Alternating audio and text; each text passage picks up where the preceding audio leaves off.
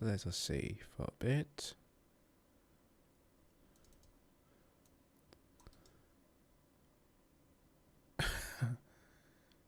Play this one.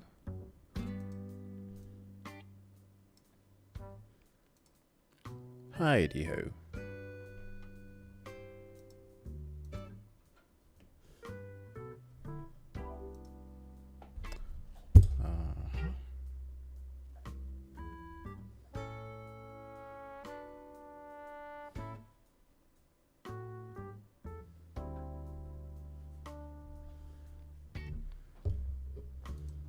Let's see.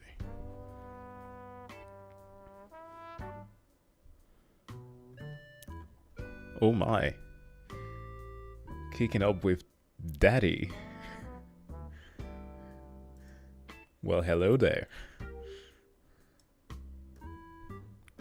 How's it going, folks? Did you all have a great start of the year?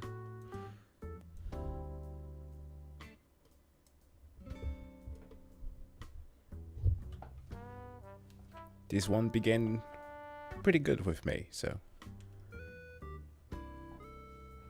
it's nice.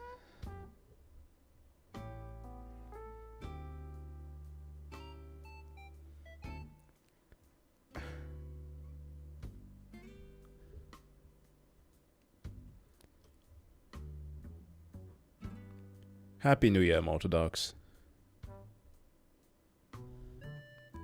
I just want to let you know I closed a Corey Kenshin vid for you. Oh my god. Thanks.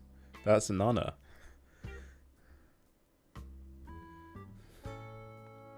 Is he back? Or is it just an old vid?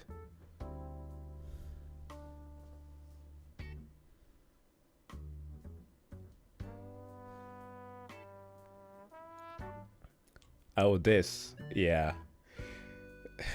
The year started pretty well, as always. People started fear-mongering about the end of the world, and no, the world is not ending in 2029. We simply got to, for one, rename a space mission from Osiris Rex to Osiris Apex, with NASA now wanting to have a look at that asteroid Apophis. They're basically just doing a little bit of, what's the name of the series? Stargate. Yes, that's where they have the king of the gold called Apophis, at least. Yeah. That would have been fun if they kept that thematic scheme going on. We're back in 2012. No, it's not a Blockham movie. We're not getting in that territory. But yeah, it's like the end of the world is always happening every second year. Hello there, Ian.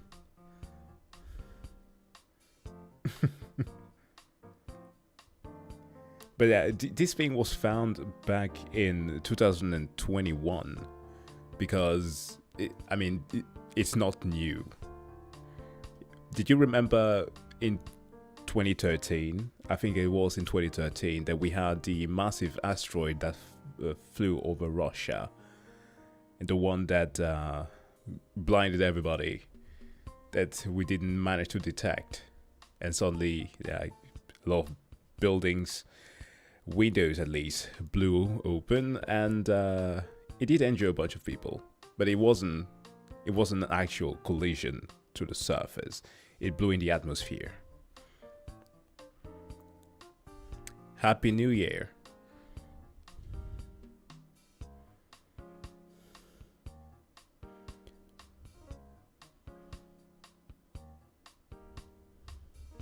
If they'll be able to resume the contact with Voyager?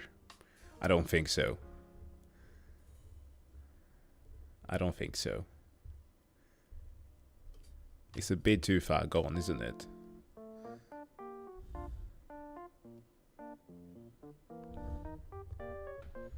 And like either ways, even if the asteroid makes it close to us, what are we going to do about it? that's the big thing about it. Like we can't do anything. Like so generally speaking, right? For people who may find this to be a little bit strange, we have an asteroid belt, generally speaking, between Mars and Jupiter that contains most of the asteroids that are supposed to be planet killers.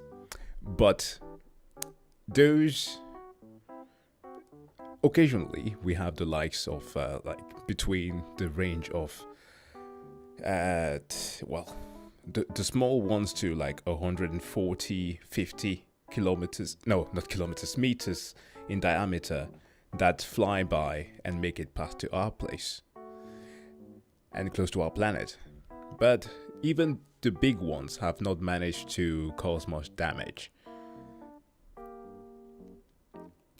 Like 30 to 50 meters, those are the ones that are classified as being Tunguska. They are named after like an old event that happened in 1908 in Russia. And back then there was like a meteor that crashed there in the forest, destroyed a bunch of trees, but did cause, at least for the estimation, was a 12 megaton explosion. That is, like, in comparison, should we see here? What was the Dallas test nuke?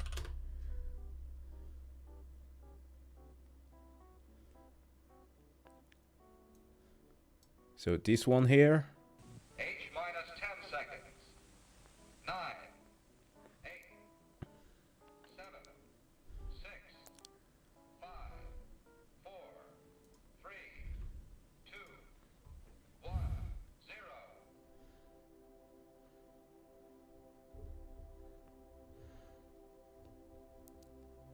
This thing is around 12 kilotons. Yeah, pretty powerful. You've most likely seen this footage before. But that was around the equivalent of what the likes of Little Boy dropped on Hiroshima and Nagasaki was. And that was only like factor 3 less than the asteroid that fell in Russia in 1908. So pretty big stuff that tends to that would hit us. Well, this one is just a recreation. I think there are actual pictures of the Dallas one instead. No, it wasn't Dallas. Sorry, Nevada test. What am I talking about? Nevada test site.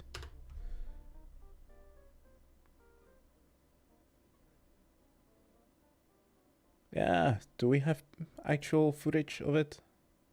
Okay, it might be a little bit hard to find. But pictures, definitely.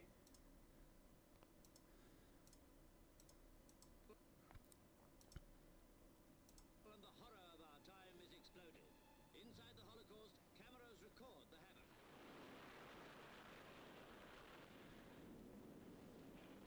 No, I think it was just because the lens was like significantly good. I don't think that this one was faked. I remember watching pictures, but not essentially actual footage of it. But whatever the case, the recorded test was pretty great magnitude.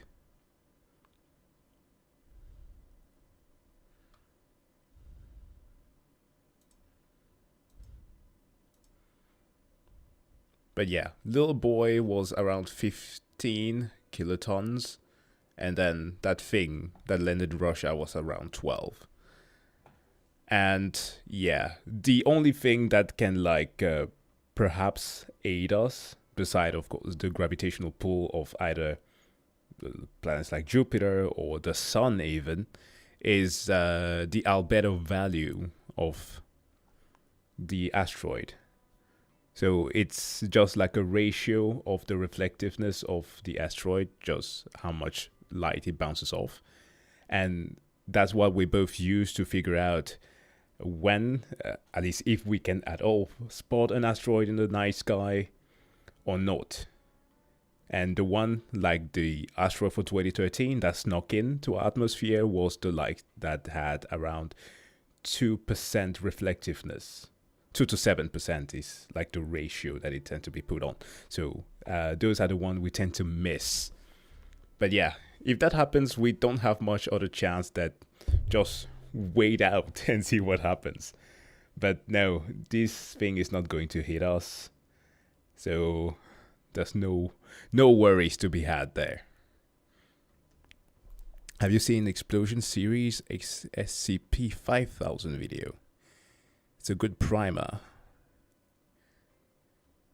Oh yeah, I saw the SCP-5K game.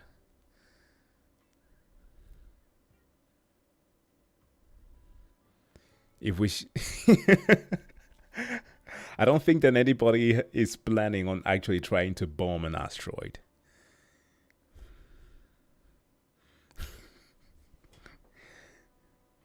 Besides that, I actually don't think that we could.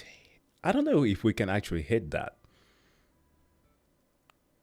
Because first and foremost, we need to spot it. And that's not as easy as you may think. We have a pretty good mapping of everything that is above a kilometer wide. But all the small ones, again, between the range of those 50 meters to 150, is like unknown. Around 40% of those can we detect. Of those near Earth object NEO, around 40% only are we aware of where are located.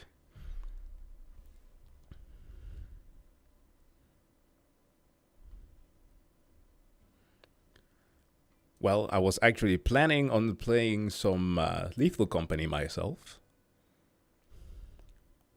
But I'm in a weird position where everybody, at least most of my friends, are way too busy to spend time on playing that for long sessions.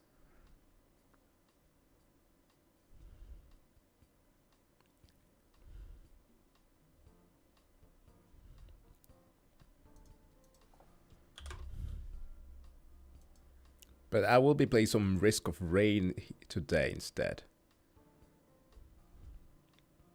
But first, actually, if I may, there's a little something here that is freaking crazy. Now, let's watch some game news.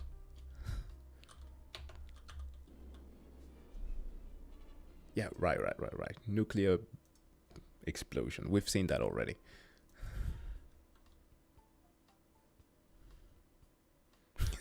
Exterminators the space rock. Yeah, that's kind of when you wish that we had battle barges. We need those. In the spirit of 40K.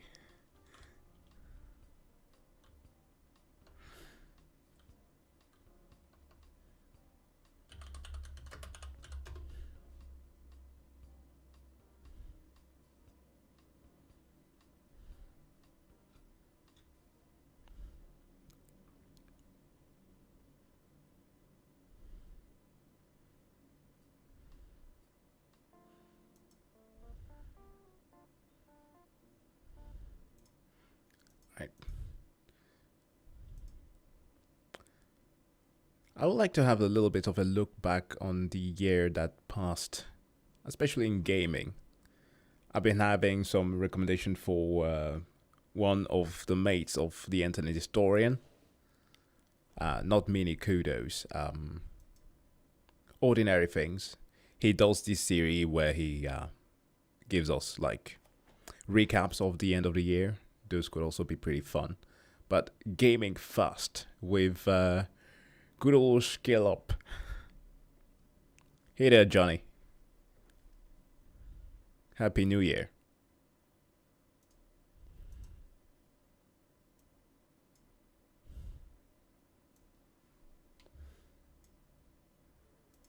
I gotta close all my fans. I have way too many, we say fans, I mean tabs. That's the word that we use here in Danish. I've way too many open. I'm going to try something a little bit different this by the end of the week, hopefully, if I get that done. All of you who are here on stream will hold me accountable to this because it's like a promise that I'm making. I have something cooking up, trying just a little bit of a different form of content. I'm reading on a lot of scientists. For those who have been appreciating videos from the likes of Casual Geographics and or The Fat Electrician, I would like to give you some stuff about famous physicists and or at least men of science. I think that is something that could be quite interesting for some of you to get to learn about, but in a fun way as always. Hey there, Kingfish. But yeah, that's for another day. We'll see that by the end of the week when that is edited. Anyways, this is a video by SkillUp on the video games of 2023. But actually, no, as a little bit of a taste, I want to know the best games that are coming this year. First, we can look at a year that passed. Next time.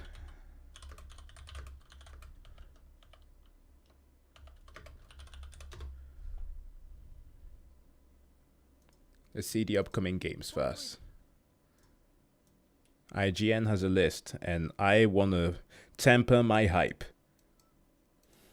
2023 was heralded as the biggest year in the history of video games to ever video game a game of videos, and as that incoherent word salad might suggest, it was a busy year for us here at IGN. That said, 2024 is shaping up to have quite a few big releases as well to keep you from finishing your 2023 backlog that you piled up because you were so busy tormenting Koroks and trying to get to second base with Shadowheart. Anyway, here are some of 2024's biggest upcoming games. Hold on. Journey of the into the Whirlwind. Oh, don't I know that?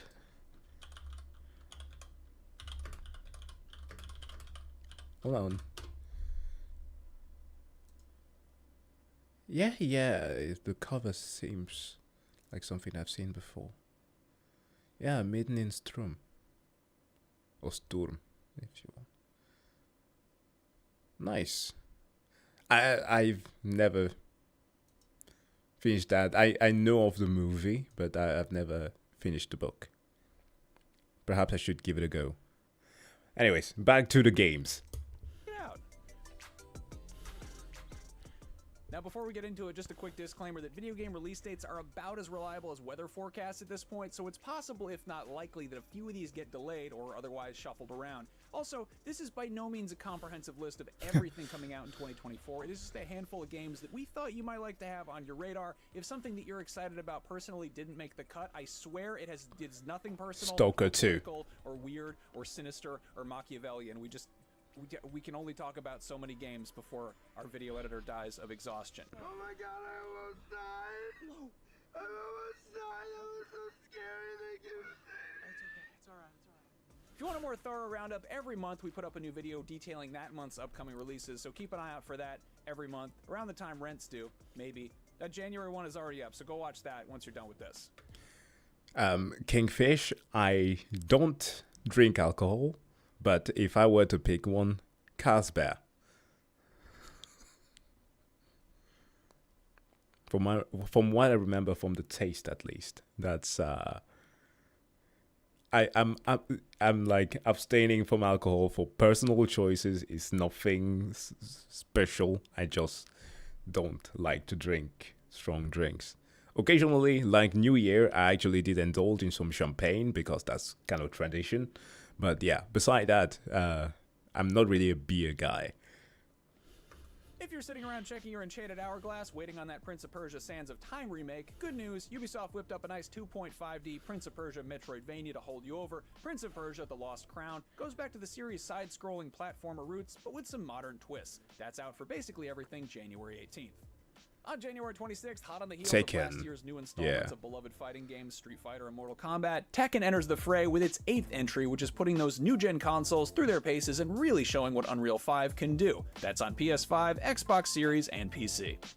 That same day on new gen and PC as well as last gen is Like a Dragon Infinite Wealth. That's a really expensive way of saying Yakuza 8, though the series has officially rebranded to its Japanese name, kind of like how Dragon Quest was Dragon Warrior in the West for decades, and then they finally made the switch to Dragon Quest worldwide. Anyway, notable Dragon Quest player Ichiban Kasuga returns for another wacky hero's journey, and this time he's teaming up with semi-pro pocket circuit racer and UFO catcher enthusiast Kazuma Kiryu, who you may recognize from like the last 9 Yakuza games. Or maybe Oh. not. He has Oh, actually, that's pretty good.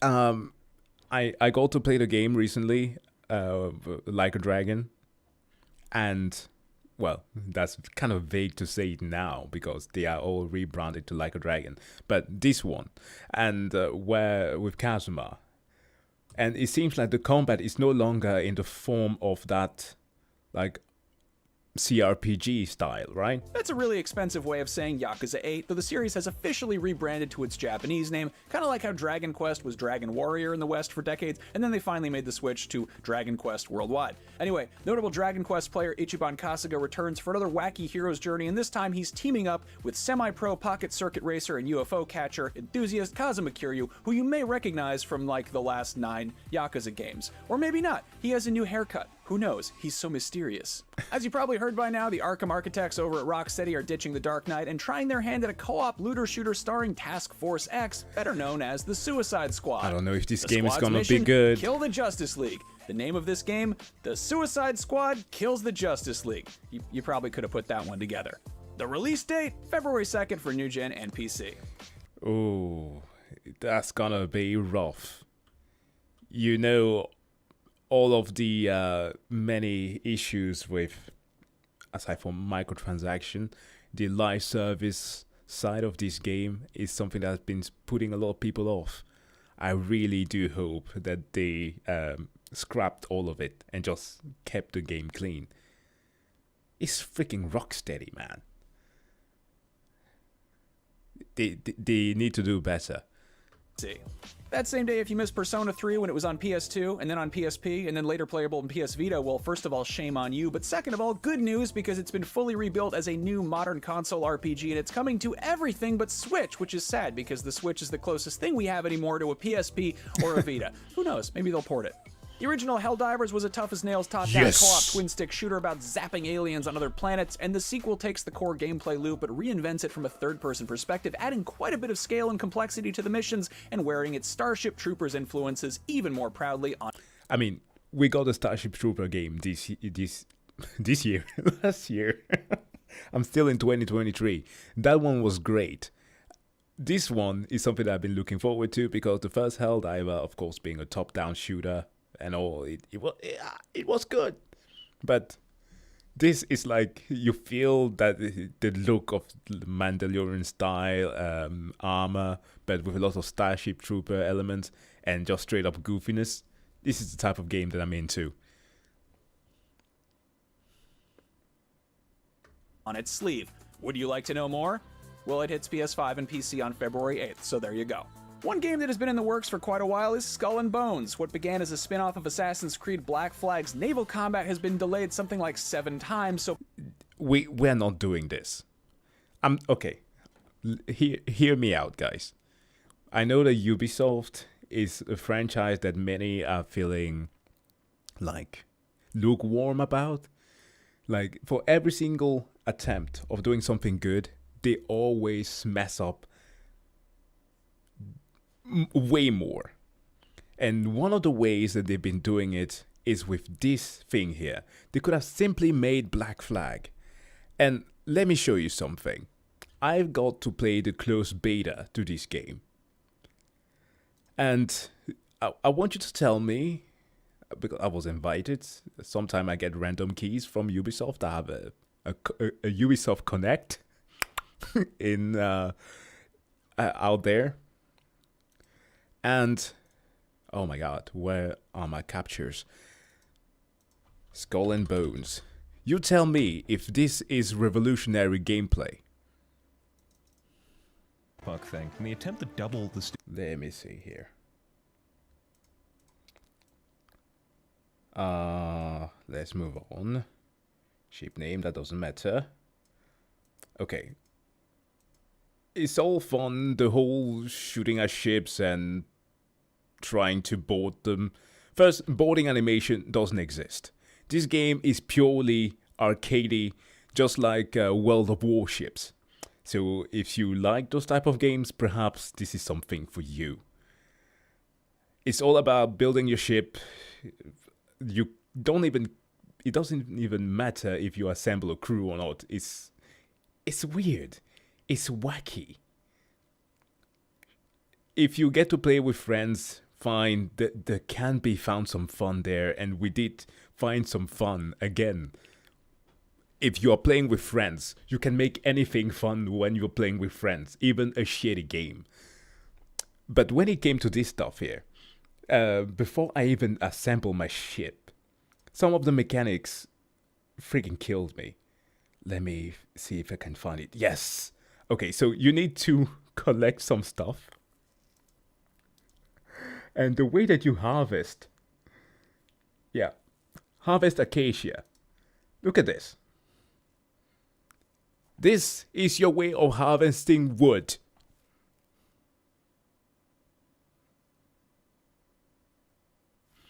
Revolutionary gameplay, folks.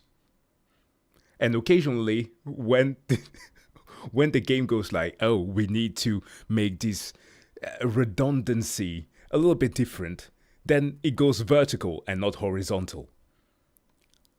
I am tired of Ubisoft's laziness. They have talented artists, talented writers, programmers working for them, and they are making one of the worst experience that I've ever seen. I played as much as I could for this game, even tried to take down a big legendary ship. Like, I don't know, man. I've been giving them way too much credit and hoping that they could change, but they haven't. This game is not better than what was released all the way back in 2014 with Black Flag. How come you waste more than 10 years of development and not evolve? They devolved in gameplay. That is unheard of. I'm sorry. I give up on Ubisoft when it comes to this one. I do not recommend anybody purchasing Skull and Bones. That's all that I wanted to say. Wanted to rant a little bit, but yeah, if you had that game on the horizon, drop it. So pardon me if I'm skeptical that this game will actually come out on February 16th, but that's what they're saying this time, and that's on New Gen, PC, and Amazon Luna. On the 29th, Cloud, Tifa, Barry... Yes, Sea of Thieves is better. Literally, Sea of Thieves is better. and company are back, joined by quite a few familiar faces, and now they're turned loose at a massive, sprawling, open world and infinitely more detailed recreation of the original FF7's overworld map, which you can travel around by chocobo or on a Segway if you so desire. FF7 Remake was an incredibly ambitious start, and it sounds like Rebirth is going to be a substantially larger undertaking in all the best ways. Homeworld 3 is the long overdue follow-up to a beloved deep space strategy game that was released over 20 years ago. On March 8th, this franchise emerges from cryosleep on PC, so here's hoping it can adapt to life in the 2020s. On March 20th, one of the great grandpappies of survival horror gets a new installment. At a glance, Alone in the Dark might seem like another remake along the lines of what Dead Space and Resident Evil did recently, but it's being framed as a revival, which is fitting given the Southern Gothic theme. Alone in the Dark is getting a remake. Oh, wow, that's great. This is one of the OGs that kind of build the whole over-the-shoulder view. No, I'm sorry, that's not right. But like that started the survival horror type of games. It inspired the Resident Evil series, the original Alone in the Dark, in the way that the camera was having like the weirdest Japanese angle. But yeah, it was a dope one. I remember that game. Okay, who? It's telling a whole new story, but longtime fans will likely get some deja vu as it is set in Derceto Manor, where the original 1992 game took place. On Okay. March 22nd, Dragon's Dogma 2 drops, the feverishly anticipated sequel to Capcom's criminally underrated open-world action RPG. This has the same kind of extremely vocal fan base that Demon's Souls did before FromSoft dropped Dark Souls, and it blew up so big it inspired a whole friggin' genre. Nice. That's not to say that Dragon's Dogma 2 is the second coming of Dark Souls, but it'll probably click with Elden Ring fans dying for a big, sprawling Western fantasy action RPG with crunchy boss fights. Meanwhile, if you're ready Yeah, sorry, I was late on the news when it came to that one. I didn't know. But it's great that it's been in the works for a long time, I guess, then. But yeah, Dragon's Dogma is a great one to look forward to. to commit seppuku because Sony and Sucker Punch have been shinobi silent regarding the next Ghost of Tsushima, Rise of the Ronin might hold you over, and this will likely click with antsy Soulsborne fans as well. The PS5 exclusive open-world action RPG comes courtesy of Team Ninja, the studio behind last year's Wolong Fallen Dynasty, the Nioh games, and of course, Ninja Gaiden. Still on Okay. March 22nd, and probably considerably less punishing than those last two games, there is Princess Peach Showtime. Mario's Mushroom Matriarch takes the spotlight in a long overdue solo adventure of her own. This isn't a role-playing game in the conventional sense, but the whole thing is framed as a stage production, and Peach dons different costumes Could with be different fun. abilities to play various roles, if you get what I'm saying. The stages and set pieces will be just that, in a literal theatrical sense, so it'll be nice to see Peach flexing her dramatic range. Here's hoping it's a crowd pleaser. I probably don't need to tell you that is exclusively on Switch, because it's a Nintendo game. Of course. Anyway, enough about cute princess stuff. If you're looking for an ass-kicking, mark your calendar yeah, for August Wukong. 20th. Because that is when the long-awaited black myth Wukong will make its journey westward, probably to beat you up. Developed by Oh man, this game is also hype. There's so many good titles. I mean, 2023 was fun. There was a lot of good things for consumers, at least. Maybe not so much for some developers. But yeah, for consumers it was great. But this also just feels so stacked. Chinese studio Game Science, this Souls-like pulls from the classic folktale Journey to the West, which was the original inspiration for Dragon Ball, and which was loosely adapted into a video game back in 2010 in Ninja Theory's Enslaved: Odyssey to the West. Our Black Myth preview from last year says it's definitely got some Soulsborne DNA, but plays in a way that it's all its own. That's on new gen and PC. Meanwhile, a few weeks and about 38,000 years later, there's Warhammer 40,000 Space Marine 2, which drops September 9th. Gears of War's muscle-bound dudes in power armors with chainsaw guns copied Warhammer 40k's homework a little bit, so it was only fair that Warhammer did the same. Back in 2011, the original Space Marine was widely praised as a totally solid Gears-like, set against the utterly bonkers backdrop of Games Workshop's tabletop Brother, we are going to be slaughtering chaos. It's just a little bit sad that it came so late, but hopefully they don't delay it further. I need to be set in the boots of Titus once more. This planet needs purging.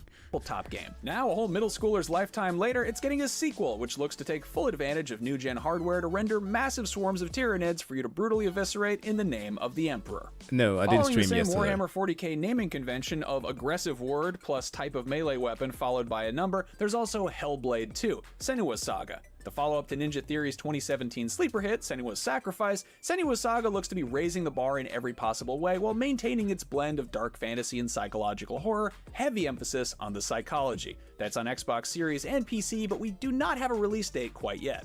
Also on Xbox Series and PC with no hard release date is Stalker 2 Heart of Chernobyl, though Let's that go. does currently have a release window of sometime in the first quarter of 2024. Considering this game's development was put on hold so members of the Ukrainian team could step away from their desks to defend their country from invading Russian forces, I don't think anyone will fault the studio for the long wait or get mad if the release No, literally nobody. Literally nobody would say that.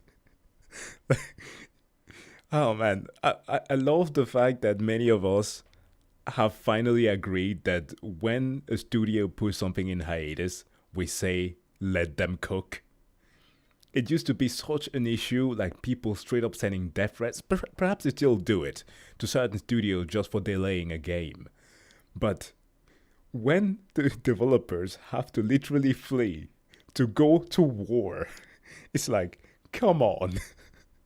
That's the perfect excuse.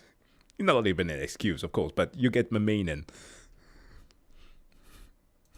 gets delayed further. It looks like a massively ambitious game, and the original is a modern classic, though maybe not exactly modern anymore. In the time since the last Stalker game's release, the actual Chernobyl exclusion zone has become a tourist destination.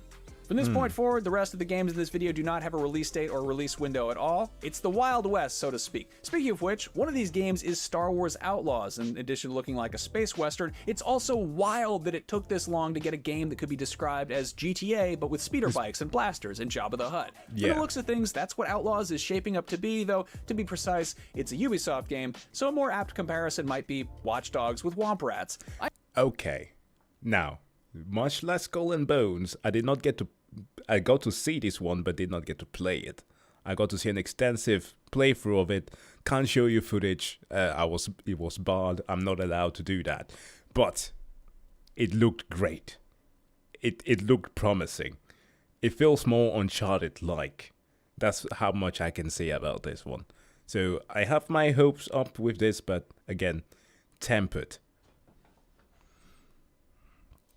I am definitely not complaining at the prospect of an open-world Star Wars game that focuses on the scum and villainy of a galaxy far, far away. I will, however, complain if Bosk and Dengar and Zuckuss don't show up. Boba Fett's fine, we get it. Exactly, it's massive. That's what she said. No, but made by Massive. And they were also the ones responsible for the Division games. So, kudos to them. Enough of him, and Forlom I could take it or leave it. IG-88, he's alright, but I really want Bosk and Dengar and Zuckuss in there. Put those As long as it don't have like terrible marketing, right? Then the game might sell well. But again, as he said himself, it's a Ubisoft game, so be wary. weird dudes could in this go game, wrong. please.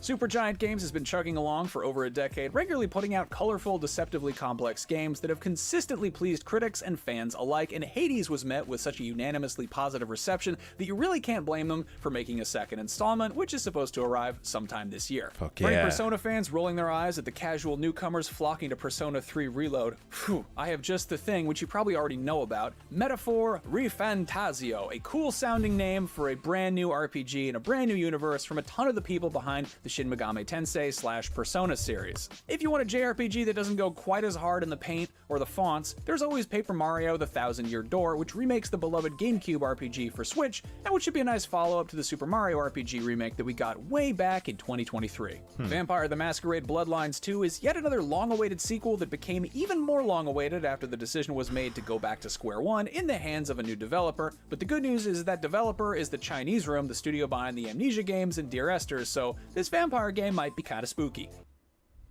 Ha. Edward, you had to do a Twilight joke. Yeah, it's taken them a long time to do this one, huh? Yeah, they had, what was the multiplayer one? I got to play it just like during one summer and then nobody played it anymore. But they said in the Vampire the Masquerade universe. I miss this. I got to play the, Vampire the Masquerade Bloodlines again. I think a couple of years ago, there's a couple, perhaps 3 videos on the channel about it. It was great. I really hope that they get this one right. No, it's not Tencent. Chinese Room, No. the studio behind the Amnesia games and Dear Esther, so this vampire game might be kinda spooky. The skin of a killer bell. If the phrase Seiken Densetsu means anything to you, you're probably well aware of Visions of Mana, but if you're not, it is the first mainline entry in quite some time in Square Enix's beloved Mana action RPG series that got its start way back a million years ago as a Final Fantasy spin-off for the original Game Boy. Nostalgia. Anyway, it's probably better known as Secret of Mana on the Super Nintendo. Here's the part of the video where I say that I would like to get an HD remake of Secret of Evermore, which was like the weird sort of bastard American cousin of Secret of Mana that was on Super NES. I love that game, one of my favorite games of all time. I'm one of 17 people who feels that way. Thank you for listening. Let's talk about games that are coming out in the future. There's no shortage of big fat fantasy RPGs being cooked up by the fine folks at Xbox Game Studios, and Avowed looks like it could make a nice amuse-bouche for anybody who's licking their chops waiting around for Fable Horizon, or Skyrim 2, Dragonborn Again, aka Elder Scrolls 6. Anyway, Avowed is set in Obsidian's Pillars of Eternity universe, and it looks like a fun first-person high fantasy jaunt, and based on Obsidian's pedigree, it should have some good twists and turns depending on what kind of bad decisions you make, you know, like a proper RPG. This Yeah. list is not alphabetical, but Zenless Zone Zero has too many Z's in the title to not put it last. That is the next free-to-play action RPG from the Genshin Impact and Honkai Star Rail team. Mihoyo. This one has a super stylish, quasi-futuristic urban setting that's going to be coming to mobile and PC and probably console at some point. Woohoo! Gotcha! Said no one ever. Or everybody who likes to invest in pay to lose. Speaking of which, Genshin is expected to hit Switch at some point in 2024, and there's a very good possibility that Nintendo might just drop a new console entirely, whether that is a Super Switch, or a Switch U, or something totally else entirely, probably with a better name. That'll of course have its own share of new games at launch and thereafter. And like I said, there is a ton of other stuff we didn't cover. Elden Yeah. Ring Shadow of the Erdtree DLC is going to be a substantial expansion to an already massive game. There are some rumblings about the next Doom game, possibly a prequel. And What? of course, long-awaited sequels like Metroid Prime 4 and Dragon Age The Dreadwolf Rises, just to name a few. But as of recording this in late December 2023, details on all of those are pretty vague, so we can tackle them some other time. On that note, I'm going to shut up so my wonderful video editor Chris Del Padre can put the finishing touches on this video, and our wonderful producer Amanda Medina can publish it, and we can all shut down our computers for the holidays and go be with our loved ones. I mean, right after I tell you to sound off in the comments with the games that you're most excited about in 2024, especially if I forgot to mention them. Tell us why you're looking forward to them. Explain why or why not. Use complete sentences. Your answer is worth 10% of your final grade. For extra credit, go check out that video on January's big game releases and make sure you are following and subscribed to IGN on your platform of choice. Yeah. Shadow of the Erdtree. Shadow of the Erdtree. Might just be number one expected here. And Dragon's Dogma. I'm kind of scared of what it is that FromSoft has been cooking, because they usually don't take that long to announce DLCs.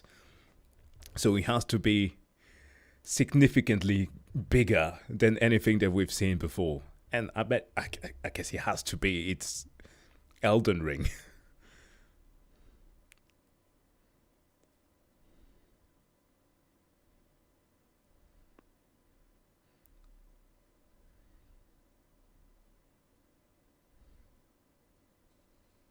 Oh yeah, definitely. I will check out a video by Stupendium, of course. They always make some good stuff.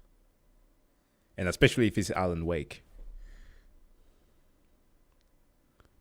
Weren't they also responsible for the choreography of the Herald of Darkness song, right?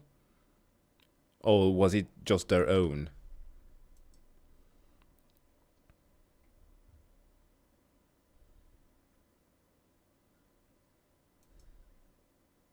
Chrono Odyssey trailer was so good. Yeah, it wasn't mentioned here.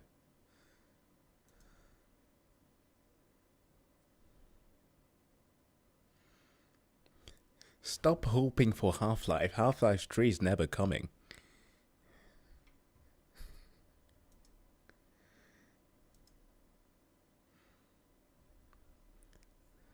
That will never happen.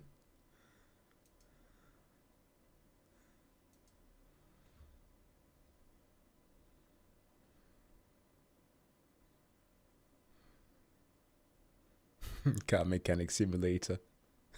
Fuck me. Oh no, don't mention that. Also, oh my god, I need to sort my clips for my summer car. I finally, well, you can't exactly beat the game, but I got as far as I could, survive an entire week through it. And oh, okay, I gotta say something. I understand a lot of the pain that people who play through this type of simulation games go through. Like, one of the most fulfilling feelings that I've ever had last year was building that car. Holy shit. Look at this. Where's my Steam? Nope, library. I spent 36 hours playing this mess. Only got 10 achievements. Imagine what I spent most of my time doing in this bloody game. Repairing the freaking car. Oh. It's like having a will to live. It's fucking insane. But like, it's pure torture. It's like BDSM, but once you actually reach a certain point, like, the pain becomes satisfying. But yeah, game is 10 out of 10. 10 out of 10 will go to Finland.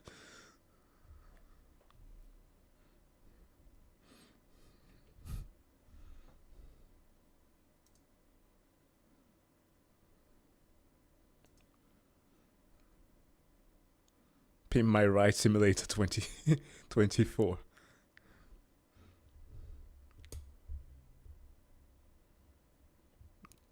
A playthrough for Cruelty Squad.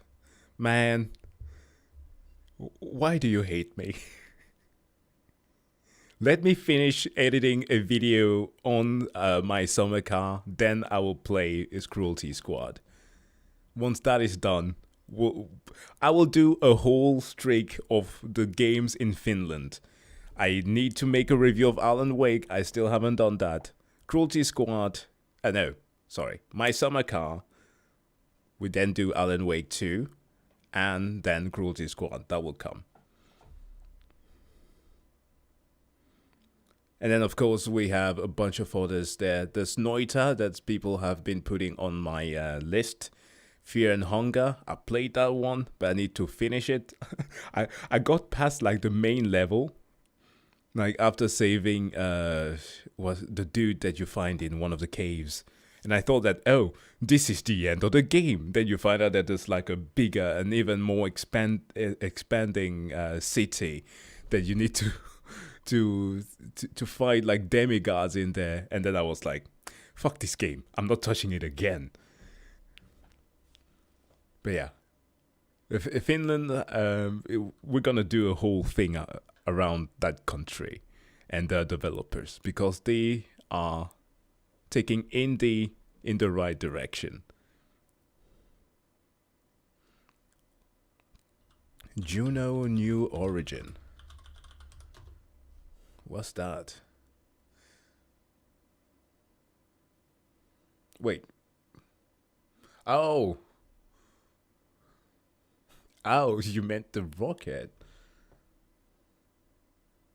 Oh, an indie space game. What the fuck? Oh.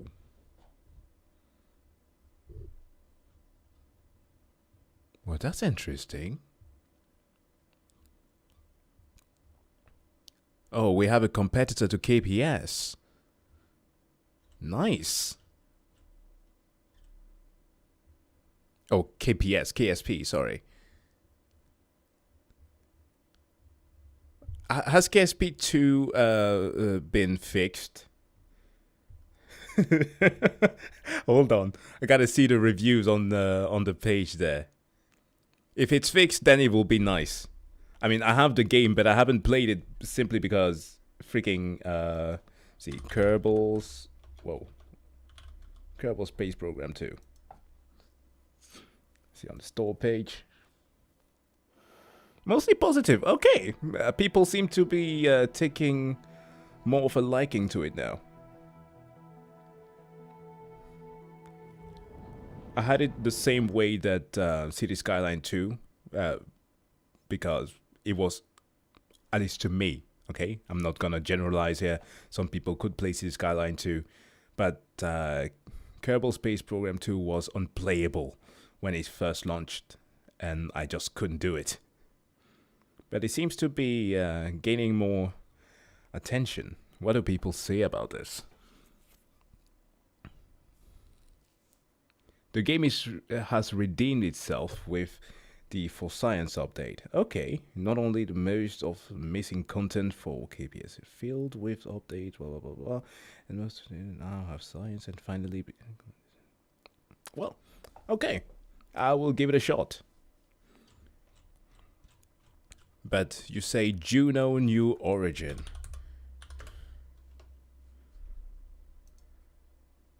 And it's only 10 euros. Like, in a way, we're living the best time, but also the worst time ever. Like, I want to play all of those things, but where's the time to do them? Oh, man. Oh, thanks for the recommendation. I did not know about this one. I'll add it to my cart. When the winter sale ends when? Well, tomorrow. Well, I still have time.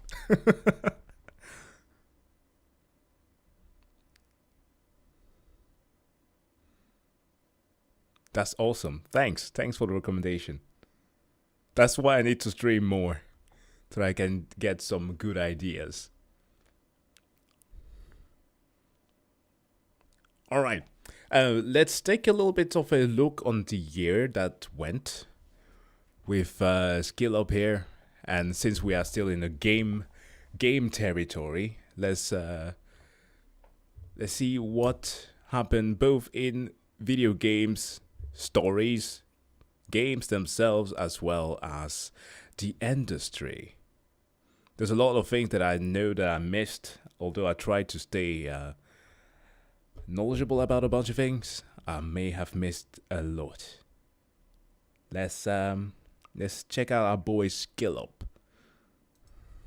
This video is brought to you by Gigabyte Aorus and their new RTX 4060 GPUs and their B760i motherboards, enabling super powerful but super compact builds like this one, a special Starfield themed PC that I took with me to the Game Awards earlier this month.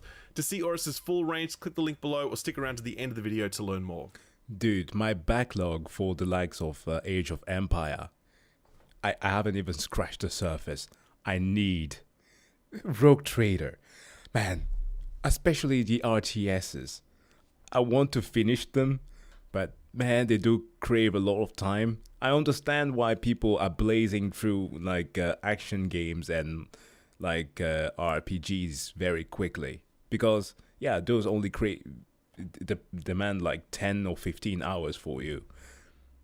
But yeah, hopefully one day when my child is old enough, I don't have to spend time taking care of her. Yeah, until then, I have to balance life and gaming.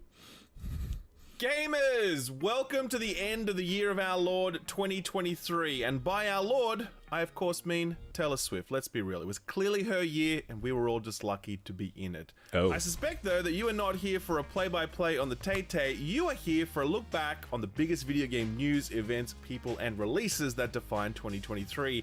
Arguably the best year for video games in over 2 decades, right? Honestly, are we going to get serious? I think, yes. It is an amazing year for video games to come out. I think it's not a great year for video games insofar as all of the layoffs. I think we want to celebrate all of these games, but maybe there is something missing because a lot of people who made those games are no longer working at those companies. That was Ben Starr, the voice of gaming's sexiest leading man, Clive Rosfield, and in that clip, Starr accurately summarizes the contradiction inherent in 2023. Mid. Literally the only thing that I remember from Final Fantasy 16. Him talking to Mid. His voice is just living rent-free in my mind. Mid, what are you doing here? This was inarguably one of the best years for video game releases in history. You know those JPEGs which show games that came out in years like 1997, 2001, and 2004, and we're like, fuck man, I can't believe all those games came out the same year. 2023 is undoubtedly another one of those years that we'll look back on as an all-timer. So thick with high-quality releases that almost any of the Game of the Year nominees would be a clear, distant frontrunner in any other year. But at the same time, games are made by people, and for many of those people, this was a terrible year for video games. Layoffs at dozens of publishers saw thousands of game makers lose their jobs, many of them forced to leave this industry entirely as the job market contracted. Sadly, I've seen some indifference to this, but I'd remind you that this affects us as consumers too, as the wealth of knowledge that these people take with them could have been put to use making better games. Furthermore, the hostility and uncertainty of the industry may drive away those considering a career in game making. I think that because of the lot of the bad things that happened, that some would have considered the year to be mid. I think that a lot of good titles came out. equally as much as the communities that played them made those games even more awesome. And I'm not just exclusively talking about the ones that were mentioned during the Game Awards. Like, a ton came out that just didn't see the popularity that they deserved. But yeah, just as well were the bad ones.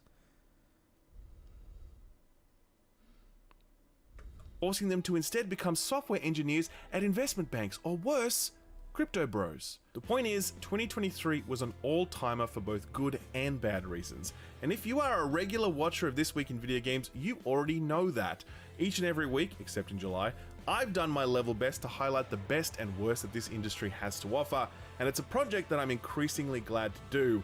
As I've said many times in the past, as much as I love video games, I also really love the video games industry. I love knowing the story behind how a game is made, how it's received, how it sells, how it's supported post-launch. I love the breakout success stories of games like Pizza Tower, and it will never not be funny to see obvious scams and grifts like NFTs or The Day Before explode in a giant mushroom cloud of... Speaking of NFTs, Square Enix.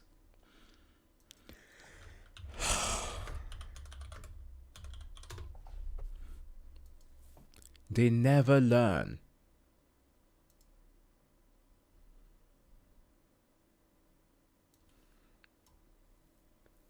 Square Enix will modify organizational structure to support blockchain, Web3, AI in 2020.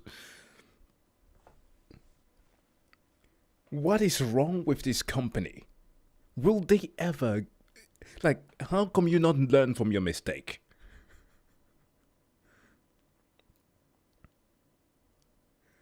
I did follow up some left in a comment on the reaction for The Day Before that I should check out SkillUp's video on it, and there was a deep dive that showed more about the Day Before situation and how, well, the developers were basically screwed up.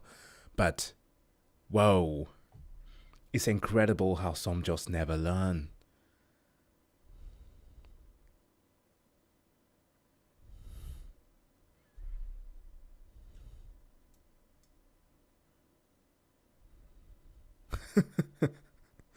It's not Bismarck.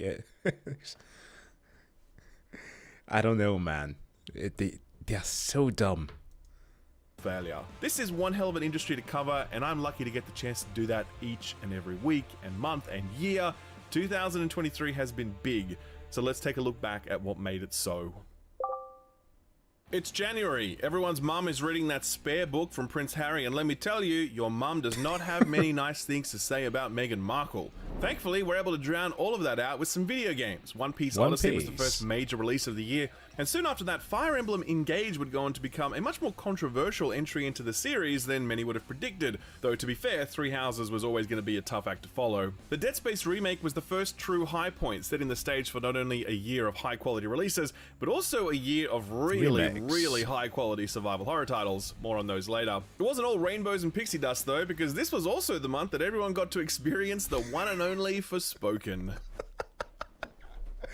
Yes, this was the start. This was the start of all of our nightmares.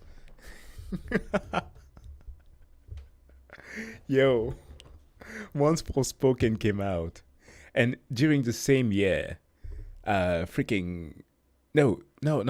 was Golem and the one from Arcane that came out, Redfall, came out during the same month. That's when we knew that this was going to be one of the years of all times. So let me get this straight. I'm somewhere that's not what I would call Earth. I'm seeing freaking dragons, and oh yeah, I'm talking to a cuff. Now, I did not play Forspoken for many reasons, including but not limited to the fact that I was busy playing Dead Space and soon after that, Hi-Fi Rush. But it was clear that Forspoken was a massive L for Square Enix in a year where they really couldn't afford a flop of that magnitude. The game was poorly received by critics and it got an even more hostile reception from the punters. Its open world design and spell-slinging combat was at best serviceable, but many found the character setting and writing rather insufferable. The commercial performance of the game was so bad that just a month after release, Square Enix would announce that the developer, Luminous Productions, would be shuttered, with staff being absorbed into the rest of Square Enix's internal production teams. A sad fall from grace from a studio that built and maintained the Luminous engine on which Square pinned many a hope, and the studio that made Final Fantasy XV, a game that appears in the game dev dictionary next to the term production hell.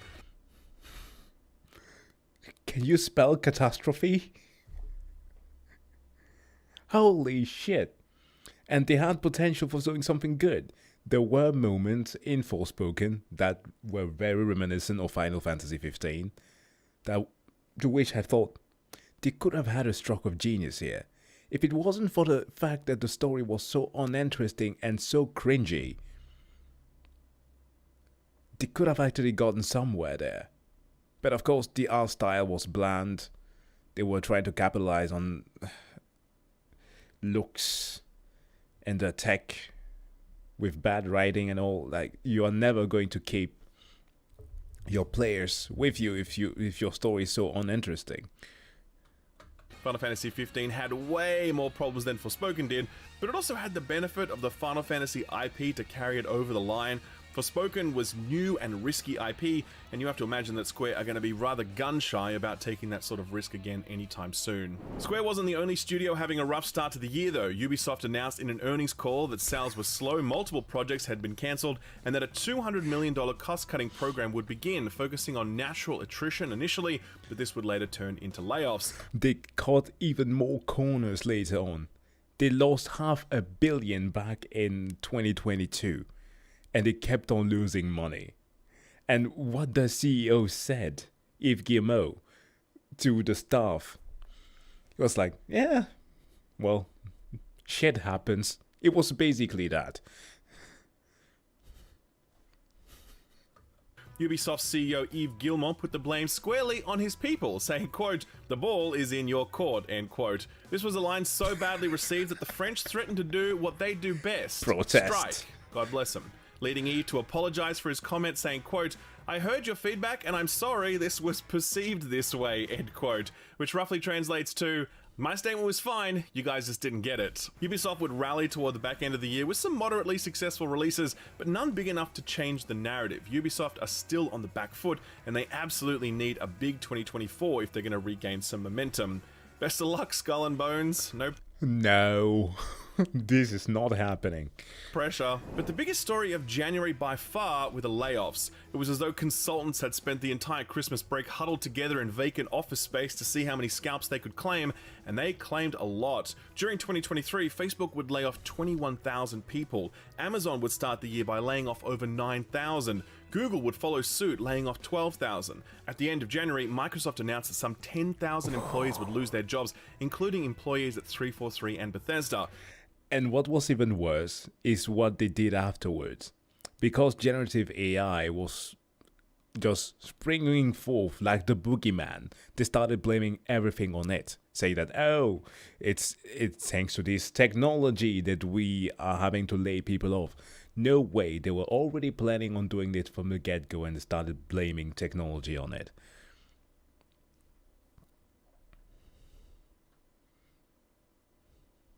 And also, of course, guys, yes, Atomic Heart had a Honey fridge. Perhaps one of the weirdest things that I got to see last year. It still haunts me. Phil Spencer himself put out a statement on the matter, saying, quote, "This is a challenging moment in our business, and this week's actions were painful choices. The gaming leadership team had to make decisions that we felt set us up for the long-term success of our products and business, but the individual results of those decisions are real. I know that hurts. Thank you for supporting our colleagues as they process these changes," end quote. It's a laudable sentiment, but it must be set against the reality that Microsoft made $72.4 billion in net profit in 2023. That's $72,000 million. And because that was just $400 million less dollars than last year, 10,000 people lost their livelihood. Layoffs are often painted by corporates as necessary, but they very rarely are. Yeah. They're usually a choice to ensure that no matter what, the line keeps going It's up. always profit, as painful yeah. as this initial crop of job losses was, it was just the beginning. Excuse me while I slip into something less comfortable. It's February. The MCU is buckling under the weight of its own bullshit, as evidenced by Ant-Man 3 existing. For some reason, Disney executives were stunned that this one bombed. They thought they had a winner on their hands. Luckily, Jonathan Majors as Kang turned in a good performance. Looking forward to seeing more from him. Dude. He's hitting hard with those burns, isn't he? Oof. In the future. On the video game front, February has reached... Oh yeah, they made profit from Infinite. They did. And also the game went through its redemption arc, so I can't... I'm not gonna keep a grudge for how it started. Recently become this bumper month in the gaming calendar, where before it was typically barren, the hangover from the holiday season still in effect. The last few years though, it's been basically the most stacked month of the year, and this February was no exception. It opened with the inspired Hi-Fi Rush, which Microsoft cheekily shadow dropped as part of a showcase event they ran at the start of the month. Like a Dragon Ishin saw a Western release for the first time. That's one of the best things that it could have ever done. Of course, some are not going to like the fact that it didn't get the recognition that it deserves, but shadow dropping things is great because it avoids the whole hype cycle and boosting people's expectation for, again, a new IP that is not tested. But it went and won a game award. One where during the ceremony was not cut off. And it was truly incredible if you're down with RGG's unique brand of testosterone-infused soap opera. Atomic Heart was a weird one. It was a good example of the large gap that often exists between critics and players, as critics were pretty lukewarm on it, myself included, but the general reception to it was really positive, and people were glad that Mundfish were making a game like Bioshock, since no one else was doing it. It was also one of the best PC ports of the year, a stark contrast to Wild Hearts, a really fantastic Monster Hunter-style game developed by Koei Tecmo and published by EA. This earned its place at the monster hunting genre table, which is a really tall order since Capcom have that formula down cold. Sadly though, performance on all systems, particularly PC, was diabolically bad, making it impossible to recommend the title and absolutely crippling its momentum. And of course, they also killed the studio for this one. That was so sad. They finally had a Monster Hunter competitor. Well, we are getting Monster Hunter Wild this year. Funny enough, Wild Heart. Yeah, perhaps I should go back to play Monster Hunter World. Haven't touched that one in a while. EA would later go on to pull back on their investment in the game, with the studio subtly announcing that we shouldn't expect any new content anytime soon. A very sad end for a game that deserved better. There were other big releases that month. Kerbal Space Program 2 was so unfinished that it caused a player spike for Kerbal Space Program 1. Octopath Traveler 2 will likely take home the award for best game no one played. Hogwarts Legacy would go on to become the biggest selling video game of 2023, outselling even Call of Duty, and Destiny 2's Lightfall campaign fumbled the narrative ball so badly that the expansion began a spiral, one that would culminate in Bungie laying off nearly 100 staff. More on that later. Interesting to note that the PSVR 2 launched in February, and how many times have you heard about it since then? Not many, I'd wager. When it launched, I wondered aloud if Sony was serious about VR this time, since the previous headset never really became a central pillar in Sony's offering, getting only very limited first-party support. It was pretty good. So far, it seems to be exactly the same story. We got a launch title based on Guerrilla's Horizon franchise, but since then, not much. I think the best indication of how serious Sony are about VR came in this month, December, when the studio that made the Sony-published Firewall series was shuttered. If Sony have no plans to put a studio that experienced in VR to work, then you have to imagine that they don't have big plans at all. As Sony were pulling money out of VR, they were putting it into live services, but February was a pretty stark reminder of why that's probably not a very good idea. February saw the official delisting of Square Enix's Marvel's Avengers, Knockout City announced that servers would be turned off later that year, EA cancelled 2 in-development mobile games, Apex Legends and Battlefield, both of which were actually already out in certain territories and fully playable. Rumbleverse was a really fun wrestling battle royale. Oh yeah, this too. Holy shit. Played that for like a week. It was fun, and then nobody touched it. That met its end due to a lack of revenue. Crossfire X is big in Asia, but found absolutely no audience in the West, and it too announced in February that both the multiplayer mode and the Remedy-made single-player mode would be taken offline. But also, like, what do they expect when it stop making too many live service games? We don't have that much time. First, we want to finish our single-player experiences, and like You're trying to vie for our attention. There's like already a king for live service, at least 2 kings, let's say. For the anime fans, you have literally the MiHoYo-verse and Genshin, and then for the rest, there's Fortnite. Keep it at that.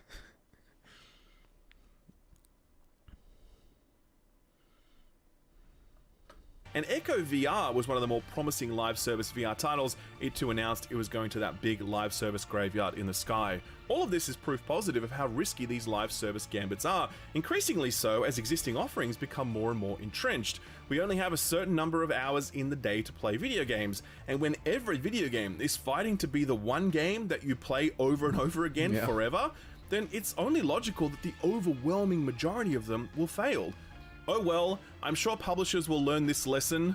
Never. What else happened this month? Well, Xbox was still fighting to clench the Activision Blizzard King acquisition, and fans were so invested that they were literally tracking Jim Ryan's jet to see where he was lobbying next. I got to interview Final Fantasy XVI's producer, Yoshi P, which kicked off a whole lot of discourse about the term JRPG and whether or not it's okay to use it. Yeah, and there was not hints that E3 any RPG 2023 there. might not happen because none of the publishers have signed up to turn up. The ESA dismisses that report, promising the event will happen, and if history has taught us anything, it's that we can always trust the ESA, right?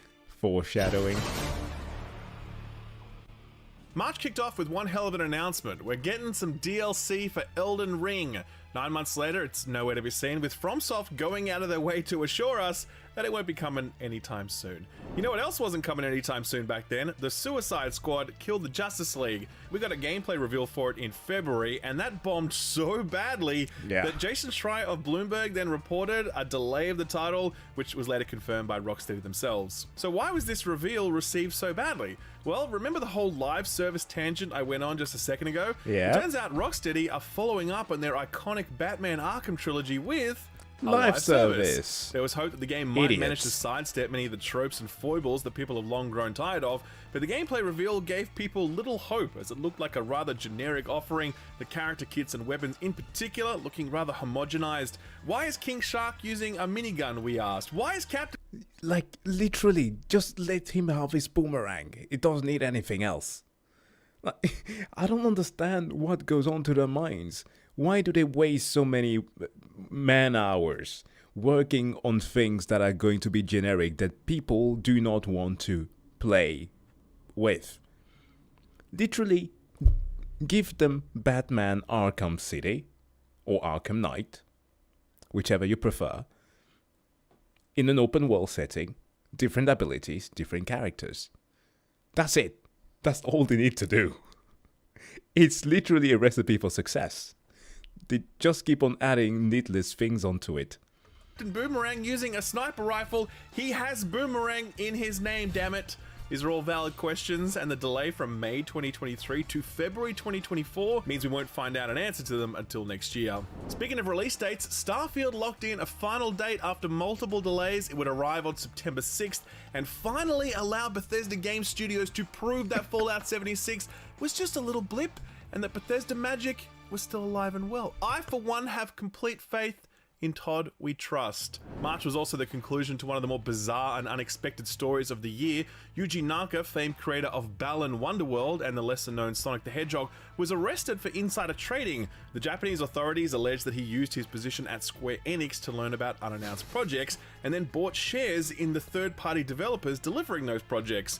Naka did this with some buddies who each made various amounts from the caper, Naka himself pocketing some $145,000, and he would have got away with it too if it weren't for those pesky laws against insider trading. He cooperated with authorities, culminating in a guilty plea. He was sentenced to a fine and a suspended jail sentence after his very public falling out with Square Enix, and now his very public and humiliating fall from grace. This is surely the last we'll see of the man who created one of the most iconic and memorable games of all time. What is happening at Square Enix? What is happening? What is this, like Japan after the Second World War, where they got like addicted to gambling? Yo, you're supposed to evolve, not devolve. Balan Wonderworld. but also Sonic, I guess. Yes, I've used that joke before, but it is literally the last time I'll ever get to use it, so you gotta cut me some slack. March wasn't all about the drama though. Some video games came out as well. Counter-Strike 2 is probably the biggest one. Not that it's spoken about much outside of its absolutely mammoth community. CS is still the most played game on Steam all the time, and while Counter-Strike 2 has certainly had its share of teething issues, the engine upgrade is likely to ensure that CS will stay on top for many years to come. Always. Bayonetta Origins released on the Switch that month. Yeah, This was a bit weird. of a weird one. Wolong Fallen Dynasty arrived from Team Ninja, and it seemed to make a much smaller splash than their Neo franchise had done years prior. Dredge was one of the indie darlings of 2023, Yes. an absolutely brilliant game that I can't recommend more Great highly. game. And Resident Evil 4 Remake arrived, absolutely blowing the doors off the survival horror genre, with Capcom finding a way to not only honor, but improve on the source material. Also, I am not one to push a mobile game, but Resident Evil Village got an iOS port. That thing played smooth as butter. Holy shit. I did not know that that was possible. The game runs amazing on iOS 15. I don't have an iPhone. I got to install it on my girlfriend's phone. What the fuck? It's incredible that it can actually get something like that running. Though not everyone agrees with that perspective. Many people still feel as though the original was better. The Last of Us Part 1 came to PC, and it was the worst PC port of 2023. A year filled with abysmal PC ports, and Stadia managed to somehow die again. It was being maintained internally as a white label cloud streaming product that Google could on-sell, but in March that plan also hit the rocks, meaning that both the consumer product and the business-to-business solution were dead. Google really found a way to lose money on a low barrier to entry video games platform that launched when people were locked inside their homes for 2.5 years. You really have to give Phil Harrison credit where it's due. No one could snatch defeat from the jaws of victory like that man. Finally, March finished on a very sad note with the sudden and wholly unexpected passing of Lance Reddick, legend of the big and small screen in productions like The Wire and John Wick, but known to many of us as Commander Zavala in Destiny. Also, for those of us who've played Alan Wake and the previous Remedy games, he was supposed to be Mr. Door, as he was a titular character for Quantum Break. But yeah, he was replaced. Man, I'm gonna miss him. I'm gonna miss him a lot. Many of us were in the tower that day just to honor his legacy. He was a titan both in-game and in real life, and he is sorely missed. April. Oh look, what a surprise. E3 2023 is cancelled because no one signed up to turn up, just like all those reports said. I can't believe the ESA let us astray. Oh well, don't worry. They say E3 will definitely be back in 2024. Bad luck, Jeff Keighley. You ran a good race, but you never bet against the ESA. April saw the reveal of the Asus ROG Ally, and I gotta say it's been really awesome to see the whole handheld PC market blossom this year. Before then, it was some lesser known Windows-based devices, but the Steam Deck obviously... Yes, that was his name, Martin Hatch. Thank you. And his Eric Andre interview will be remembered forever. Yeah. What was the cause of his death again? I'm not gonna look it up. I don't want to get sad again. Let it be. Rip Lance. Rest in power. Blew the category wide open, and the ROG Ally is easily the best Steam Deck alternative on the market. We'd later get the Legion Go, and Valve snuck in their cheeky little OLED refresh, which in my view really cemented the deck as the best overall choice for handheld PC gaming. It's just cool to see that this is a thing. A space that was once exclusively controlled by Nintendo is now full of options, and I for one make regular and liberal use of my Steam Deck because I love playing it when I get the chance. New hardware categories rarely stick around in this business, so I'm glad that this one did. April also saw the release of the Mario movie, Nintendo's first foray into feature films, because damn it, if Sonic can do it, then Mario can do it too. It turned out to be a much more divisive film than I would have anticipated, critics putting it at a rotten 59%. Yeah, because they didn't know what we're talking about. Audiences loved it, delivering a resounding 95% approval rating. I was firmly in that 95%. I loved it. Chris Pratt did a decent job. Charlie Day and Keegan-Michael Kay absolutely crushed it. Seth... Why did you have to bring it here? But fine. Heart disease. Rogen absolutely sucked, but Jack Black was, Jack Black, and God bless him, we all love him. It was strange to read some of the reviews lambasting it for being too like the video game, And to those people, I would remind them that the Bob Hoskins Mario movie is right over there, and you're welcome to watch it anytime you please. Sadly, April also brought with it more layoffs, this time at EA, which made $5.7 billion in profit in 2023. They announced they would lay off 6% of their workforce. CEO Andrew Wilson took home $20 million that year. Someone who's good at budgeting, please tell me which headcount we should remove for the maximum cost saving. This is the guy who messed up Anthem. He wanted to have an Iron Man game. Greedy CEOs, man. They're going to be the bane of this industry. Release-wise, April was a bit of a slow month. The excellent Everspace 2 finally emerged from early access and did well for itself. Minecraft Legends was a very weird third-person strategy game that I was into, but I'll admit that most other people were not. Dead Island 2 finally dropped after enduring one of the most cursed development cycles in the history of game development, and it turns out it was okay. It was a very solid 7 out of 10 that people were happy to play through. It did nothing new, it did nothing particularly well, its story was basically non-existent, it was only around 10 hours long, but it was properly fun, it really was. And given that everyone was kind of expecting it to really suck, it was a pleasant surprise. A very unpleasant surprise was Star Wars Jedi Survivor, which launched on consoles and PC and was yet another brilliant game completely undone by horrific performance. I didn't bother to play The Last of Us on PC, so for me, Jedi Survivor was the worst performing game I played all year. It was truly abysmal, to the point where I simply couldn't believe that Respawn shipped it in this state. But they did, and it sold a boatload, so there's your answer as to why companies do this. The game would go on to receive multiple patches, but as of the most recent one, the game is still not in an acceptable state, and Digital Foundry expect that the game will not get another major patch, meaning we're probably going to be stuck with this turdish performance forever. Truly. Are we gonna leave it to modders again to fix the game? As always. I want the next Mass Effect to be good so bad. I don't even know if they're ever going to be able to make one. We'll see. We'll see. If the stuff doesn't get sent to the Shadow Realm by that time. But some ex-Mass Effect developers were working on that one with Matthew McConaughey, the one that was showcased during the Game Awards, right? Like a new Mass Effect type game.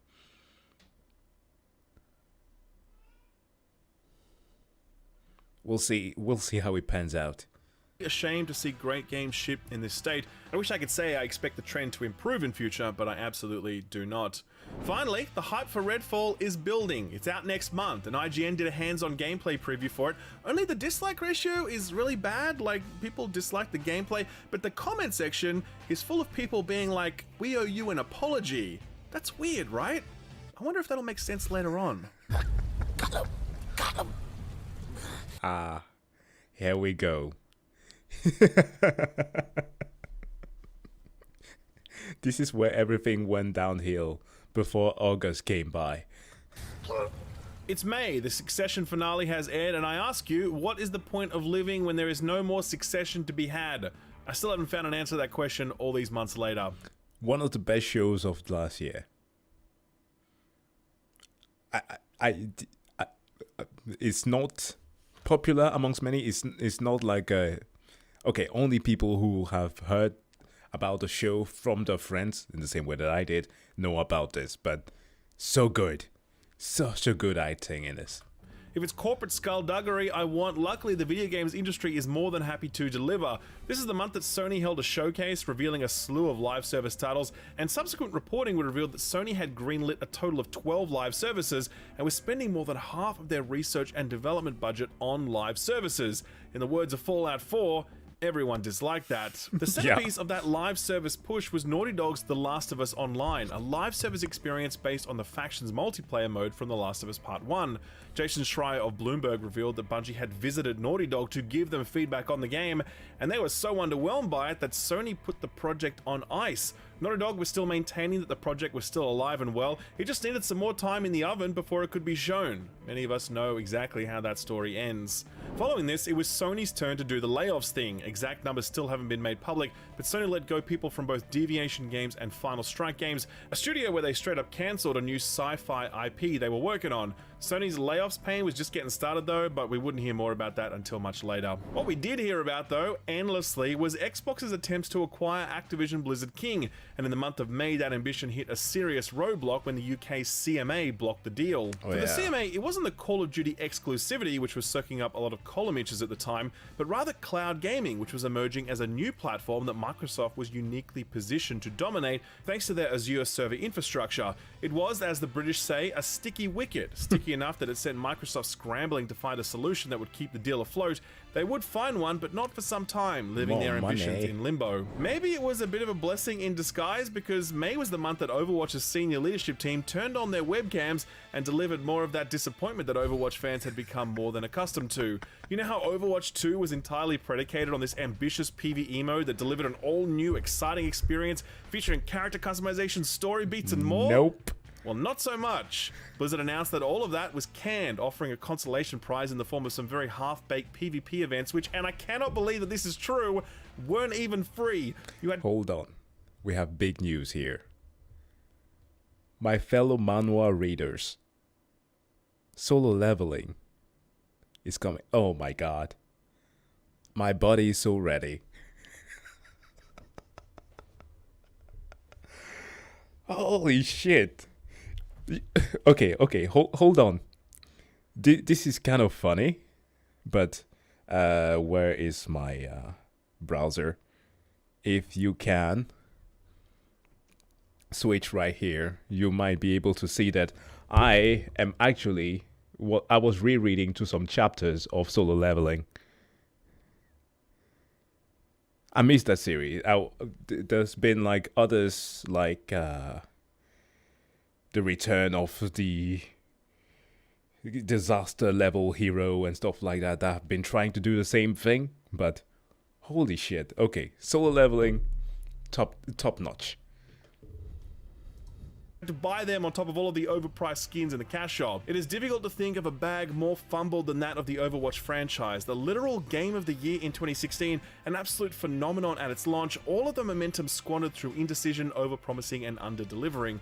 Overwatch still limps on, enjoying the status as one of the lowest rated games in the history of Steam, but it feels as though it's on a parallel track now, always looking sidelong at what might have been had Blizzard been able to better steward this franchise. What else happened in May? Let me think. News of the Switch 2 started to leak. We'd get plenty more leaks before the year was out. That Metal Gear Solid 3 remake was revealed. Jeff Keighley was not a fan of that one, no surprises there.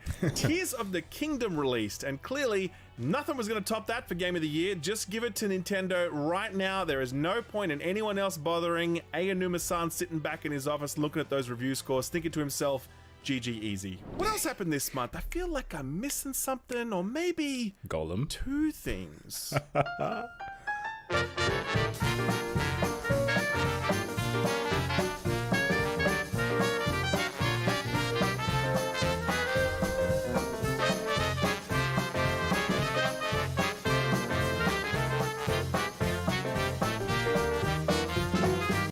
Now, as was mentioned before there by chat, Daedalic is actually pretty tragic. There was no way that the Golem game would have ever been good. It was like a purchase that from a French studio for an exorbitant amount of money. And there was crunch. There was so much BS going on in the background.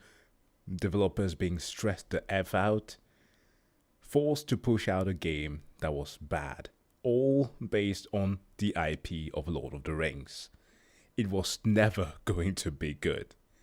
It is, like, it's funny playing through these games when they come out because we like to dunk on them. I do too. But learning about the circumstances of the many developers, especially, like, I don't care about the publishers. They are the ones forcing these people to make these games. But learning what the developers went through because of all that is so sad. There's a true story. I was looking back at my analytics for the year and I was like, why were my view counts so high in May? And then I was like, yes, Redfall and Golem released in the same fucking month. Can you believe it? Golem was the more laughable release because the very premise of a Golem game is in itself laughable. I mean, who asked for this? Nobody, absolutely nobody. But Daedalic Entertainment thought it would be a good idea for some reason, and having absolutely no idea what to do with the character, they made it some palace intrigue-driven RPG light with dialogue trees and decision-making, and Golem raises a bird as a personal pet, and he has to herd pigs into a pen for some reason, and half of the game has no sound effects, and when he falls to his death, he usually just splatters on an invisible texture. It was such a fucking catastrophe of a video game that when I was talking to other reviewers prior to release, we were all just stunned. Like, how does this happen? Nobody really knows, but we do know the fallout. Golem would go on to become one of the lowest rated games of the year because, believe it or not, there were worse games released in 20... That was the best part. It got worse. It literally got worse. 2023, and Daedalic would shutter their in-house first-party development, focusing instead on publishing. What's particularly crazy is that they had another Lord of the Rings game in the works, and part of me is very sad to know that that project will never see the light of day. So, from what I've been told, I haven't played through the point-and-click games. Daedalic was focusing on making a lot of those in the past, and they are apparently pretty good.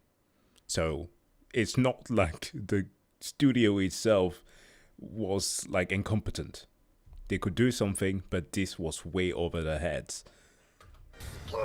I was more sad, however, to hear the Ballad of Redfall, the song of disappointment that rung out so loudly that it felt like the entire industry was united in grief to see a once great studio brought so low. Arcane had before this delivered the likes of Dishonored, Prey and Prey Mooncrash, and now they were fighting out this absolutely abysmal, broken, unfinished video game possessed of none of the intelligence and sophistication for which Arcane games were always known. I wept. I wept more than Alexander the Great when watching this whole thing going down. Arcane is one of the studios that I will sell a kidney to if they need to make another Dishonored game. They are so good at making what they do. And now I know there was a different division. It wasn't the Austin branch that had to work on this. It was like a B team. But like they had already given up on working on this project, so obviously it was going to be bad because Bethesda forced them into making a live service, which they didn't care for. Yet still, just having a sour title like sticking on you like this is gonna ruin their reputation for quite some time. It was so bad that on my suggestion, it prompted people to apologize en masse to that poor IGN previewer, as people had earlier thought that they were just really bad at the game, whereas it turns out that the game was just really bad. Redfall was by no means the worst game of 2023, but it was certainly the most tragic, because Arcane had wasted their blood, sweat, and tears making this for years, and it was so irredeemably bad that most people, myself included, were calling for Arcane to just immediately drop support for the game and move on to the next thing. For what it's worth, Bethesda have said that they're sticking with it, but with player counts measurable on one hand, I question their long-term resolve. A really fascinating output of the whole Redfall saga was Phil Spencer's very real and very raw reaction to it. He took an interview with Kinda Funny a few days after the reviews dropped, and Uncle Phil did not mince words. He was disappointed in the result, in himself, and disappointed that they'd let fans down. This was the interview where Phil admitted to the fact that Microsoft had lost the most important console generation and was running in third place today still, an incredibly candid admission from a man in his position. He copped a lot of flack for that interview, but you know what? I really respected him for it. When 98% of what you get from corporate people is corporate bullshit, it was nice to hear something real. Sarah Bond is already being positioned as the heir apparent for the top job, and I don't know how long Phil's got left, but I do know that when he leaves, I will miss him. Sure, he does this for a pay packet, but you can tell he really, really loves video games, and there are precious few people at his level who you can truly say that of. Yeah, what happened in June? It's June. The entire internet is focused on the tragic... Yeah, that's definitely gaming news.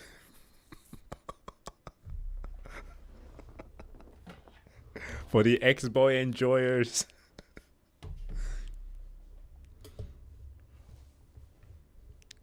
Hey there, VIPV. Thanks. And Happy New Year to you too. Tragic loss of that Titanic submersible, but we as gamers can't get over the fact that they drove that thing with an aftermarket Logitech PlayStation controller. Elon Musk challenges Mark Zuckerberg to a cage fight and then spends the following weeks cringily weaseling out of it. And Colin Ballinger took the bad YouTube apology to a whole new level by putting it to music. 16 million views, 2.1 million dislikes. Those are some Call of Duty numbers right there. June was a month that was in large part defined by its big releases. Street Fighter 6 had everything to prove after the disappointment of Street Fighter 5, and like modern Capcom have been doing for the last few years, they rose to the occasion, delivering an entry that has put Street Fighter back at the very center of the fighting game circuit. Right? I didn't play any more than a few rounds of it, as I'm too much of a sissy boy to play fighting games, but I'm glad it exists for those that love it. What I did play a hell of a lot of was Diablo 4, pun intended. Oh, no. I have thoughts on Diablo 4. Many thoughts that I expect will make people pretty mad, but I'm going to save those for my Game of the Year video coming soon. And I know that even the thought of that game appearing on any Game of the Year list is already going to make people very mad, but it's my list, so I can put whatever I like on it. Speaking of making people mad, Final Fantasy 16. I watched that review. It was not liked by many. Despite the fact that he made a lot of good points, but also a lot of the things that he said there was subjective. The game was good, it could be enjoyed, I have my gripes with it. It lacks the RPG in action RPG. Like, one of the big problems right now with a lot of would-be RPG is that they think that the role-playing part is just relegated to giving new items of clothing to your character. Be a bit deeper than that. Please. Oh dear. So, this was an interesting chapter to go through. I had, in the past, found myself in the minority perspective on certain releases, but never before had I encountered such massive backlash to a review as I did with Final Fantasy 16. And I fucking knew it was coming, which is why I opened my review with a disclaimer, like, please do not care what I think about this game. And I said it again at the end for good measure, please ignore me, go and buy this game if it interests you. Alas, like the goggles on Radioactive Man, my disclaimers did nothing, and people... Listen, the worst part of the whole submarine situation was the controller was wireless. They could have gotten away with it if at least they had wires. That was literally one of the worst decisions that anybody can ever make. And there was like a whole discussion the following month, like, can we actually laugh at dead people? Listen, Henry Kissinger died. I am laughing. And here's a simple way of gauging it, is that if people are laughing at your death, it equals consequences of your actions. That's it. It's as simple as that. People were very, very mad at the fact that I did not like Final Fantasy 16. Here's the thing though, when that game actually released, it turned out that my view was not as minority as first thought. A lot of people didn't like Final Fantasy 16, particularly for its pacing, its lack of a party system, and the absence of RPG systems.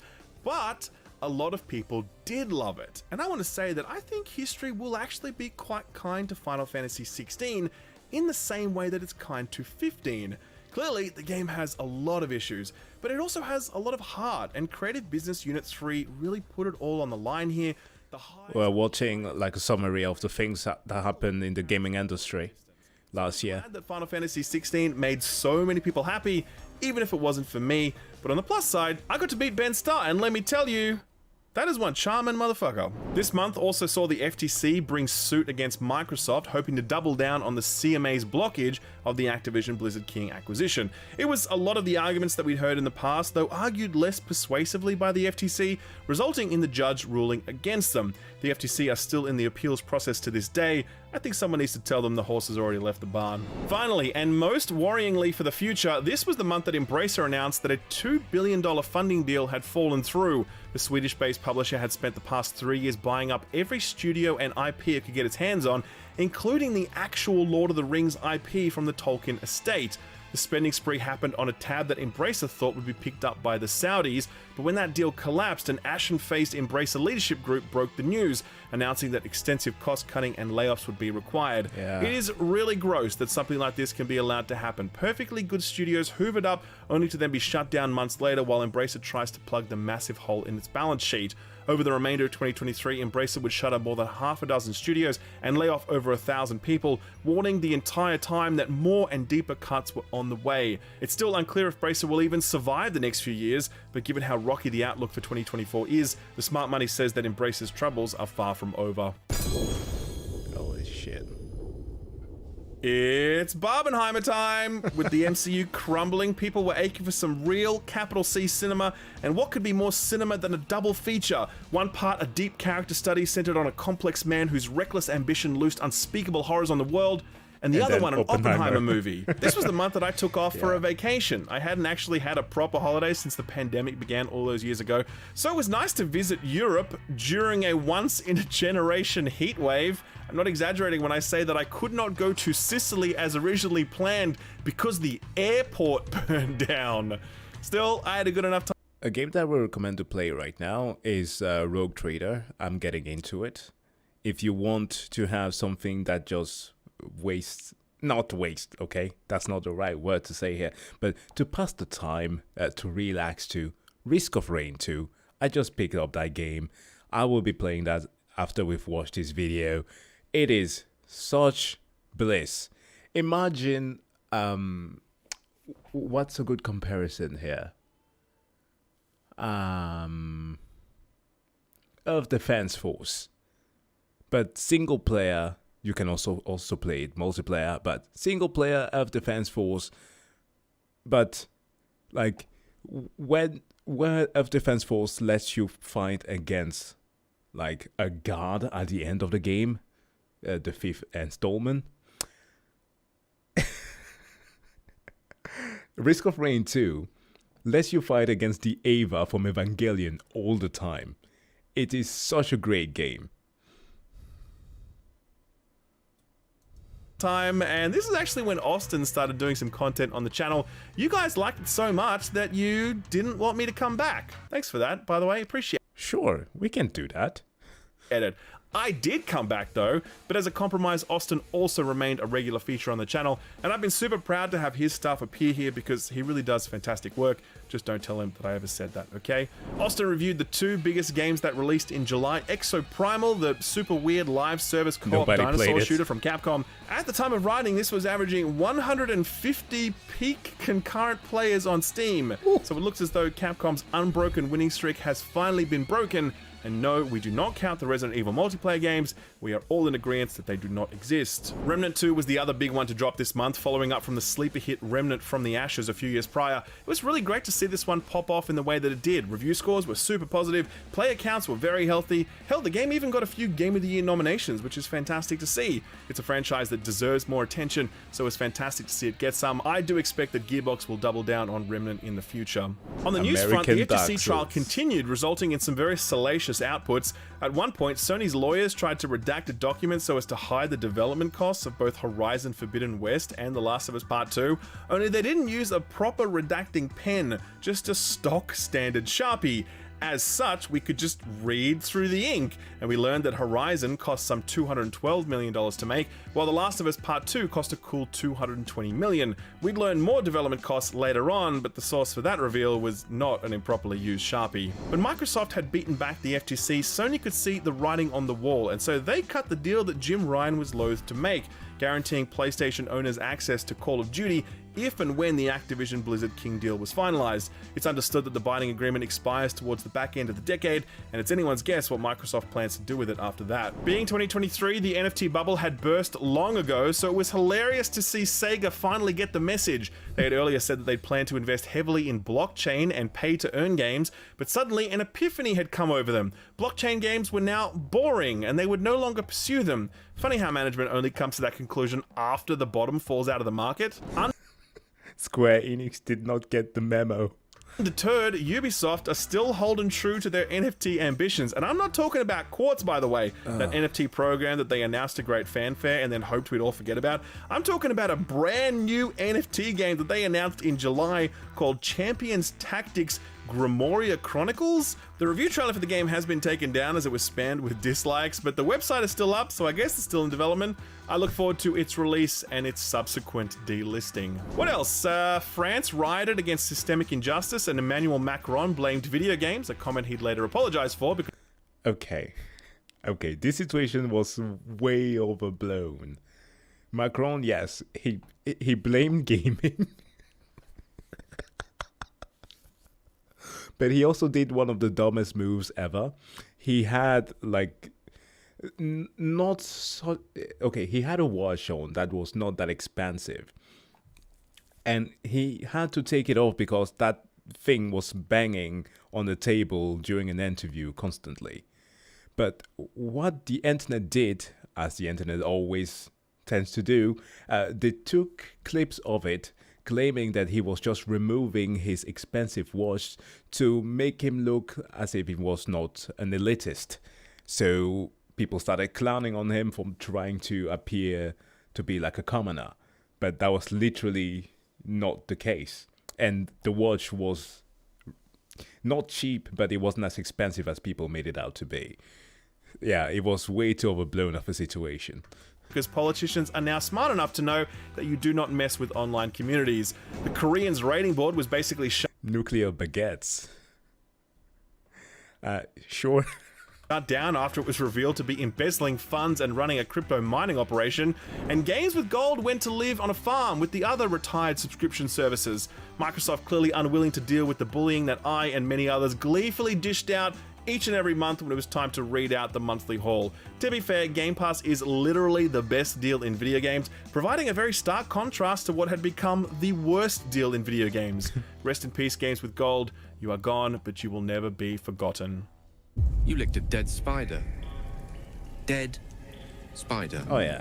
August time, the Gran Turismo movie is out, and to this day, I've still never met anyone that's actually seen it. Then again, much the same could be said of Avatar 2, so who knows how people are spending their time behind closed doors. Gamescom happened this month, and it was another chance for some fucking loser to rush the stage and yell inane nonsense into a microphone. It's unclear if this or the reformed rabbi kid from last year was what stirred Jeff Keighley to action, but security was significantly tightened up at this year's Game Awards, so we didn't have anyone up on stage who didn't belong there, except for maybe Timothée Chalamet. Sony saw the success of the Nintendo Switch and the emerging handheld PC market and said to themselves, we can do a worse version of that. Yep. Meet the PlayStation Portal, a handheld that only does remote play. Like, that's it. Just remote play. It doesn't even cloud stream from PS Plus because it doesn't have a browser installed. Also, it doesn't have Bluetooth, so if you want to listen to half-decent audio, you need to fork out for a pair of Sony's overpriced Pulse earbuds. It's perfectly fine if you need a device to keep playing on when your significant other kicks you off the TV so they can watch their stories, but it's a bizarrely, narrowly focused product, and you have to hope that future firmware updates open up some new functionality. Rockstar continued their near unbroken track record of disappointing re-releases and remasters by announcing Red Dead 1 for PlayStation and Switch, leaving PC players firmly in the lurch yet again. Nothing new there. Speaking of disappointment, BioWare. They announced layoffs. The announcement was one of the more slimy, justifying it through various business buzzwords that would have made Jack Donaghy proud. Caught up in this wave of exits were a number of very talented and very seasoned veterans, like writers who go back as far as Baldur's Gate. Yeah, I've played The Outer World, made by Bethesda developers. Great game. 2 in the original Dragon Age. It was a real body blow to the studio as evidenced by BioWare staff venting their frustration all over social media. BioWare is still hard at work on the next Dragon Age game, and after that, a Mass Effect, and you get the feeling that both of those titles have to hit their target and hit it hard, because if they don't, then BioWare's future prospects look very bleak indeed. Yo, BioWare Inquisition. Do you remember that one? Such a great game. I don't know if they're ever going to return to the glory days, now that the standard for RPGs has been set by Baldur's Gate, which, again, is August, so it's going to be mentioned in a bit, but they need to hit it big if they want to hit it big. August always marks the beginning of the release season, and this year it was no different with the surprisingly disappointing Atlas Fallen, the unsurprisingly excellent Shadow Gambit, the throwback-inspired Bomb Rush Cyberpunk, and the Indie Game of the Year winner Sea of Stars. Immortals of Avium also dropped, and sadly it bombed so badly that the studio had to announce layoffs soon after that.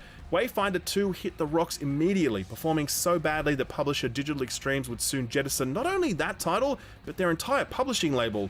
Armored Core 6 delivered in spades, reviving the mech genre as only FromSoft are able to do. But the biggest release of the month, and indeed of the entire year, was a sequel to a Dungeons & Dragons CRPG released more than 20 years ago. Baldur's Gate 3 sat in early access for some 2 years, and it feels like nobody paid it any mind. But when it launched into 1.0 and people got to see what the fuck Larian had been cooking, they were absolutely blown away, myself included. the game would go on to achieve a peak concurrent player count of 875,000 people on Steam, making it one of the most played offline single-player games in history. It would prompt Microsoft to make a rare exclusion to their ironclad policy of Series S parity, allowing Larian to ship the game to the lowest spec console without the inclusion of split-screen co-op. It would go on to win a slew of Game of the Year awards, including the actual Game of the Year award, and most importantly, it resulted in a lot of very horny posting on Main, as Baldur's Gate 3 became the safe space for everyone to freely share their kink, be it goth girlfriend, lizard dominatrix, hellfire hellion, or for the anime enjoyers, Tentacle Monster. I have a lot more to say about this game, and I hope you'll forgive me if I save it for my Game of the Year video. It is, unsurprisingly, very highly ranked on my list. You may need to upgrade your PC for this game, but it's got a lot of great stuff going on in it. Ooh, you're gonna need an RTX 4090 for this one. And the fans are responding awesome. September. Bruh. Do you Where the fuck remember? do you even begin in September? Let's knock off some small stuff first. Bethesda's head of publishing reiterated that they will stick with Redfall and that it would be a good game one day. Okay, would have been nice if it was good before you sold it to us for $70, but whatever. Elder Scrolls 6 is confirmed to be in early pre-production. Yeah, no shit. Thanks for revealing the logo 4 years ago. That was a real low point in the already very sordid history of video game hype cycles.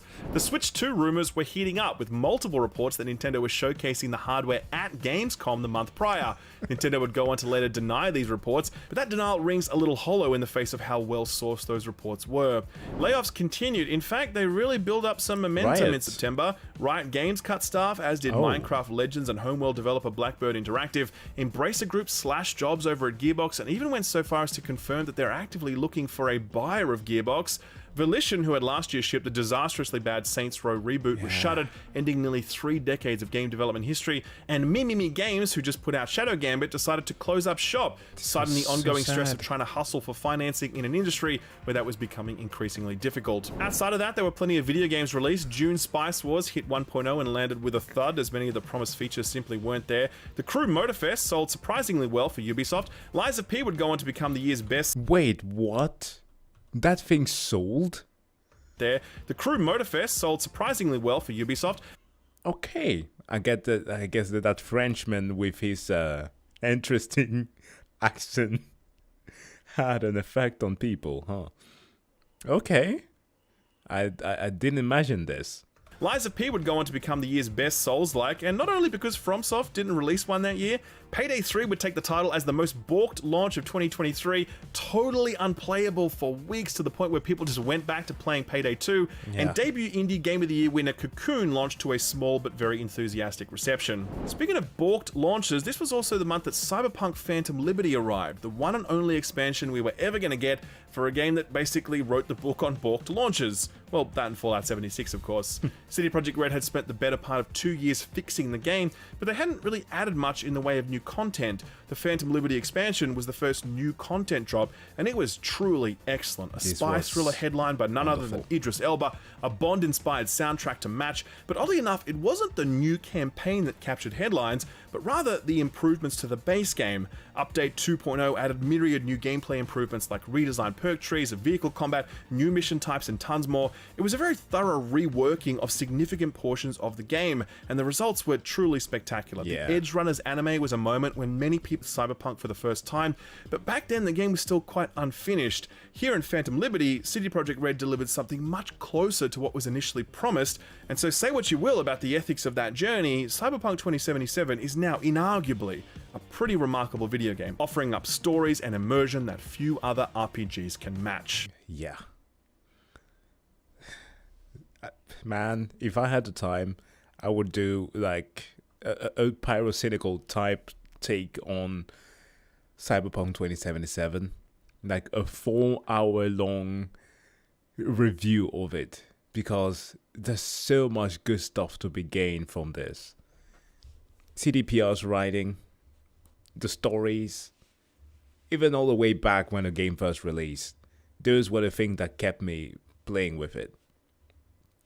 Like, I was amongst the many people who pushed this game because there were content creators back then that made the development of this game into the entire personality. I was part of certain discords, the likes of Mad Queen, who unfortunately unlisted her channel. She was like literally the main person to go to learn about Cyberpunk lore, and especially for those of us who had played the tabletop game, Cyberpunk 2020.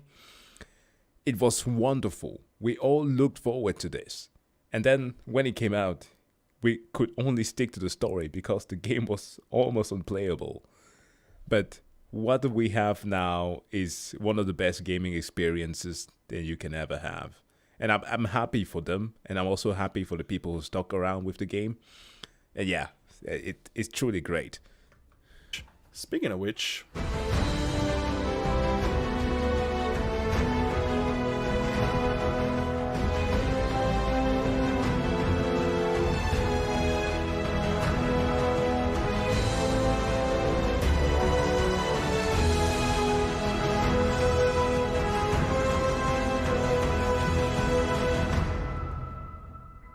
Starfield was Bethesda Game Studios' first new IP in over 2 decades. Since they didn't actually invent the Fallout IP, they acquired that. For years, Todd had been saying that he wanted to make a space game, but the technology did not exist yet for his vision. It is still unclear exactly what he meant by that, but if he's referring to Starfield's central technology, loading screens, then we've had those for a while now. Starfield was revealed some time ago and met such a lukewarm reaction that Microsoft decided to delay the title considerably. When it re-emerged, it did look a lot better, and an absolutely brilliant 45-minute long showcase at the Summer Games Fest in June really sold us.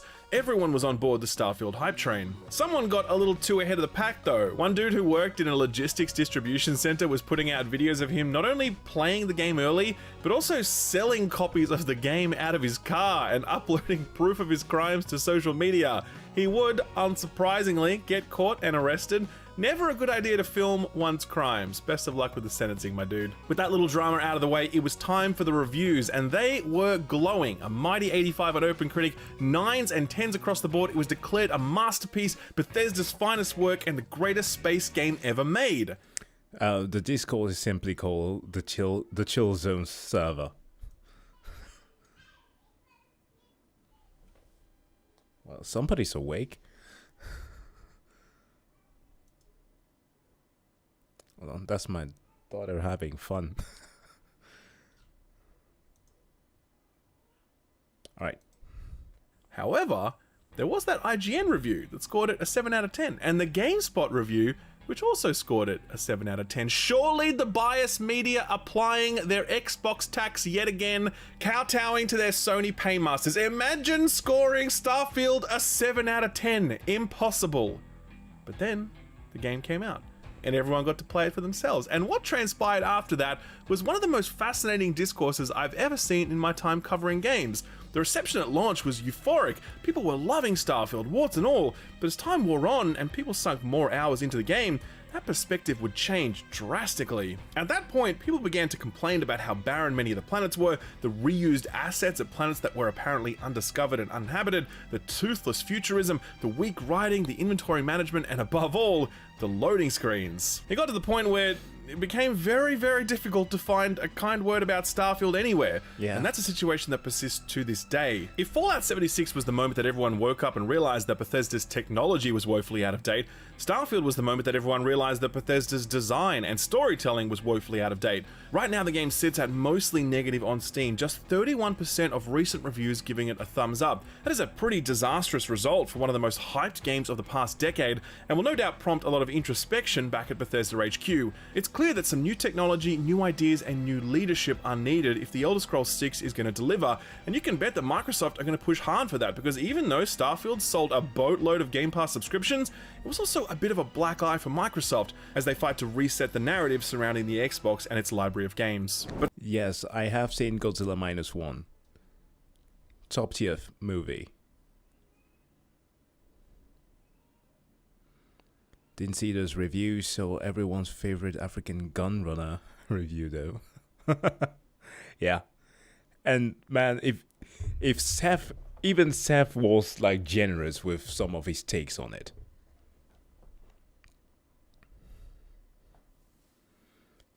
I wonder if Starfield will ever be fixed to a good game level.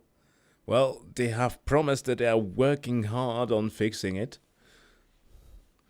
Feels like it's not possible at this point. The engine is just decades too old.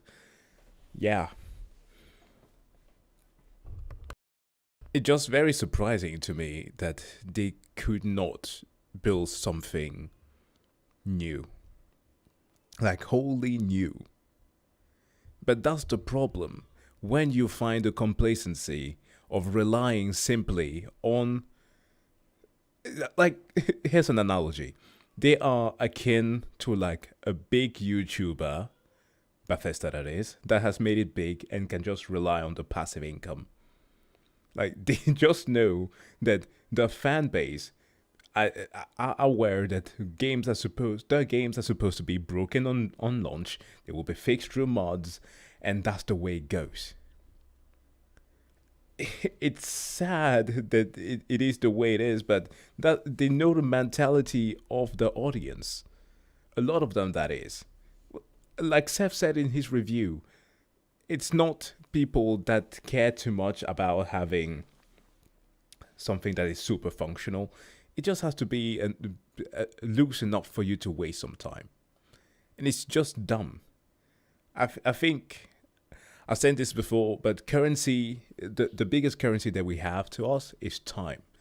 And I will hate to waste a person's time not having them, like, getting the amount of entertainment that they need if I were to be a game developer. Like, literally the worst thing that you can make is make your game boring. You can make it difficult, you can make it tedious to a certain extent, but make it interesting. Starfield is the most boring experience of 2023. And that is the worst thing that you can say about a video game, in my opinion. Like, let alone the weird stuff like the monkey game, right? Kong Skull Island. I had so many chuckling moments there where I lost it, just how bad it was. I can excuse those type of things because, in the least, it was fun. It was a terrible game, but it was fun. When I cannot get something similar from Starfield, then what the hell? But Starfield wasn't the only black eye that Xbox copped that month, because during the FTC trial, a Microsoft lawyer accidentally uploaded a bunch of documents that had stuff hidden in the metadata. That stuff was Xbox's strategy for the next half-decade. For real, the amount of stuff that fell out of that leak was staggering. It detailed plans for a mid-gen console refresh, the main selling point being a newly designed Xbox controller that looked to emulate the haptics employed in PlayStation's DualSense. The leak also contained high-level specs for the next-gen Xbox, the one planned to be out in around 2028, as well as information on Microsoft's ambitious plans to incorporate cloud technology into that console generation. We also got a look at a list of unannounced Bethesda projects, including an Oblivion remaster, a Fallout 3 remaster, something called Doom Year Zero, Dishonored 3, as well as a licensed IP, which ended up being the recently announced Blade game from Arcane. Oh, so that's what they meant with a prequel to Doom. Okay. Well, Arcane, do not mess up Blade. I know that this is now the Austin branch of Arcane that is going to be working on Blade, so the ones who are responsible for the Dishonored series, so I hope that this whole thing is going to be secured. Now, I don't know about the storytelling. That may be weird. And I don't know about certain mechanics in there. They are also the ones who are responsible for... Drumroll, please. I am looking for the name of a certain game. Deathloop. So, it can go both ways. But please, don't mess up Blade. We need at least one Marvel game that is not Spider-Man to be good. Kane. The leak also contained confidential information about Game Pass, such as how much Microsoft were willing to pay to get titles onto the service, and most salacious of all, it revealed a high-level discussion between Phil Spencer and his peers about a potential bid to buy Nintendo. We all laughed at that one the same way that Nintendo's board laughed at Microsoft all those years ago. What?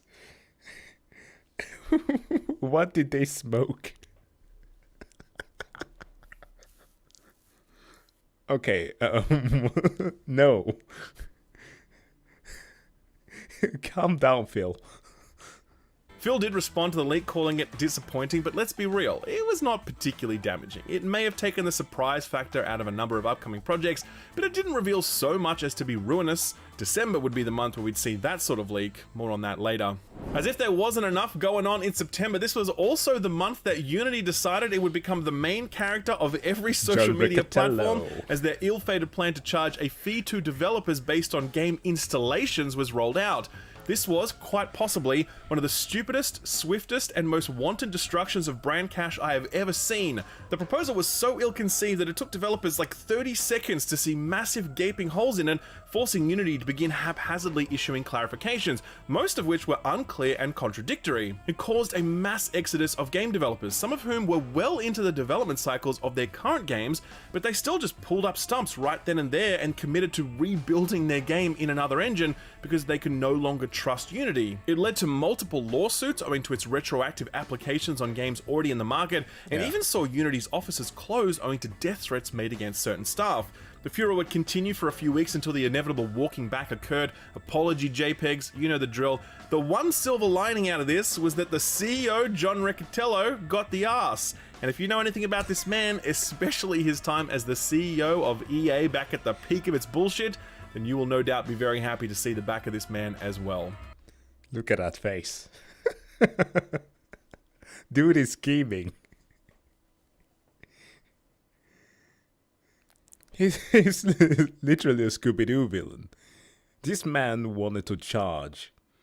He had an idea back in his EA days to charge people for reloading your gun. With the excuse that when you are already stuck in the feedback loop of playing, the last thing that you are going to be thinking about is how much it's gonna cost for an extra clip. Like, what? And that was September. One fucking month. Give me strength. We've got 3 months left.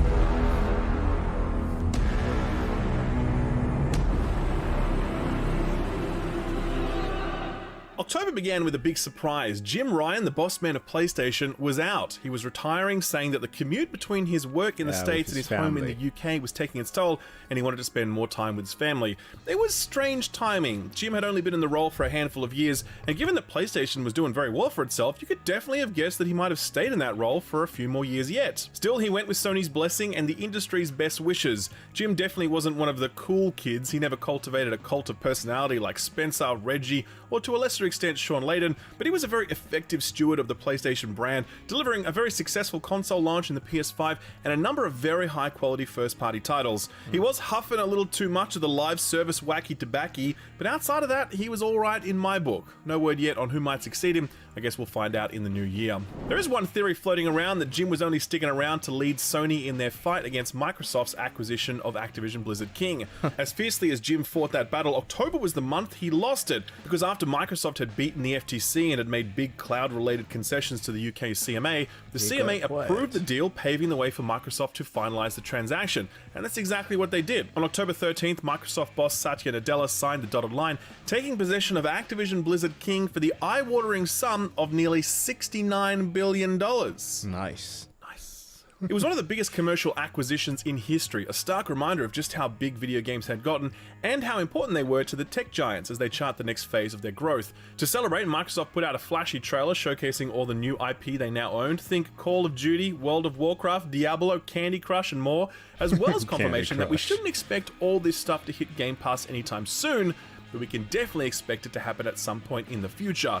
Imagine getting the next COD every year, every Diablo expansion, a World of Warcraft subscription, and every other new release from Blizzard, like their upcoming survival game, all for $10 a month. Ain't no way. They are going to add some loophole to it. Like, I don't know. Okay, I know that there has been a period where Game Pass was very unprofitable for them. But man, they can't keep doing this. It's a straight up steal. That is pretty fucking wild. I don't know how sustainable that is, But I guess we're all about to find out. If September was the month where industry layoffs picked up momentum, then October was the month that they crescendoed. Epic kicked things off with an announcement that despite maintaining the most popular game in the world and owning the most ubiquitous AAA games engine, Epic was losing money, and as such they had to slash some 900 jobs. The very next month, Fortnite would go on to achieve its highest single-day player count in history, 44 million people. Indie publisher Team 17 would lay off staff soon after that, as would Telltale Games, a studio that had been reformed after being all but dissolved years prior. Dang, the studio behind the excellent Boomerang X, would close their doors, unable to secure funding for their next project, and Embracer Group was still at it, cutting jobs at Baldur's Gate Remastered developer Beamdog, as well as Tomb Raider developer Crystal Dynamics. Things really hit home though when Naughty Dog, makers of Uncharted and The Last of Us, also began cutting staff. Contractors were the focus, many of those contracts being cut short across various disciplines, but mostly focused on QA. We'd learn a little later on why Naughty Dog was making these sorts of reductions. Typical. Who needs QA testers? We can just ship out a buggy mess to people. They don't care. They're just going to buy a game based on its reputation alone. We just pushed out a series based on the bloody game. Obviously, they're just going to buy it. And unfortunately, they were right. Creative Assembly would also cut jobs, and there was actually a reasonable explanation for that one. The studio had worked for years to develop a live service multiplayer shooter called Hyenas, and just as it was on the eve of its release, Sega pulled the pin on the project, cancelling it altogether. It was rumoured to be the most expensive game that Sega had ever greenlit, but as is the way with all live services, the upfront development cost is just the beginning of the costs that the project will incur. Feedback from various betas was lukewarm at best, so it seems as though Sega accurately read the room on this one. Still, very sad to see the work of so many developers just tossed out like a used napkin. October was another massive month of release, but played less than incredibly. Yeah. City Skylines 2 gave Jedi Survivor a run for its money as the worst performing PC port of 2023, and the jury is still out on who might have emerged as the victor in that one, while Jusant was a lovely little surprise channeling the exploration and vibes of games like Journey, Gris, and Abzu. Oh man, I need to try that game. It's so funny enough, last year I got to play no, not last year, in it was last year. Deliver Us Mars. The game that he mentioned just on has a lot to do with rock climbing, and it uses it in a very inventive way, but so does Deliver Us Mars, but you are stuck in Mars with like an MC that uses rock climbing a lot. It's pretty inventive games. I like that. Full with puzzle solving. Spider-Man 2 was one of the big ones, and it was as excellent as everybody expected it to be, though it did leave less of an impact owing to the fact that the first game was a tough act to follow. That leaves Mario Wonder and Alan Wake 2, two games that I have a lot to say about, but again, I'll save those two for my Game of the Year video. The uglier they are, the harder they fall. I feel like Alan Wake 2 is one of those games that back in the days when people were arguing that video games can never be art, would have proven them wrong. Just in its presentation alone. Right? No? November began with some truly tragic news. Snoop Dogg was given up smoke. No. He asked for privacy during this difficult time, and we gave it to him because we understood. When we later learned that it was a marketing gimmick for a smokeless fireplace, we weren't even mad, because sometimes you just gotta respect the hustle that a good marketing department is capable of. Unfortunately, there were other things for us to get mad about this month, like Bungie's sudden axing of nearly 100 staff just a short time after they were acquired by Sony, promising back then that layoffs were firmly off the table and that considerable sums would be poured into long-term staff retention. Yep. The layoffs were within every discipline and at every level except for senior management, of course, because perish the thought that business leaders might take a dose of their own medicine. Of course. The biggest and most surprising loss was Michael Salvatore, veteran composer from the Halo days who had gone... Man. Now that's shitty. If you can axe him, then you can basically just remove everybody. To become responsible for some of Destiny's most iconic music, if someone that tenured and that talented wasn't safe from the layoff's axe, then how could any Bungie staff ever consider their employment secure? That uncertainty has led to a spiraling of morale at the studio, with Bungie leadership taking the razor to all manner of programs and initiatives in an effort to rein in costs. Apparently, Destiny 2 missed its most recent financial targets by some 45%, and player engagement took a steep nosedive after the disappointing Lightfall expansion failed to retain players post-launch. Bungie would go on to delay the Final Shape expansion to June of next year, and rumor has it that their extraction shooter Marathon was also delayed into 2025. All of this rejigging is apparently an effort to retain their independence, as IGN report that Sony has a clause built into the contract that allows them to assume full control if Bungie falls below certain performance targets. Will Bungie be able to keep their head above water? We'll find out in 2024, I suppose. Oh, so they're suffering from the same symptom that Ubisoft and Ubisoft Singapore have. So one of the reasons as to why Skull and Bones has been in a development hell is that because Ubisoft went and made some studios there in Singapore, they are contractually obligated to release some games here and there. And so, because they can never really decide what is most profitable, it just keeps on shifting leadership all the time and keeps on being rebooted. And also because they say that they don't want to waste money, although they keep on doing it. Skull and Bones has been in development hell for the longest time and is most likely not going to be a success. As always, weird clause in the contract that obligates people to do shitty things. Another month, another round of layoffs, this time at Digital Extremes, who let go 30 people in charge of their publishing label. Embracer Group would shutter Free Radical Design, the studio in charge of the Time Splitters revival. Unity cut jobs as well, no doubt as fallout from their disastrous efforts to impose that stupid install tax.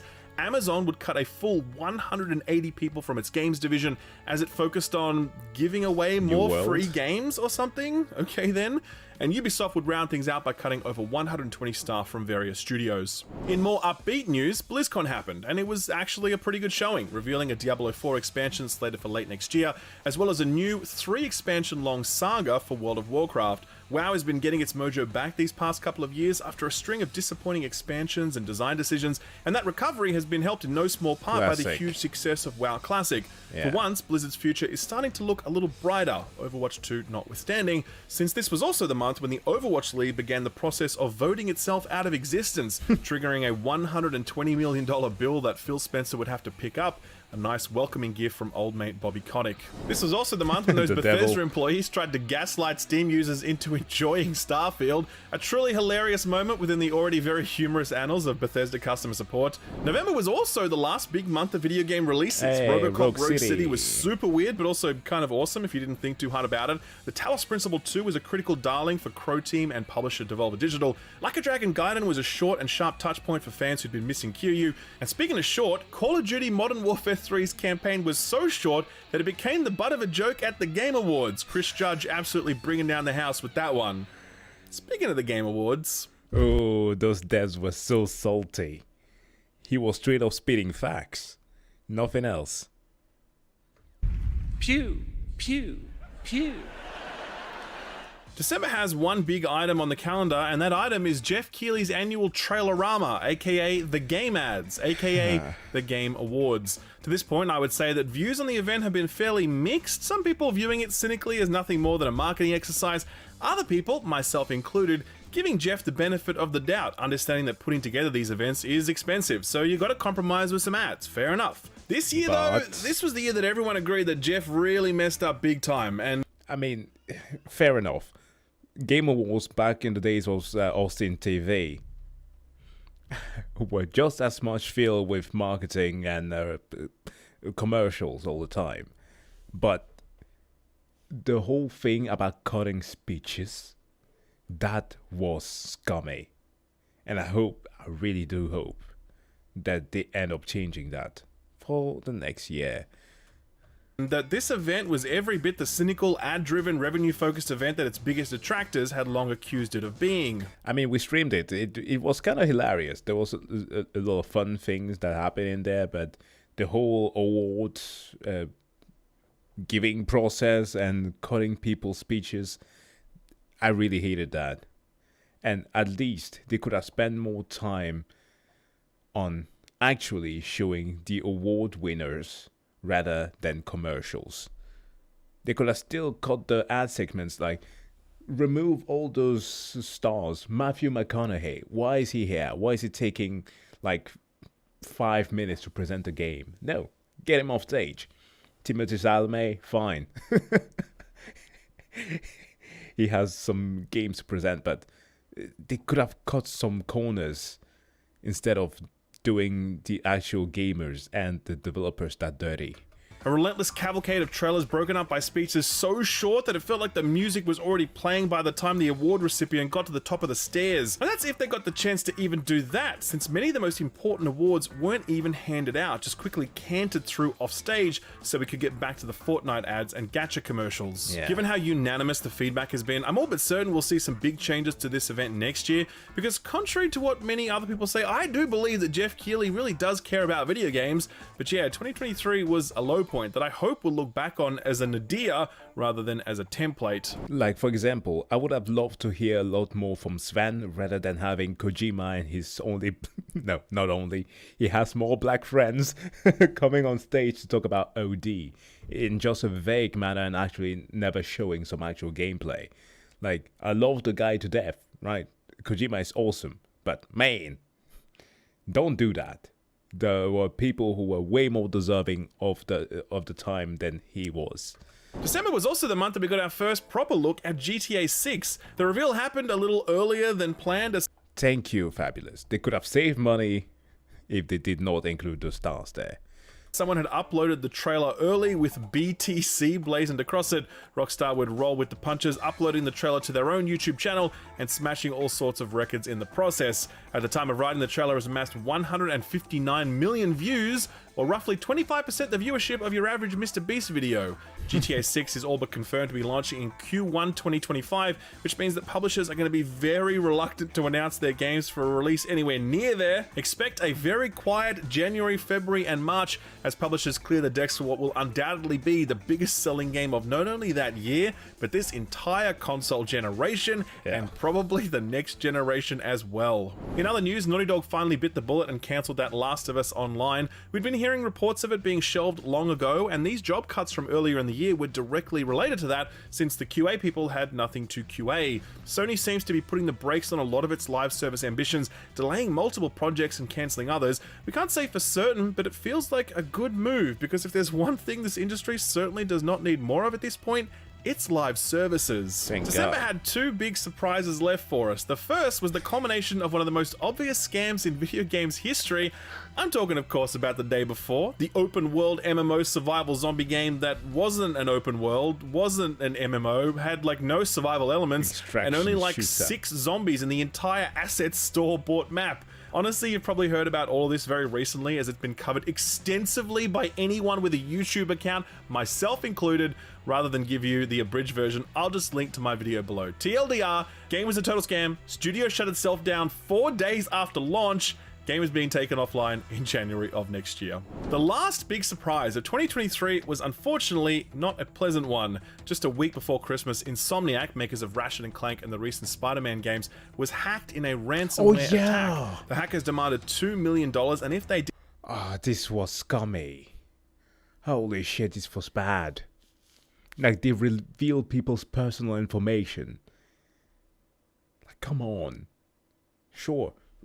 Do it so to, and also that's also bad, to be totally fair. The whole thing about revealing games that people are working on in secret, all of their hard work, that's not good either. So no, actually I was trying to search for some positive there that some hackers tend to find for us. If it was actually shady work, sure, but none of this was deserved. Didn't get it, they said they'd release some 1.6 terabytes of information, including the personal information of Insomniac employees. Sony didn't pay them, and so sadly the hackers did exactly what they said they would do. The resulting data leak was one of the biggest in video games history, showcasing tons of Wolverine gameplay, the full plot of the game, and even a playable build which people were eventually able to crack and play for themselves. This is, in itself, a real shame, as Insomniac will now forever be denied the chance to reveal the game on their own terms, and it also really colours the discourse around this game, allowing people to jump to ill-informed conclusion based on in-progress work. Sadly, that was not all that was leaked. Insomniac's upcoming suite of projects is now public, including a Venom game similar in size and scope to Miles Morales. Spider-Man 3 is of course on the way. We're not getting a Wolverine 2, instead we're getting a full-blown X-Men game toward the back end of the decade, as well as a new Ratchet & Clank game. In 2023 and beyond, Insomniac... Hey, who said that in chat? Apparently we're getting one. ...will finally turn their attention to some new IP. But that wasn't all. The leak also revealed a cancelled multiplayer Spider-Man title, it revealed the sales figures and revenues for various Insomniac games, and it also revealed the budgets for future projects, and it turns out that Spider-Man 3 will cost more than $300 million to develop, kicking off plenty of discourse on the sustainability of the AAA games model. It was a fascinating look behind the curtain, sure, but it was also from a source that knowingly and deliberately put Insomniac staff in danger by leaking their personal information. That made reporting on that stuff very difficult, prompting a lot of introspection on the part of the games press. Regardless, that information is now out, and if any silver lining is to be drawn from this, it's that the sensitivity with which people handle this information is a testament to just how much respect people have for Insomniac and the incredible work that they do. And on that rather dour note, let's bring this home.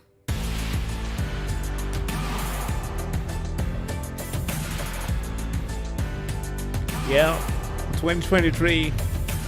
When we look back on 2023, what might we say about the year that was and what it meant to the broader evolution of video games? For me personally, I do think we need to face into the fact that this was, without a doubt, one of the best years in video games history when it comes to the quality of releases. Baldur's Gate 3, Resident Evil 4 Remake, Spider-Man 2, Mario Wonder, Alan Wake 2... I know, right? If they could have used all of their skills to actually do good. Yeah, not everybody's a whitehead or greyhead hacker. Timer, and no matter what the context for that might be, it doesn't change the fact that we got some very, very good video games this year. In fact, we got a lot of them. But that context really matters. Over 9,000 game jobs vanished this year, leaving our industry objectively worse than it was 12 months ago. I think it's perfectly fine to celebrate all of these incredible games, so long as we're also willing to recognize that many of the people who contributed to them are no longer working in this field. Yeah. It's encouraging to see that for the most part, people are alive to that reality and sympathetic to it. Consumers being aware of crunch, for example, has had a profound impact on how studios manage their people. So we can only hope that consumers being more informed about games industry job security will encourage studios and publishers to treat their people less disposably. But that is optimistic, as economic headwinds indicate that 2024 will continue many of the more disappointing trends we've seen in 2023. There's not a whole lot we as consumers can do about that, but keeping a spotlight on it and approaching these situations with compassion is certainly a good start. That's what I've been trying to do, and that's what I'll keep trying to do here on this news show. Every week I feel very lucky to be able to cover this industry that I love so much, and so appreciative that you guys all tune in each week so I can keep doing it. Austin and Stu are both as central to this operation as I am, as literally zero videos would hit the channel without them, so a huge thank you to them for all their work and support. I will say that I have pretty big plans for this week in video games in 2024. I've actually already hired someone to help make those plans a reality. We're going to be working in the background for a few months to set things up, but when it's all up and running, I hope you'll join us for what I think is going to be some pretty cool stuff. Yeah. Oh, when it comes to my favorite game of the year, at least the one that I played the most has been Baldur's Gate. Pretty straightforward there. After that would be Armored Core 6. Alan Wake was a late one that I spent a bunch of time on. And yeah, I mean, like, surprisingly enough, I played a lot of Elden Ring as well this year. It was not a new release, but yeah, I still spent a lot of time playing that. Lastly would be Cyberpunk. Well, that, and then the indies. A lot of indie games. From Battle Bits to now Lethal Company. So much good stuff.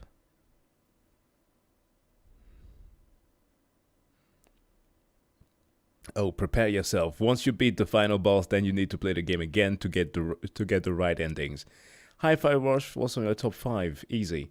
Yeah, I should have tried to play the game once more, I don't know.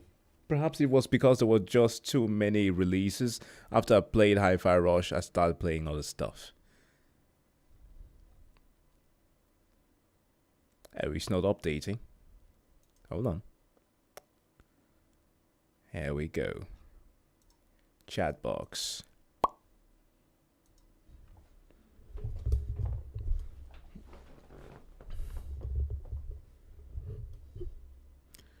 Bomb Rush Cyberpunk. I didn't play that one. I saw another great content creator, Timothy Ross, had a stream on that I checked out really quickly. It looked fun. It has kind of like that feeling that similar to Sunset Overdrive, but obviously with more high tech, less gooey.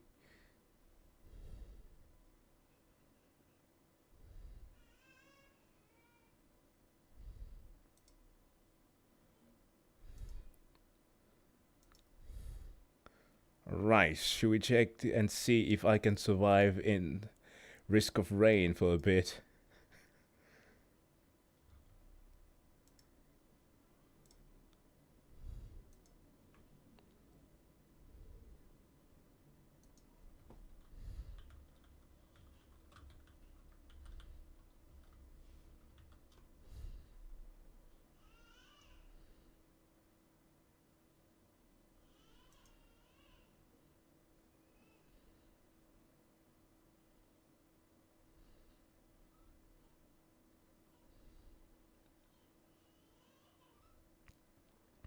Do you know actor Karma de los Reyes? That sounds... that's from Call of Duty?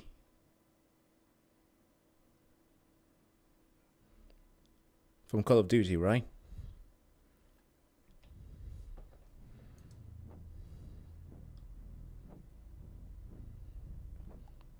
Arena Breakout is like Mobile Tarkov. No, I don't know it. Okay, settings. Let us add a little bit more volume here.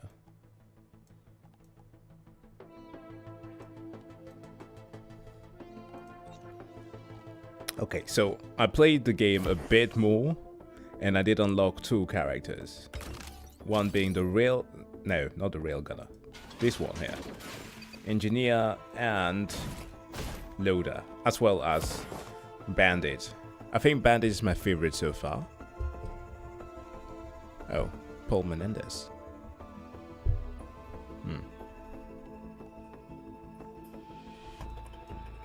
So let's try a run with this.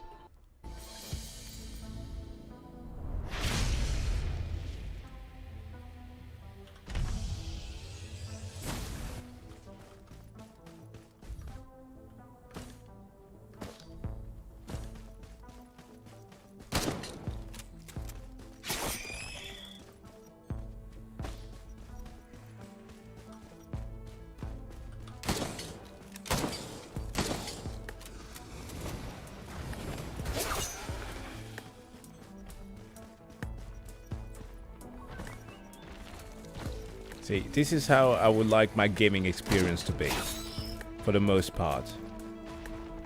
A game that is just kind of simple.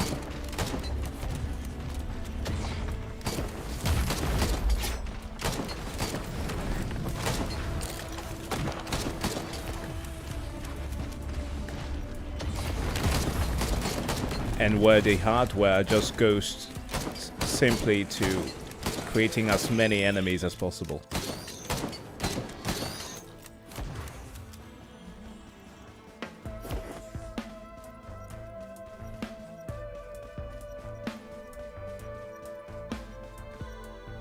Oh, 50.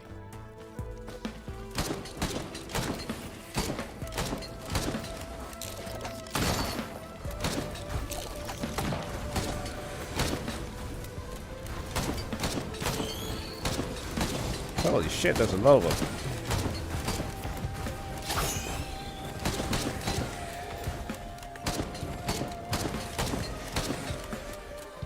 Alright, buy some equipment.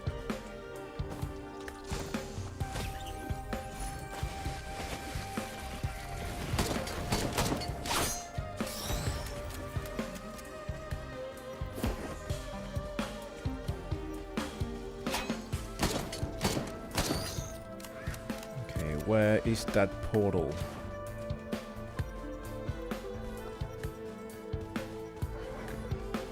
The thing that I learned a bit too late about this is that you should just keep the levels on low difficulty as much as possible.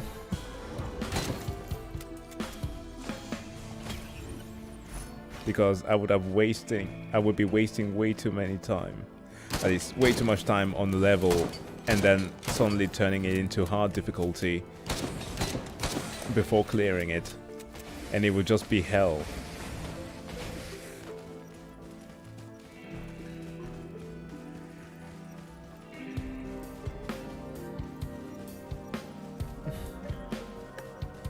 Yeah, look forward to that. It's going to be fun.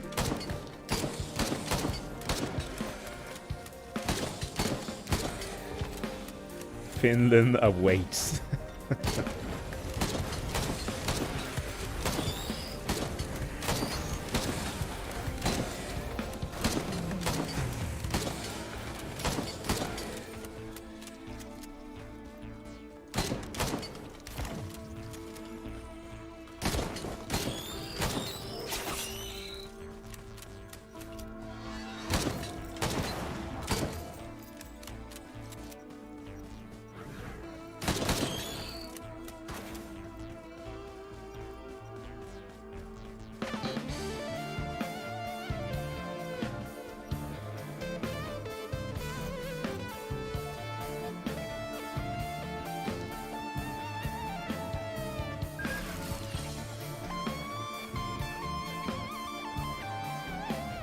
Minus 20. Holy shit. Seriously?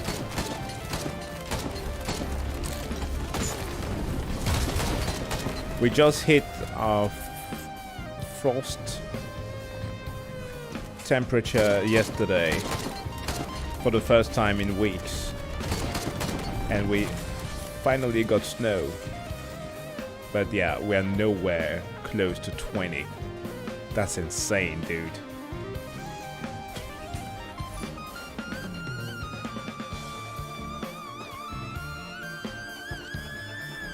But I mean, it's Finland. To be fair, I shouldn't have expected more than that. At this time of the year, that is.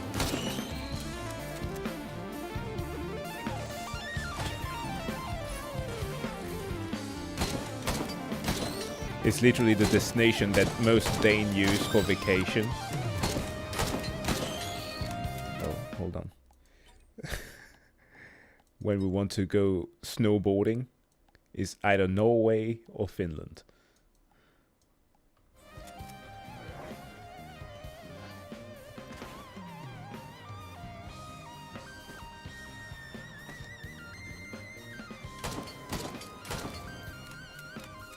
You know what? I would like to know that too. I don't know where the name originates from, or what the actual meaning is. I haven't looked deeper into it yet.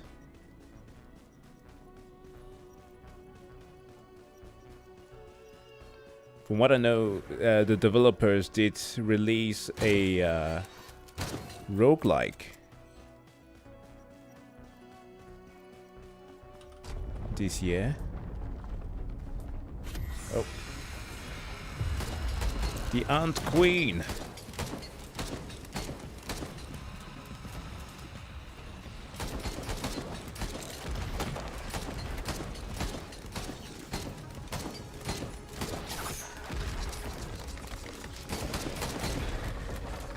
Bam. That was quick. Uh-oh. Oh, nope. Don't target me, please.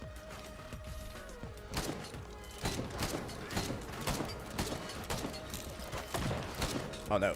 Oh no. So many of them.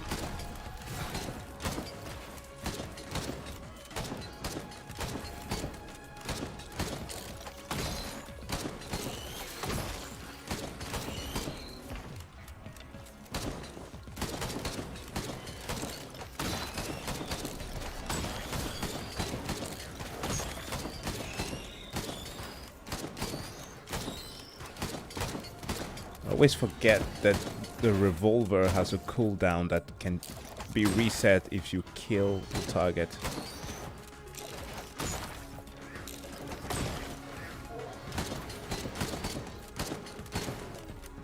Okay, that's good, that's good. The Queen of Denmark just retired? Yeah! We watched the speech yesterday. Oh no, not yesterday, sorry, on New Year's Eve. It was quite sad. She's been like a pillar of many people's communities, and people like her a lot. In contrast to Liz from England, who passed away. She was very loved. I mean, she is very loved. I'm making it sound as if she died. No, she left the position to her son now, who's going to be king. They are very, at least in contrast to many monarchies, they feel very down to earth. That's why a lot of people like them.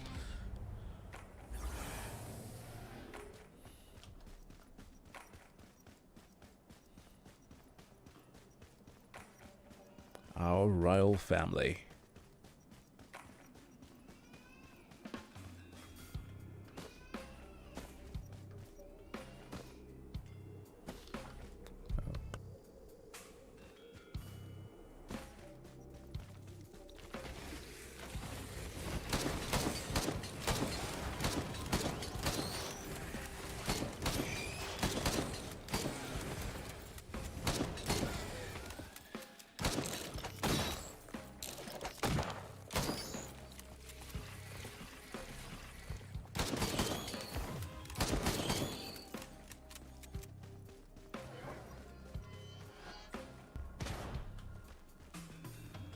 She was a chain smoker, yeah.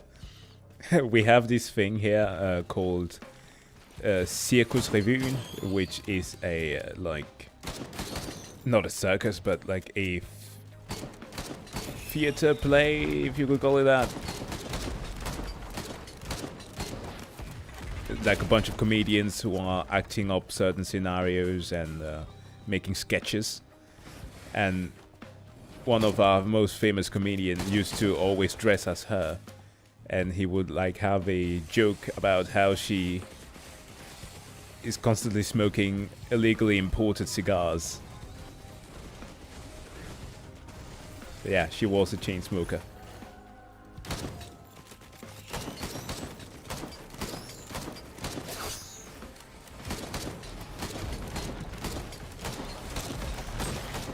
Whoa. What's going on here?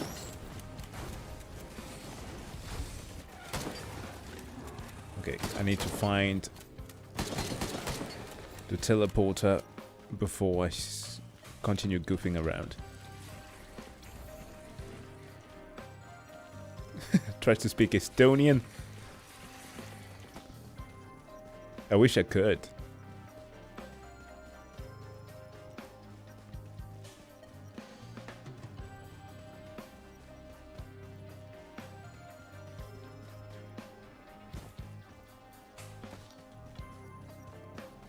It is unfortunately not on my list of like languages that I wish to learn just yet, but I think it'll come eventually.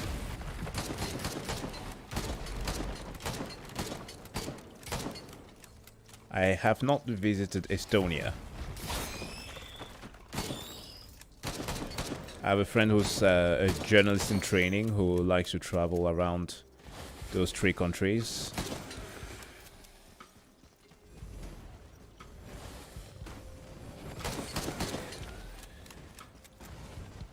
Lithuania, Estonia, and oh, what's the last one? Oh my god, it's so much easier to say in Danish. Island, Litland, Litauen. Litauen.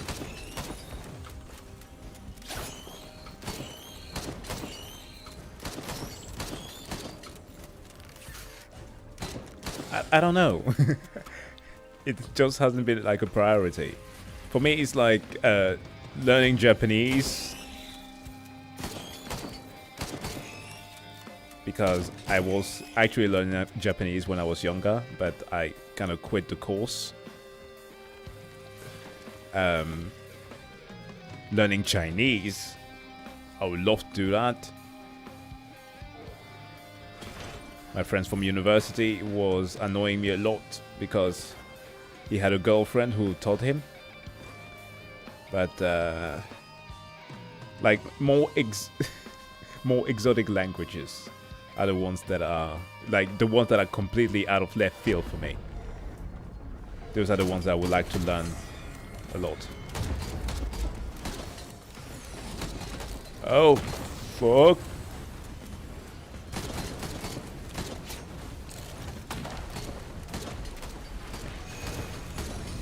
No.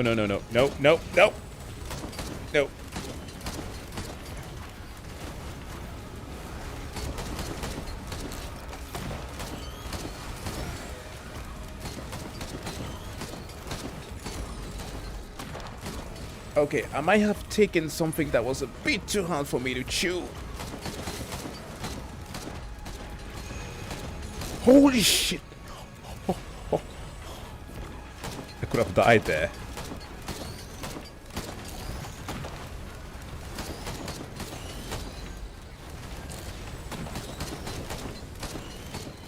Okay, who is healing those bloody things?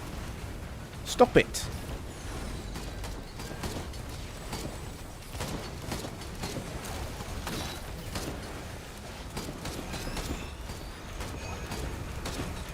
Oh. Okay, run. Get the fuck out!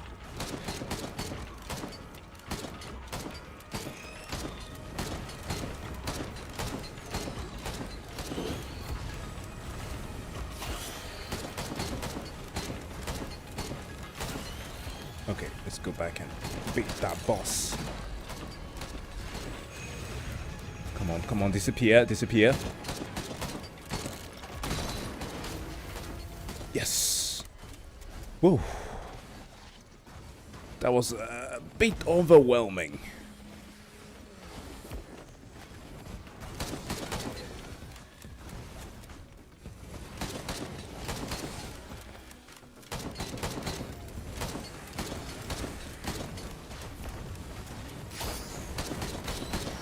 Oh, shit. We are legion. We are many.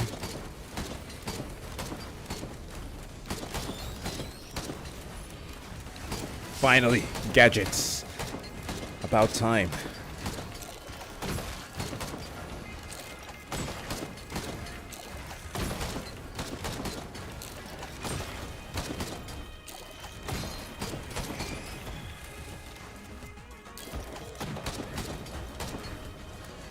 Come on, load already, teleporter. I don't have all day.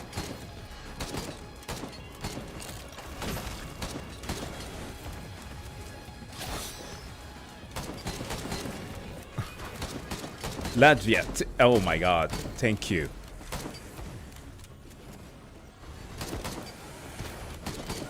You just saved my night. I was really grinding my gears there for a bit that I couldn't remember the name. Whew. Okay. Estonia, Lithuania, and Latvia.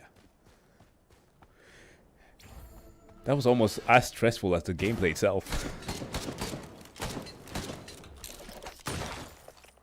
Bam. Next level.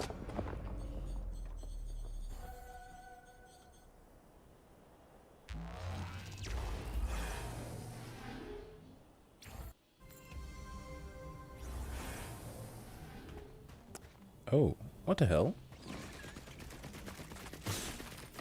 This new? I haven't been here before. Sorry.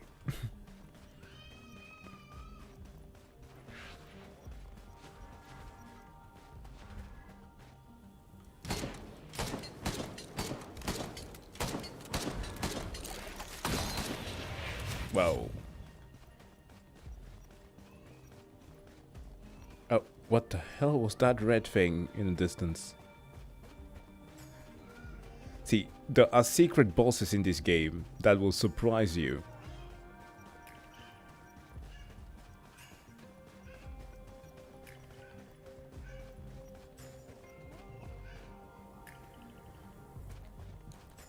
So I stopped reading Japanese, I think, around the time that I started in high school. And at the time I was just dabbling with way too many activities.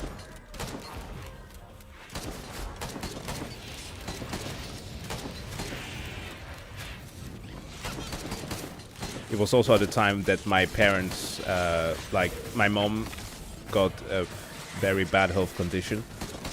She got sick from work, and the doctor urged her to move to a warmer climate.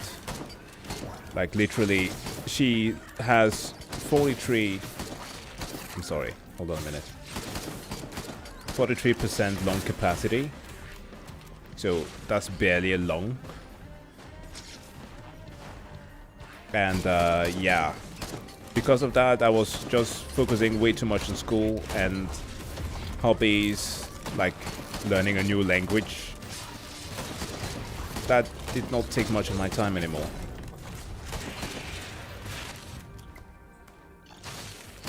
Coincidentally, it's also around that time that I kind of left my atheist phase. Well, it wasn't a phase, but I had decided to become more secular at the time, and I kind of left that behind because, you know, for a lot of us who have been raised in religion, we have a tendency of returning to it sometime when to find solace. And it's a normal process, right? You need hope somewhere. And yeah, it kind of happened like that. So I actually got more involved in church work rather than my hobbies. And that was weird. Until, of course, later on when I reverted once more and became secular again. So it's more or less the reason why I never continued learning Japanese.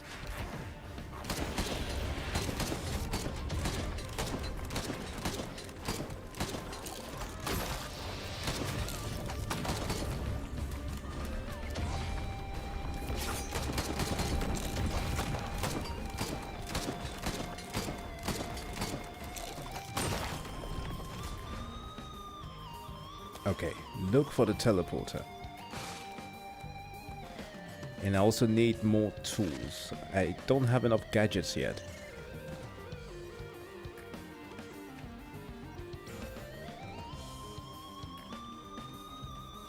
Jeg kan en lille smule. I can still do it. So, I mean, it's not too late.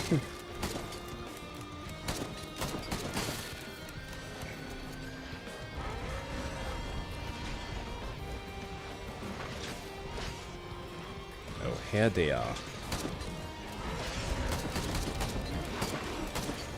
Wow. There's a lot of them. Need to shoot the orbs so that I can enter that area.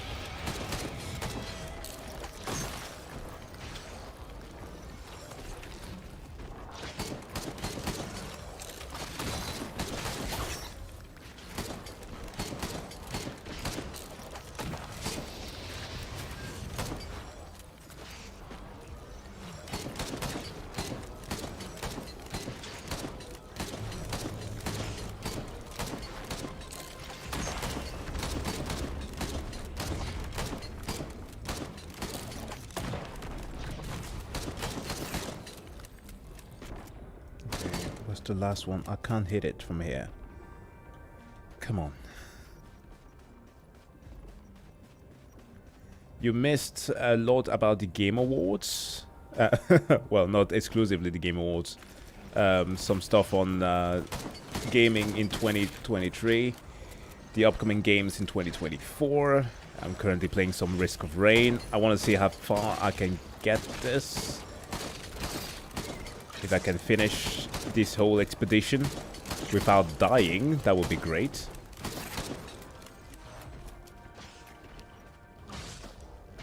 And later on I have some Internet Historian planned on, or perhaps some ordinary things. another content creator who is very featured on this channel. Nice. Right, so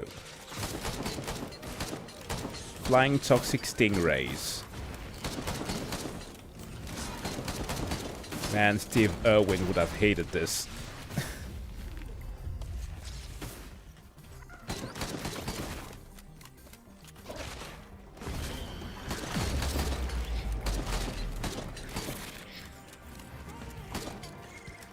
Yes, this is actually good.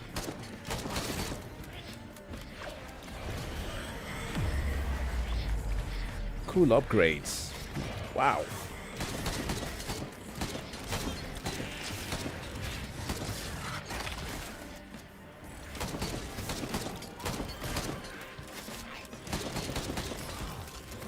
Whoa, buddy, you're supposed to work for me.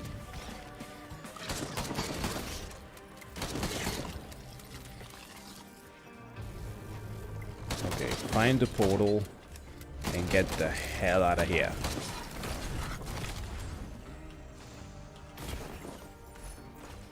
Oh my god. All of these boxes don't yield with anything good. Well, thanks. Oh, there it is. The portal is down there.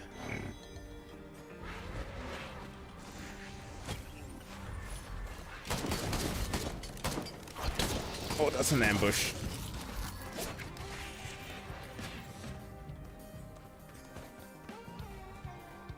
What the?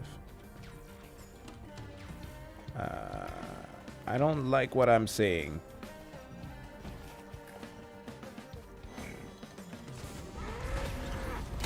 Whoa! Where did the bison come from?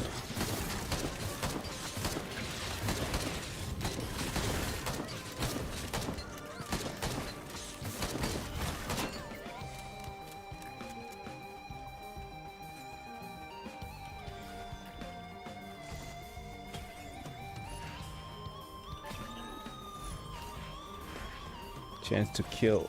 Oh, for kill to drop treasure. Okay, that can work.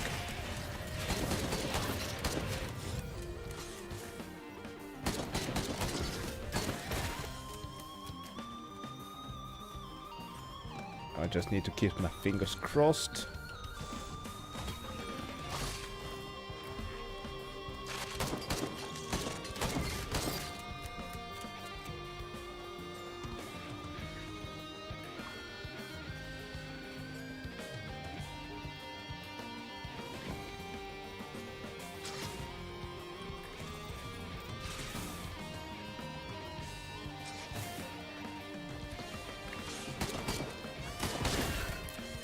Alright.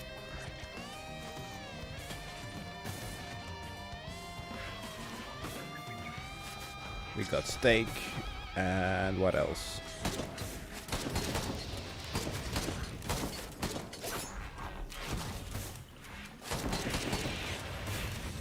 A sacred tool. Personal shield generator. Oh my god, I'm not getting anything good. These all suck. Okay, fine. Let's try to kill the boss then. Without anything special.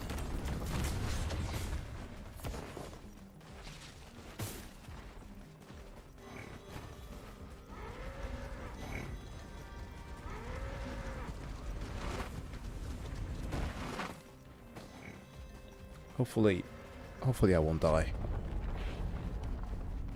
Where's everyone in chat?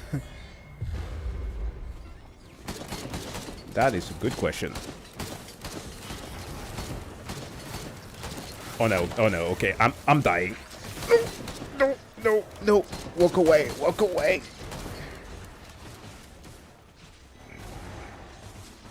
Where's my healing bot? I thought I had one. There you are, finally.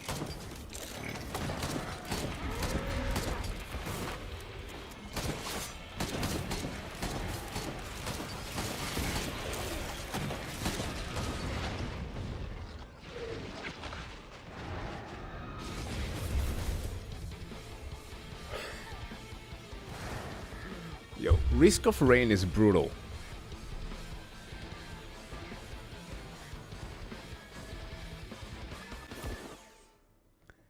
Yeah. Yeah, this game hits hard. It hits really hard.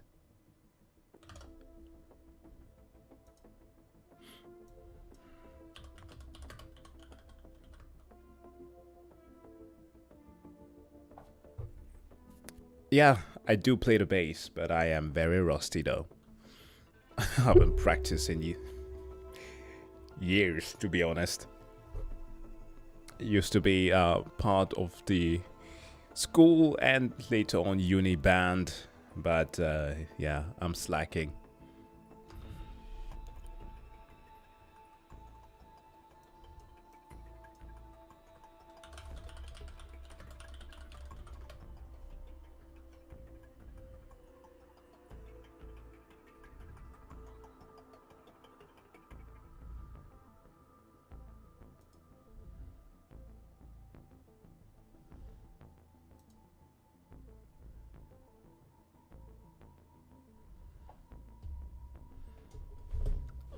Right, since should we try something a little bit different here?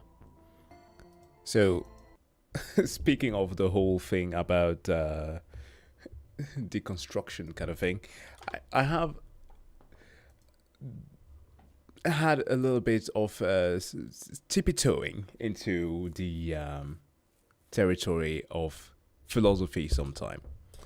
And one of the more interesting topics tends to be the ethics of things, media, and especially video games. Have you played the Evil Dead game? Yeah, I have.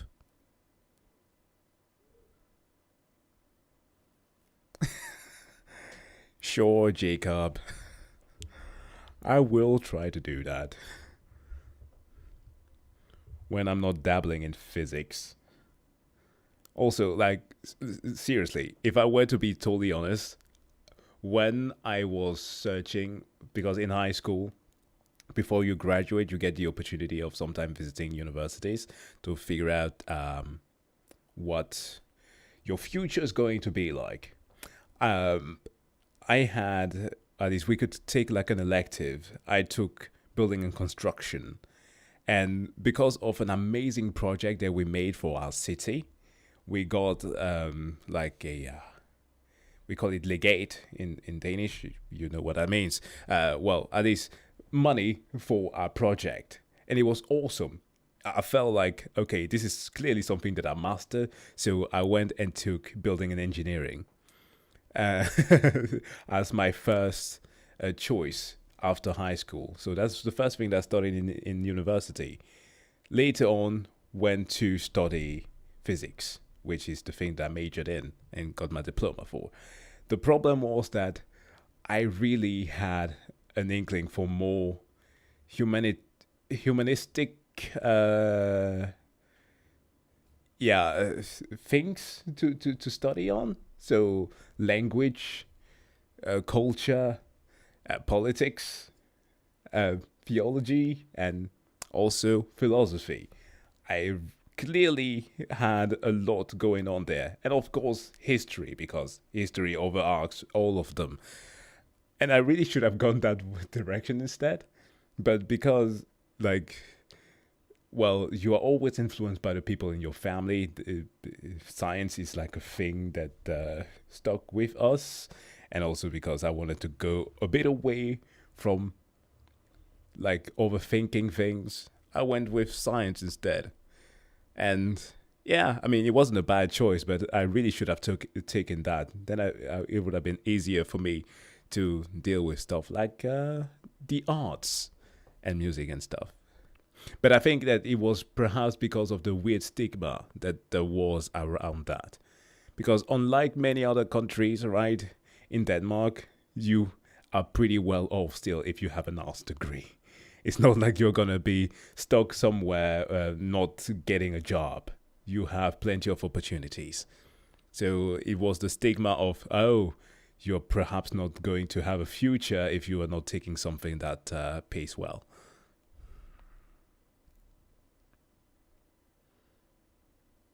Scholarship. Yeah, sure.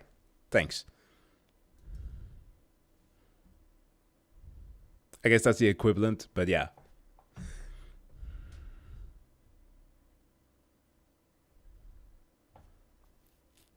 Yeah, man, I love physics. Don't get me wrong. I love it. It's the best thing in the world. It makes the world make sense.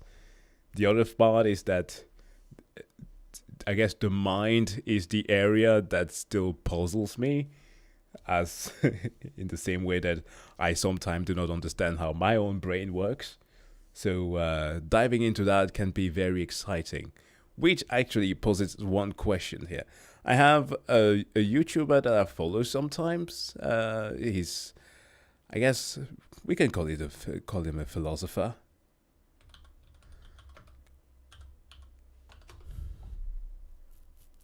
Mr. O'Connor.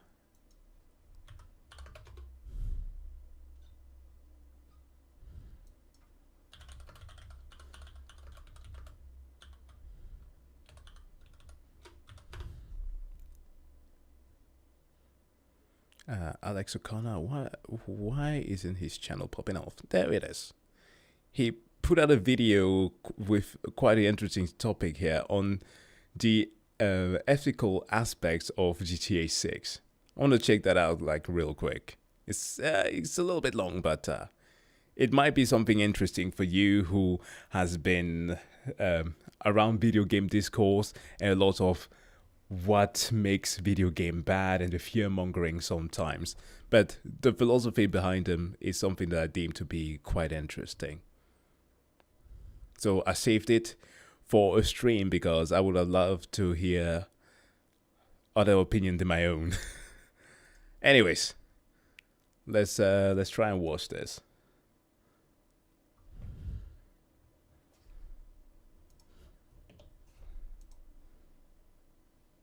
The Grand Theft Auto 6 trailer just broke the record for the most views on a YouTube video in 24 hours. And why not? The anticipation has been building for over a decade. And as this Twitter user put it, we all just can't wait to shoot this woman off a car? Hold on. Don't belittle your job. At least I hope that's not what you're doing, but cooks are awesome, okay? It's one of the most stressful jobs in the world. I think, what's the average? At least, don't we have, like, here in Denmark, like 30, 37? Or 34? In between those ages, that many cooks decide to stop because it becomes just way too overwhelming of a job to handle. It's very stressful. One of my calisthenics teachers was a cook, and now he's shifted to training people, so he has a lot more spare time. But man, whenever I got to meet the guy sometime in his free time, I felt very bad for him. Yep, around 37, yeah. It's hard work.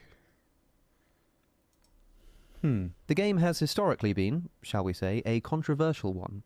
The reason this tweet is so popular is because everyone knows that this is how people play the game. Obviously, the USP of GTA is its unprecedented freedom. You can do, it boasts, just about anything you like. And sure, this includes playing tennis, or yoga, racing bicycles, or getting a cab to the local pier. But, of course, you can also fatally stab the taxi driver with a machete, steal his cab, run over some prostitutes with it, and then kill yourself with a sticky bomb. All of this is available to the player. But, well, let's just say the tennis courts weren't in the trailer. If you give a generation of gamers the freedom to fire an RPG into a strip club without any real-world consequences, I think even those with an impossibly optimistic view of human nature can hardly be surprised at the resulting gameplay. So, today's question, is it unethical for Rockstar Games to enable such an indulgence? Should this orgy of violence and profanity be pulled from our shelves for the protection of our children, of our virtue? Here, viewer, is one analysis of that question. Let's start with the obvious. GTA is violent. Yeah. Many video games are violent, but they don't all involve random violence directed arbitrarily at civilians and for its own sake. There are other examples of this, such as the infamous No Russian mission from Modern Warfare 2, where the one that it couldn't even muster to repeat correctly in the latest one. You play as an undercover operative posing as a terrorist, encouraged by the game's antagonist to indiscriminately mow down civilians in an airport. This was one of the most controversial gaming moments ever produced. But this mission did at least serve a plot point. The Call of Duty franchise often makes commentaries on the ethics of warfare, and you can interpret this mission as one which questions if the ends can always justify the means. You're not killing civilians for the thrill of it, but in order to gain the trust of an enemy in the service of homeland security, and it's supposed to be an uncomfortable experience.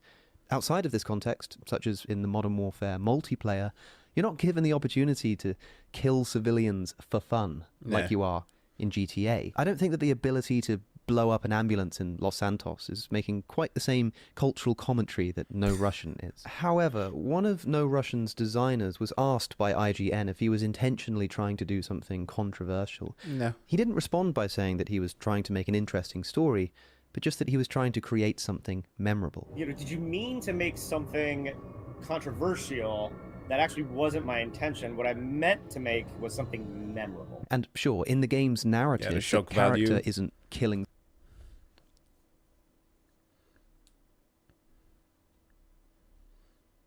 Check out stuff made here, pretty please. Trying to link something.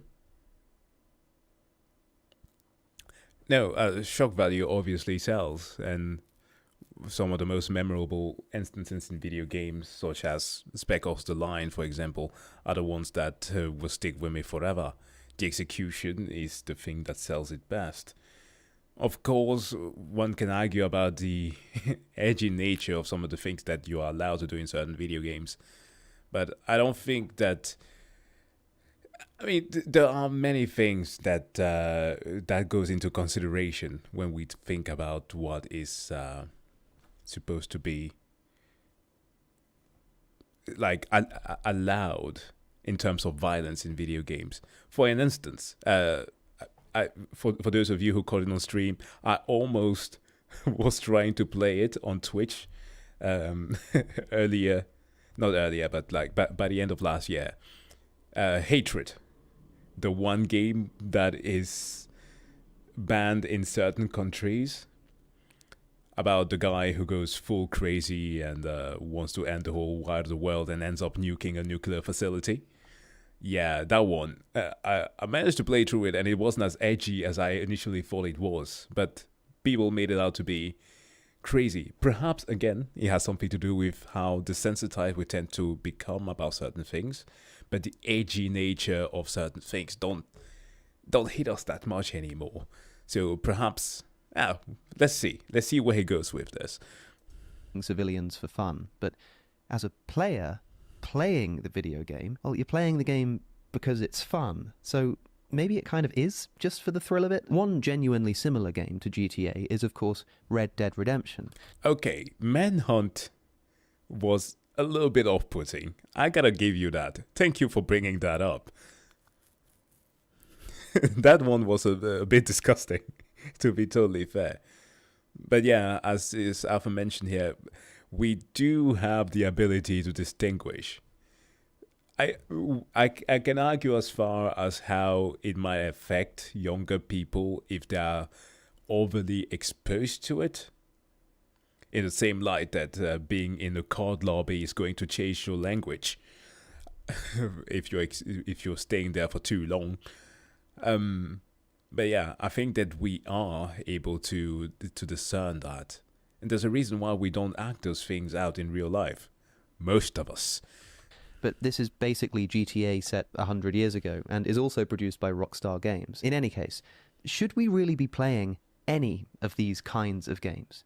Can it be okay to glorify and trivialize the kind of violent behavior that they simulate? Well, here's the first thing that everybody likes to point out. There is no evidence that violence in video games transforms into violence in real life. Parents have historically been worried, understandably so, that shooting up animated strangers on a computer might brutalize their children. In the past, the government and some media outlets have tried to connect these games with mass shootings, for example. I mean, violence in video games is not the only factor that one has to take into account.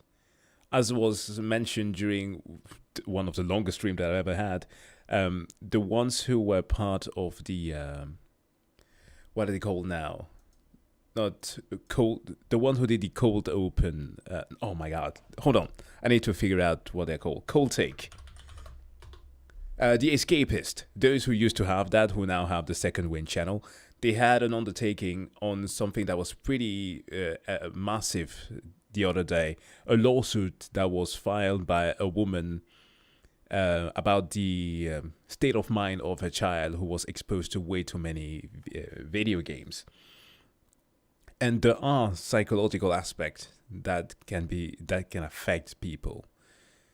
And it's not just on the violent side of things.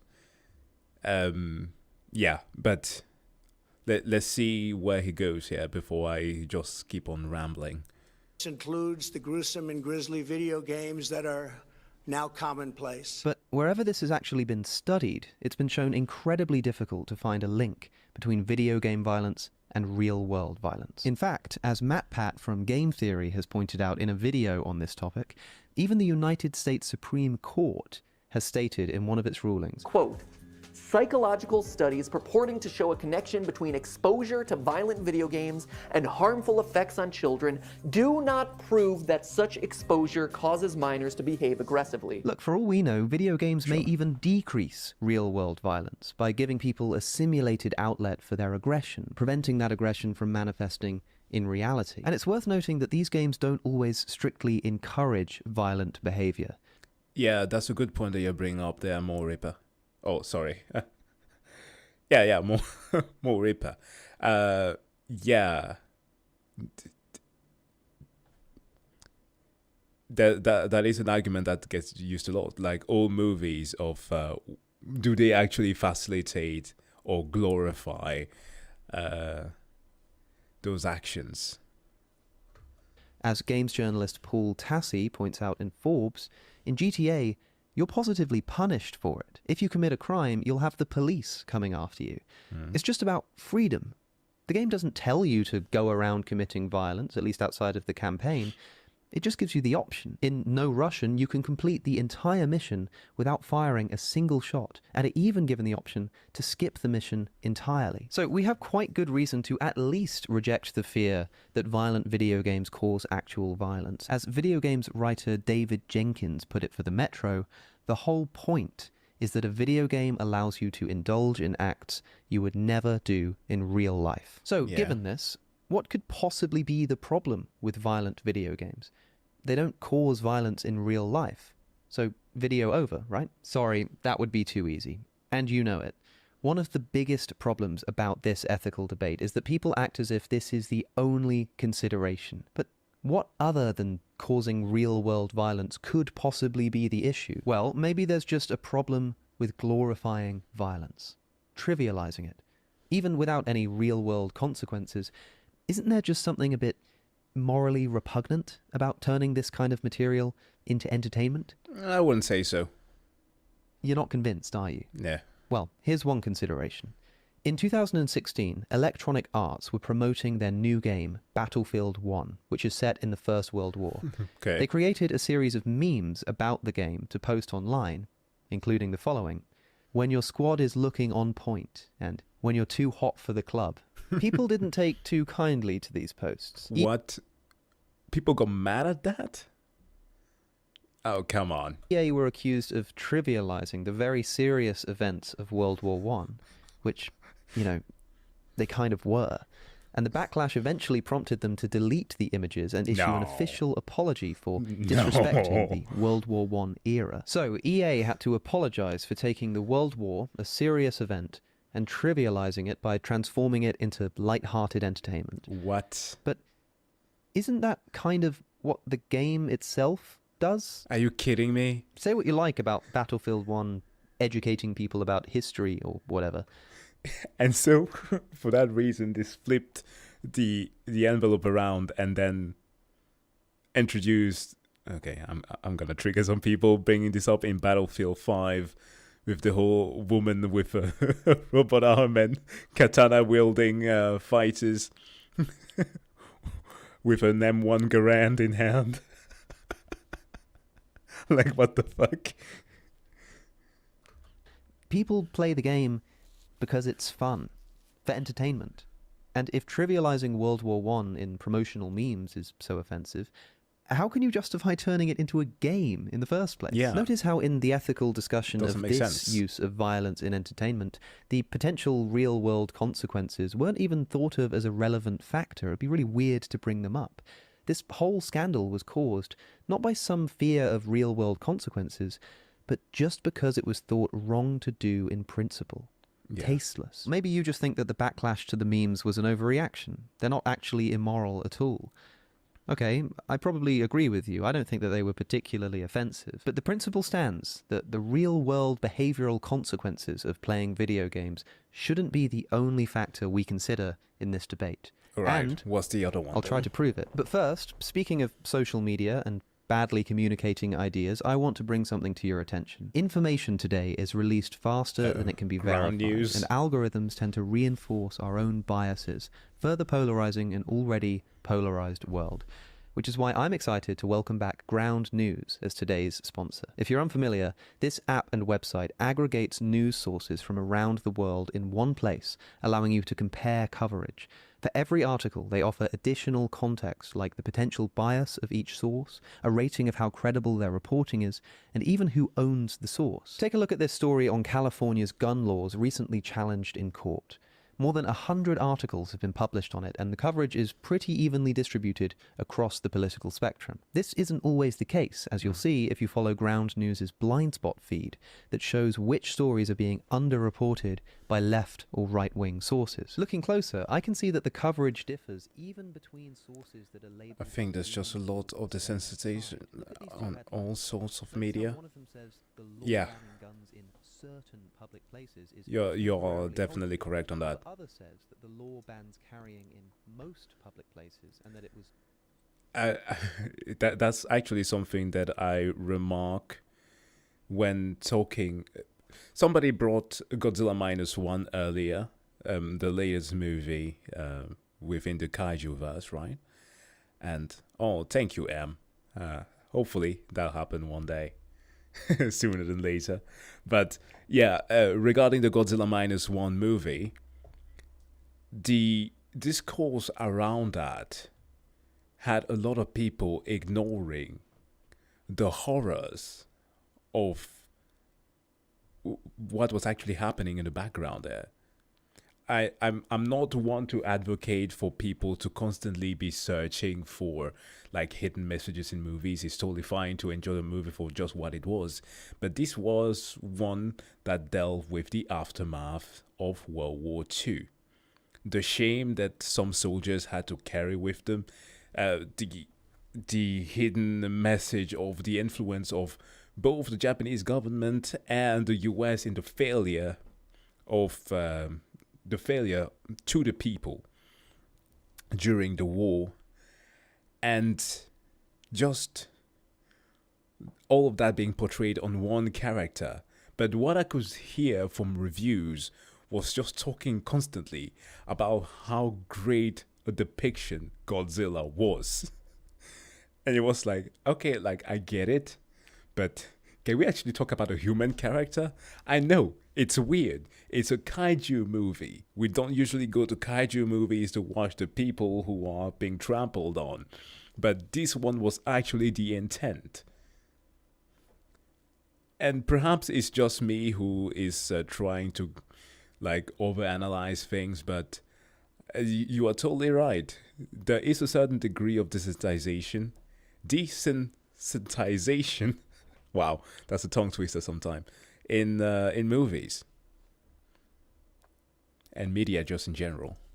Blocked. It's so helpful to read the news in this way, where a single word can change the public understanding of an event. Go to ground.news/AlexOC to try it for less than $1 a month, or sign up through my link for 40% off their Vantage plan which is the one that I use. So, back to the video. I just claimed that we need to consider more than just real-world violent consequences in determining whether violent video games are immoral. If you're not convinced yet, I want to share with you a thought that I had, a thought which was the main inspiration for making this video.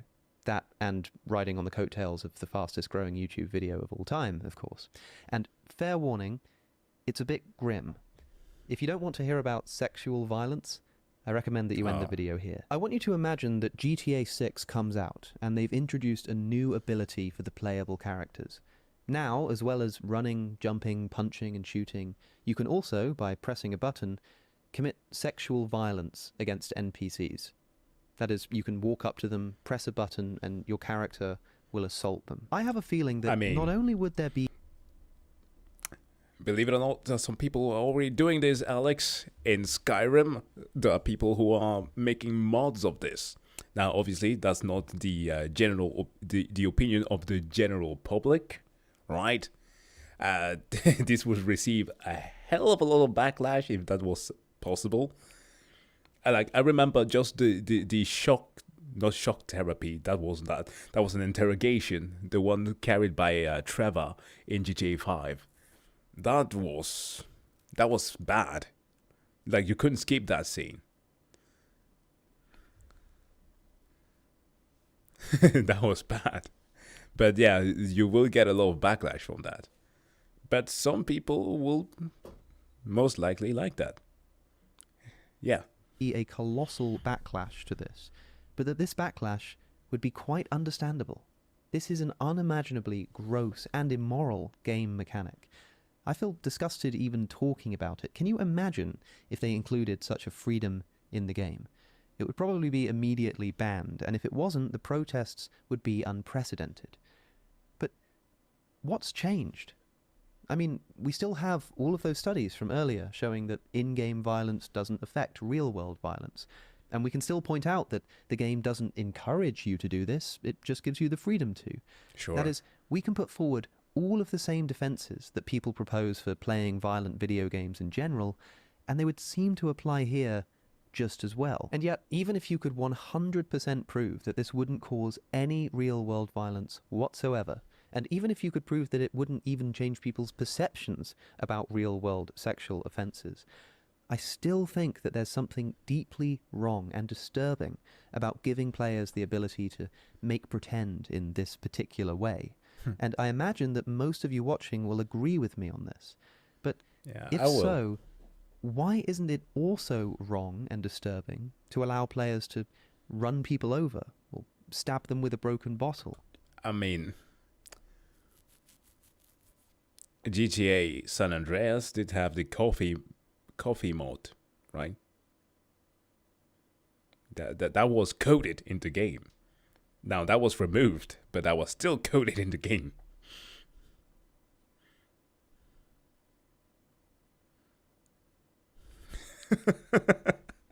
You know what? I really should have added the Uncle Rocker soundtrack on my Steam Deck to play it while reacting to this on stream. You're totally correct on this. I should have added that. Or shoot them point blank in the head while they're surrendering as you rob their store. Think back to that Metro article I quoted earlier. The whole point is that a video game allows you to indulge in acts you would never do in real life. In real life. Indulge. What exactly is it that we're allowing people to indulge in? When I hear the word indulgence, I think of eating a whole box of chocolates or binge watching Netflix all day. You know, things that if I could get away with, I'd do. So what are we to make of indulgence in things like murder, theft, and battery? And if these are okay because they're not real and they don't affect the real world, then why not also allow players to indulge in this extra sexual criminality? I mean, hey. It's weird. It's like... It depends on the disposition, right? Like, for example, if you watch like an adult-rated game, like, for example, Seth makes a review about a hentai game. We know what it is for. That's not what we come into for GTA for. We come into crash cars and commit crime. Things that are like to a foolish and kind of silly level fun. But yeah, that would be crossing a line that I don't think that we have been ready to push for yet. For all we know, this might even decrease real-world violence. I just think that this sexual assault button would be an immoral thing to allow players to, well, indulge in. And I have to say, it genuinely doesn't seem clear to me why whatever red line there may be should be drawn exactly there and not any earlier. So this is a bit of a conundrum, and I think proves that real-world consequences can't be the only relevant ethical consideration. Well, maybe this has just got something to do with the uniqueness of sexual violence. It does seem, after all, to occupy a different ethical category to other forms of violence. Yeah. It's a much more brutal and personal form of violence. There isn't much I can say to either prove or disprove this idea. I can certainly say that it feels different, but here's the problem. It may be that other forms of violence are less bad than sexual violence, but remember, people like to claim that simulated murder in video games isn't bad at all. Not just that it's less bad than other forms of simulated violence. For example, you know the game that just got its 1.0 release, Ready or Not? Ready or Not has you, in certain instances, raid the home of sexual abusers. One thing that I think that most people can always agree on, literally observe even in jails, those are the people who always get harmed first. And even worse, now a thing that I hope that he's going to mention here, video games most always exclude one type of characters from the line of possible victims, being children. Except for modded Skyrim and Baldur's Gate 3. You can throw a child off a cliff. I've done that. But that's something completely different. You are right. And I think that that is the correct thing to say there, that it hits a bit too close to reality. This is the area where we kind of remove that thing of it not being real. And this is because it's fake, and because it doesn't affect the real world. To make an argument for the uniqueness of sexual violence here, you'd need to show not just why it's worse than other kinds of violence, but why, even when it's simulated, it's different in such a way as to make it immune to those justifications for simulating other kinds of violence that people like to use all the time. And I think that's quite a tall order. I mean, sure, maybe we should be more okay with murder in video games than we are with sexual criminality, but that doesn't show why we should be totally fine with one and totally not with the other. And just because I think it's worth mentioning and reminding you, even if you could show why we should draw this categorical distinction, this problem would still demonstrate what I was trying to prove earlier, that the real-world violent consequences of playing video games are not the only relevant ethical consideration here. Another reason might be that sexual violence, specifically against women, is a serious issue in the real world. And given that video games exist in the real world, this needs to be considered and counted. Now we're going back into the realm of real-world consequences, but I do want to dive into this thought more deeply. And, as it happens, this is something already relevant to GTA as the game currently exists. In 2014, Kmart and Target in Australia removed Grand Theft Auto 5 from their shelves. This came after a 45,000-strong online petition was successful in encouraging them to stop selling the game. But the petition didn't say GTA is violent, or we shouldn't allow kids to kill people on a video game, or something like that. No, it specifically singled out sexual violence against women. Here's the petition. Target, withdraw Grand Theft Auto 5. This sickening game encourages players to commit sexual violence and kill women. But that's not exclusive to that. Now, I know there's some people who really hated the fact that we are going to be playing as a Hispanic woman. I'm gonna go crazy on that when GTA 6 releases, but GTA 5 does not exclude. Yo, Trevor Phillips, again, going back to that dude, is an equal opportunities offender. He hates everybody. GTA 5 doesn't have this sexual violence button that I was imagining, but it does already allow players to commit violence against women, including sex workers who are in the game. Thus, the petition. This game means that after various sex acts, players are given options to kill women by punching her unconscious, killing with a machete, bat, or guns to get their money returned. And this is true. There are prostitutes in Grand Theft Auto who the player can pay to perform sex acts.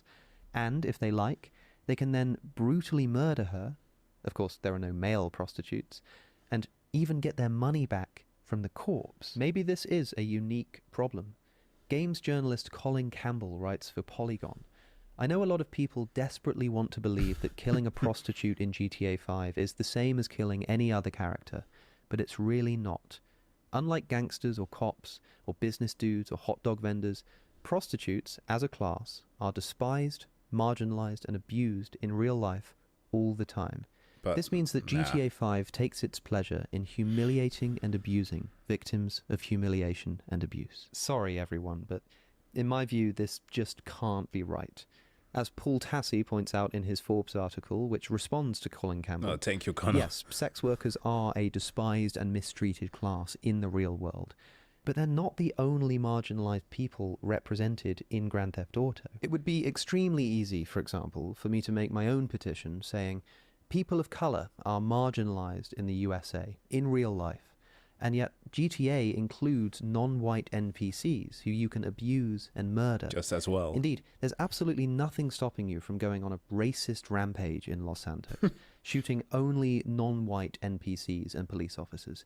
And because people of color face real resentment and discrimination in the real world, this shouldn't be allowed. Wouldn't this petition be just as valid as the one concerned about sex workers? I mean, sure, the game never encourages you to specifically kill non-white NPCs, but then it doesn't encourage you to kill sex workers either. No. It just includes them in the game. Or consider Red Dead Redemption 2.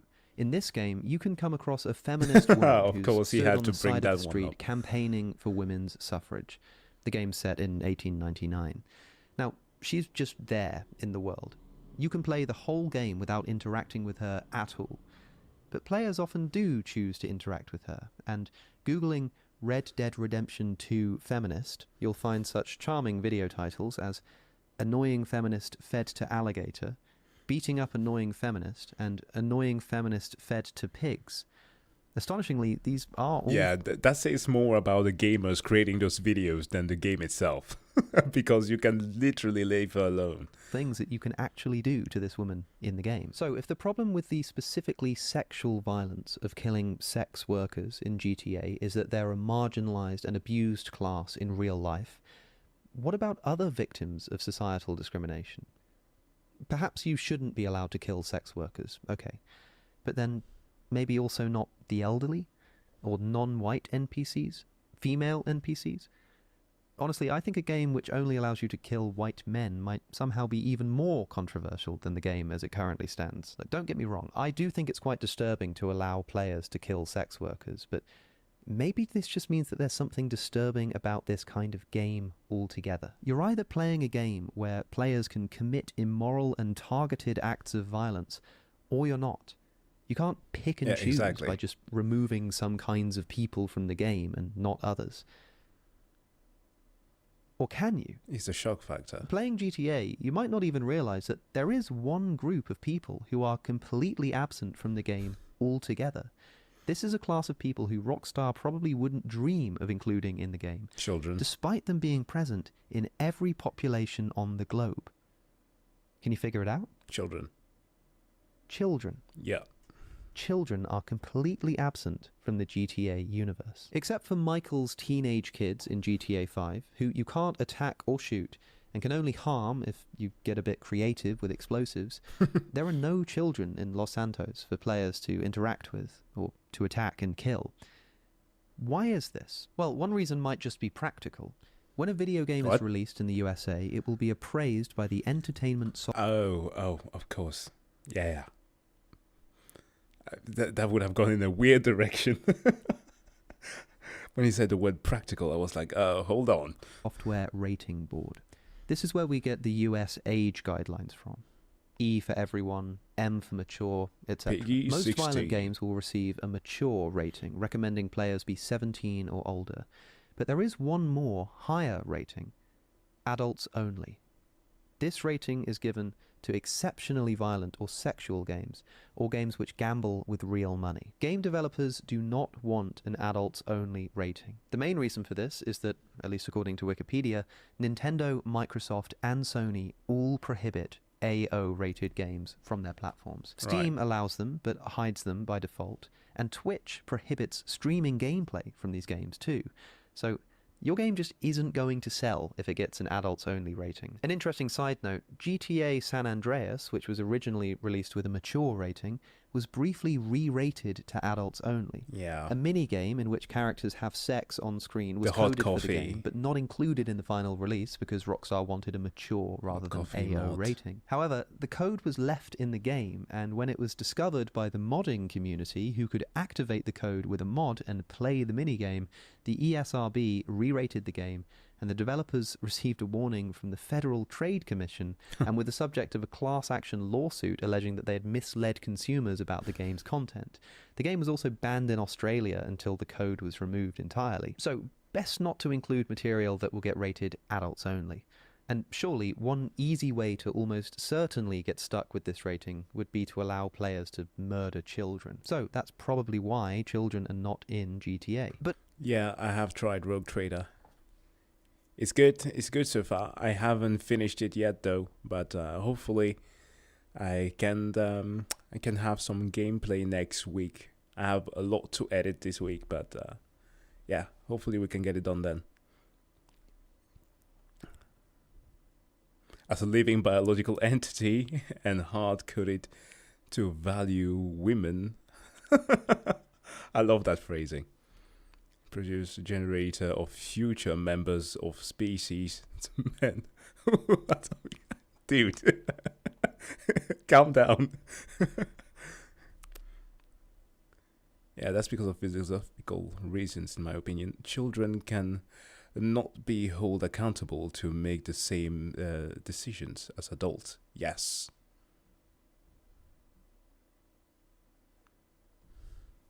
Hi. Yeah, that's a good point. But again, that is his field, from a pure philosophical standpoint.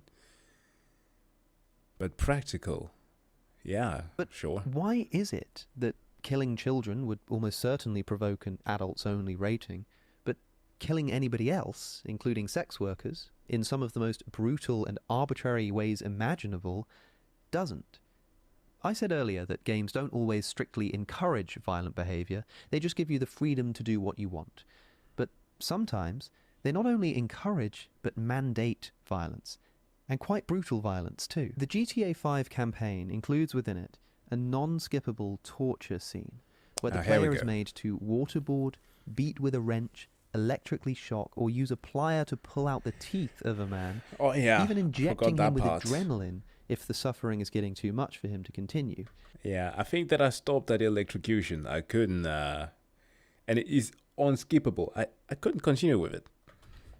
Is this not enough to get an adults-only rating? So we might have explained why, in practice, because of ESRB ratings, GTA doesn't have children in it, but we haven't moved an inch on the ethical question of whether they should be included, and why some things are okay to include without being branded adults-only, and others aren't. It all just still seems relatively arbitrary to me. It is worth noting that it seems you could kill children in some older games, such as Fallout 1. I've never played it, but I did find a video online of someone vaporizing a child in the game, complete with a juvenile screech sound effect. From what I can see in the comments and on forums, this was controversial for many, and in later Fallout games, children were removed or made immune from attacks. However, not all the games are that old. In 2018, a game appeared on Steam, which was set for release a month later. The game was called Active Shooter, and was a school shooting simulator, allowing players to act either as the shooter or the police. The parents of the Stoneman Douglas High School shooting victims were, quite understandably and quite vocally, disgusted by this, and an online petition reached 100,000 signatures before Valve, who owns Steam, removed the game's publisher from their platform. Not only this, but the game's publisher was dropped by their crowdfunding platform, as well as their web hosting platform, and even PayPal closed their account, citing their acceptable use policy. So, far from just being thought deserving of an adults-only rating, there are clearly some kinds of video game violence which, whether actually unacceptable or not, in your view, are certainly treated as such by society in a way that other kinds of video game violence simply aren't. Of course. And the question I'm posing is why? To be clear, I'm not advocating that children be included in GTA. I'm certainly not advocating that the game includes sexual violence either, but I am wondering if the inclusion of these things would be so obviously wrong, and doing so would get the game an adults-only rating, and probably cause protests up and down America and across the world, and not necessarily because we think it will have any real-world consequences, but just because it's wrong and disturbing in principle, then why shouldn't this apply to simulated violence more broadly? For what it's worth, I will almost certainly be playing GTA 6. I'm not anti-GTA, any more than I'm pro-increase the violence. I'm just interested in what I see as an ethical grey area and a genuinely difficult moral challenge to violent video games. And I think that that's a fair... I'm going to cut Alex here for a bit, at least till here. I think that that's a fair question to ask. Like, to get us puzzling a little bit, like to do some mental gymnastic with regards to, for one, how desensitized we are to certain things, and how far are we willing to push the envelope. There was a point on caricature being brought up before, which is totally fair, but what groups of individuals are excluded from this? And that's the limit, right? To the whole discussion of how some were saying that Rockstar, because of, at least there were leaks that came forth, saying that Rockstar, some of the writing teams were going downhill because the original writers were off, and therefore they were not going to be as edgy as usual. To which I was thinking, like, I don't think that they can possibly be that. They have just the tendency of always just depicting society the way that it is. If things have gotten to a way that some tend to say more degenerate, we're going to show that. And yeah, with the recent episodes of, for example, in the US, a lot of mass shootings, I don't know what GTA 6 is going to show. Children are not present, so that might be a topic that is avoided. But yeah, it's some fruit for our thoughts.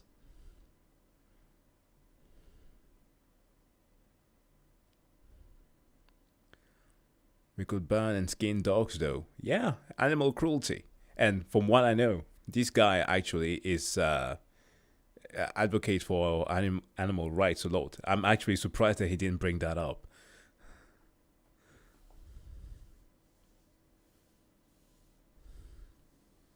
Can we stop discussing children? Yes, please. Let's not do that. I just think that there's generally an easiness about it, and that is fully understandable, just on an ethical level. I base a lot of my morality on well-being, so that's why I can at times, despite the whole satirical take on certain groups, will feel iffy, regardless if somebody gets needlessly assaulted in a video game, for example. But then you need to find that sweet spot of what makes it funny. And I think for the most part, GTA has a tendency of hitting it right, except for such thing as the torture scene.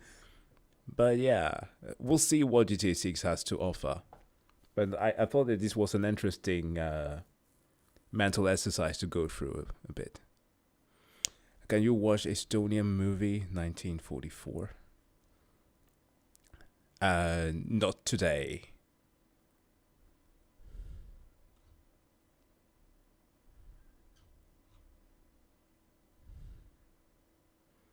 Skyrim Ultima. Okay. Gotta check this one quickly. What is this? Mod list. Holy shit. This looks good. What the fuck?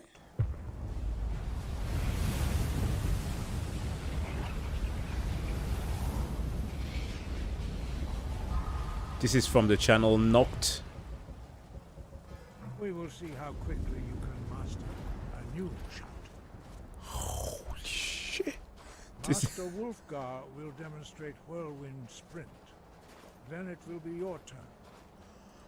Wait, hold on. How did it turn Skyrim into a JRPG?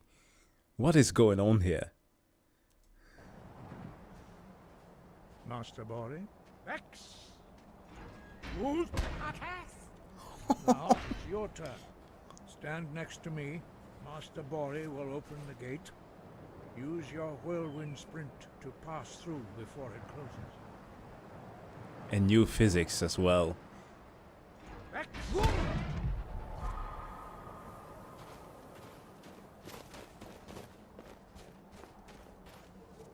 Your quick mastery of a new Thuum is astonishing. I'd heard the stories of the abilities of Dragonborn, but to see it for myself...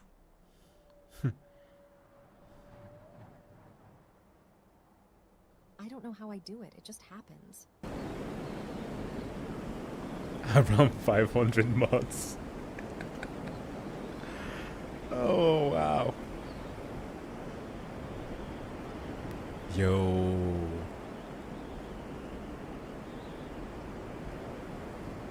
Look at the LOD, man.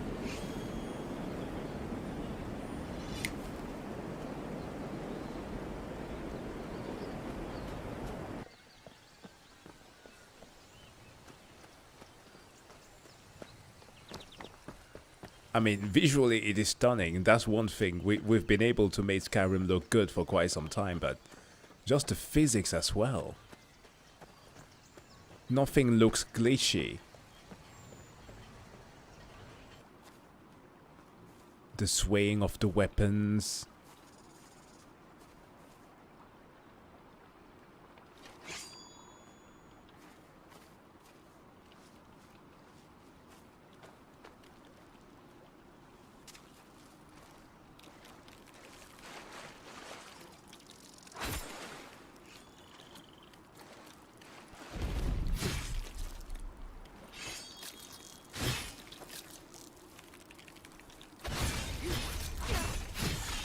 Okay, there are some things with sounds, but then again, that will require that you design everything from scratch.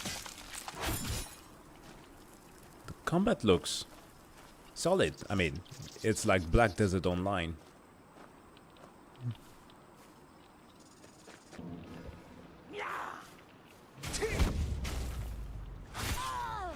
Okay, he's stable. Okay. Do your worst. This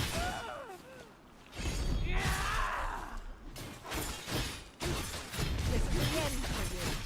No, seriously, this feels like Black Desert. Uh-oh, not so fast. Son of a... And actually less floaty. Oh! We are routed. Okay.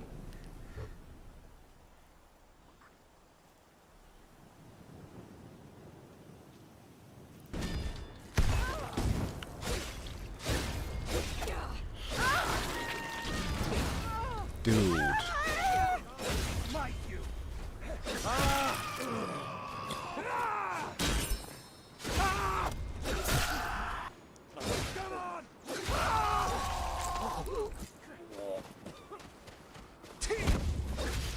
This is wild.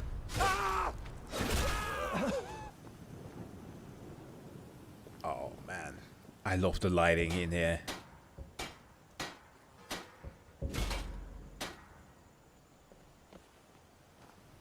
Okay, crafting. Okay, at least the crafting At least the menus are revamped, obviously, but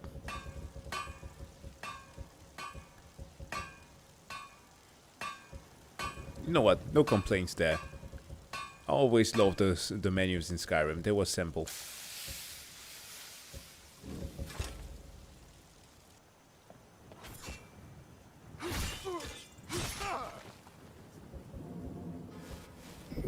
Oh, is that console support?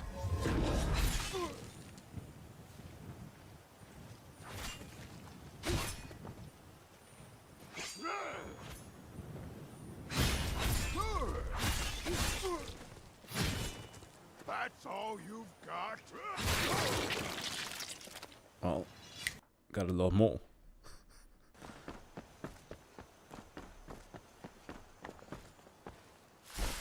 Well, it's called Skyrim Ultima. It's a collection of mods. It's not a single one. An entire mod list that is apparently 500 large.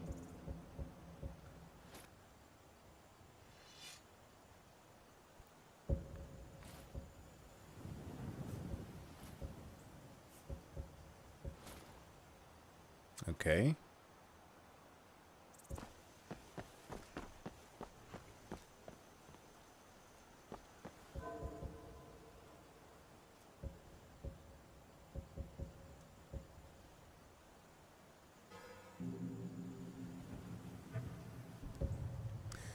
Okay. You know what I just realized? I'm just gonna be dunking just a little bit on Starfield for a bit.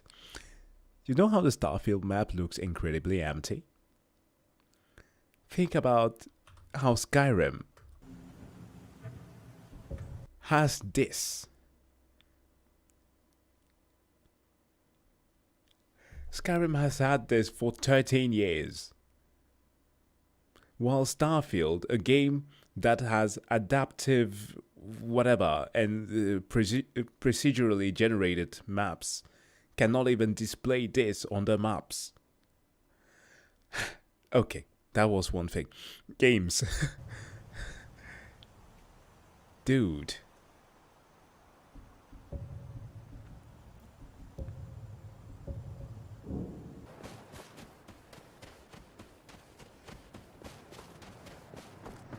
The verticality of Skyrim always... Oh, what the fuck? You can now climb.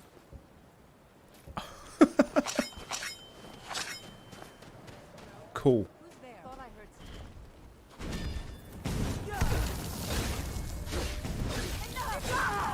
I'll kill you and you stand just a pretty face.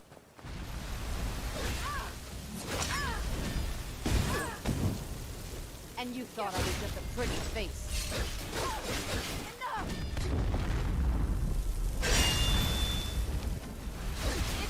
It's nothing. Yeah, we straight up a JRPG now. That scream.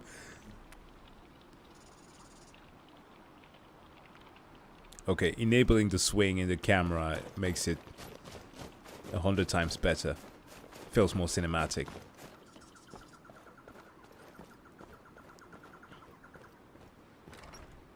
He might have first-person mode. I mean, if you go to the extent of like redesigning the outfits and physics and all that, you might want to show it in third person.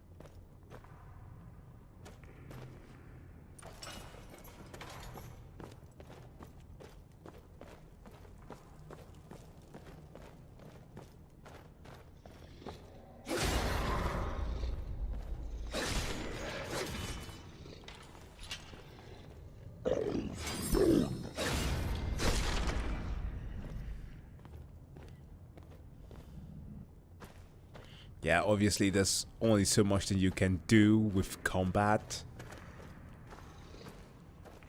And especially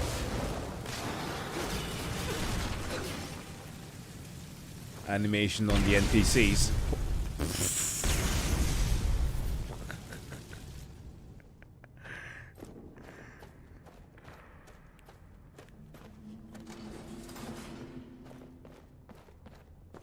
Hey, is this the one where you need to find a claw to turn off the wheels?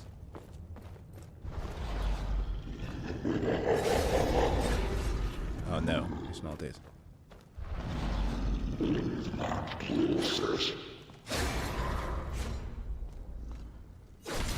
Yeah, I can see that in the textures.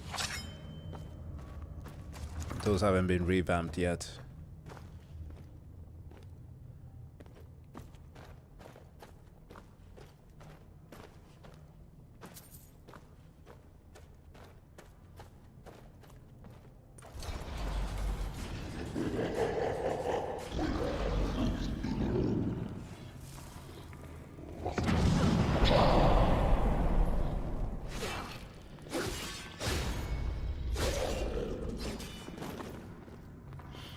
It's a pretty good attempt with the sound too.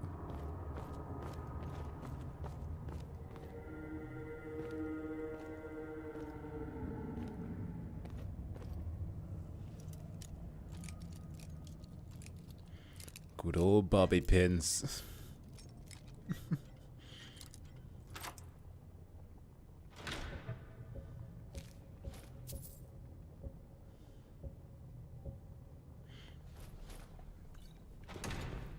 It's nice.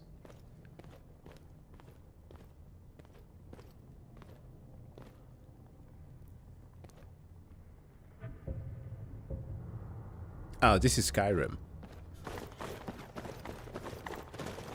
Good old Skyrim, when modded.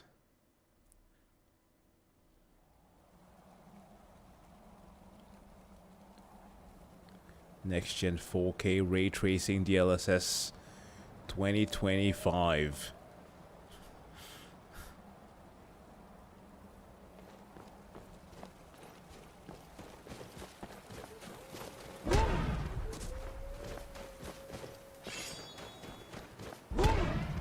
I mean, it looks pretty. I just don't hope that it burns your PC.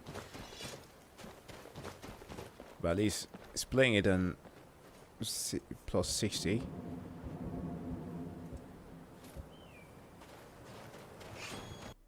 Let's see.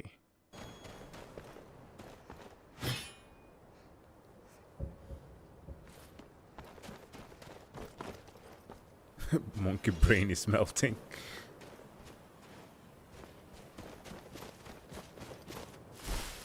Oh, sliding.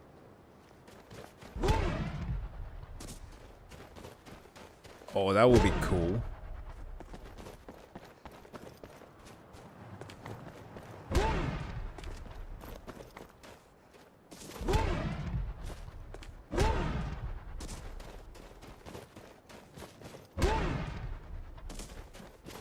It's a great showcase. Yeah. Again, the lifeblood of Bethesda is nothing but the modders. If they didn't have them, they would be screwed. It's a mod list that is called Skyrim Ultima.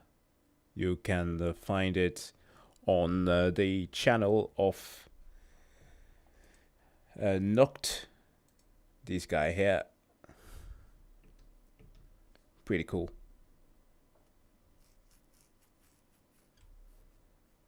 Yeah, check him out.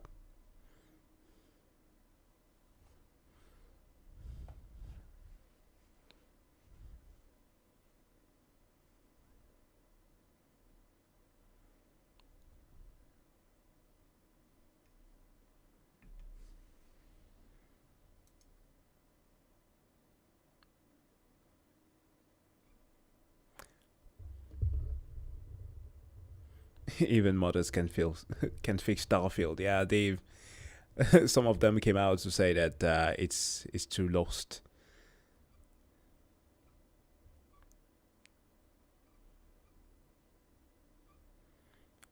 Well, gentlemen, I think that I will hit the beds as well. And yeah, get some sleep.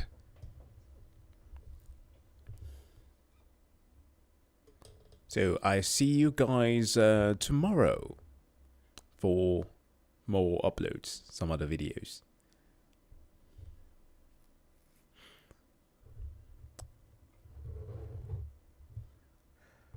I mean, Skyrim players will have to settle for that until Bethesda eventually release another Elder Scroll game. But until then, I need to get some sleep. Good night to you all. And have a good one, guys. I see you tomorrow.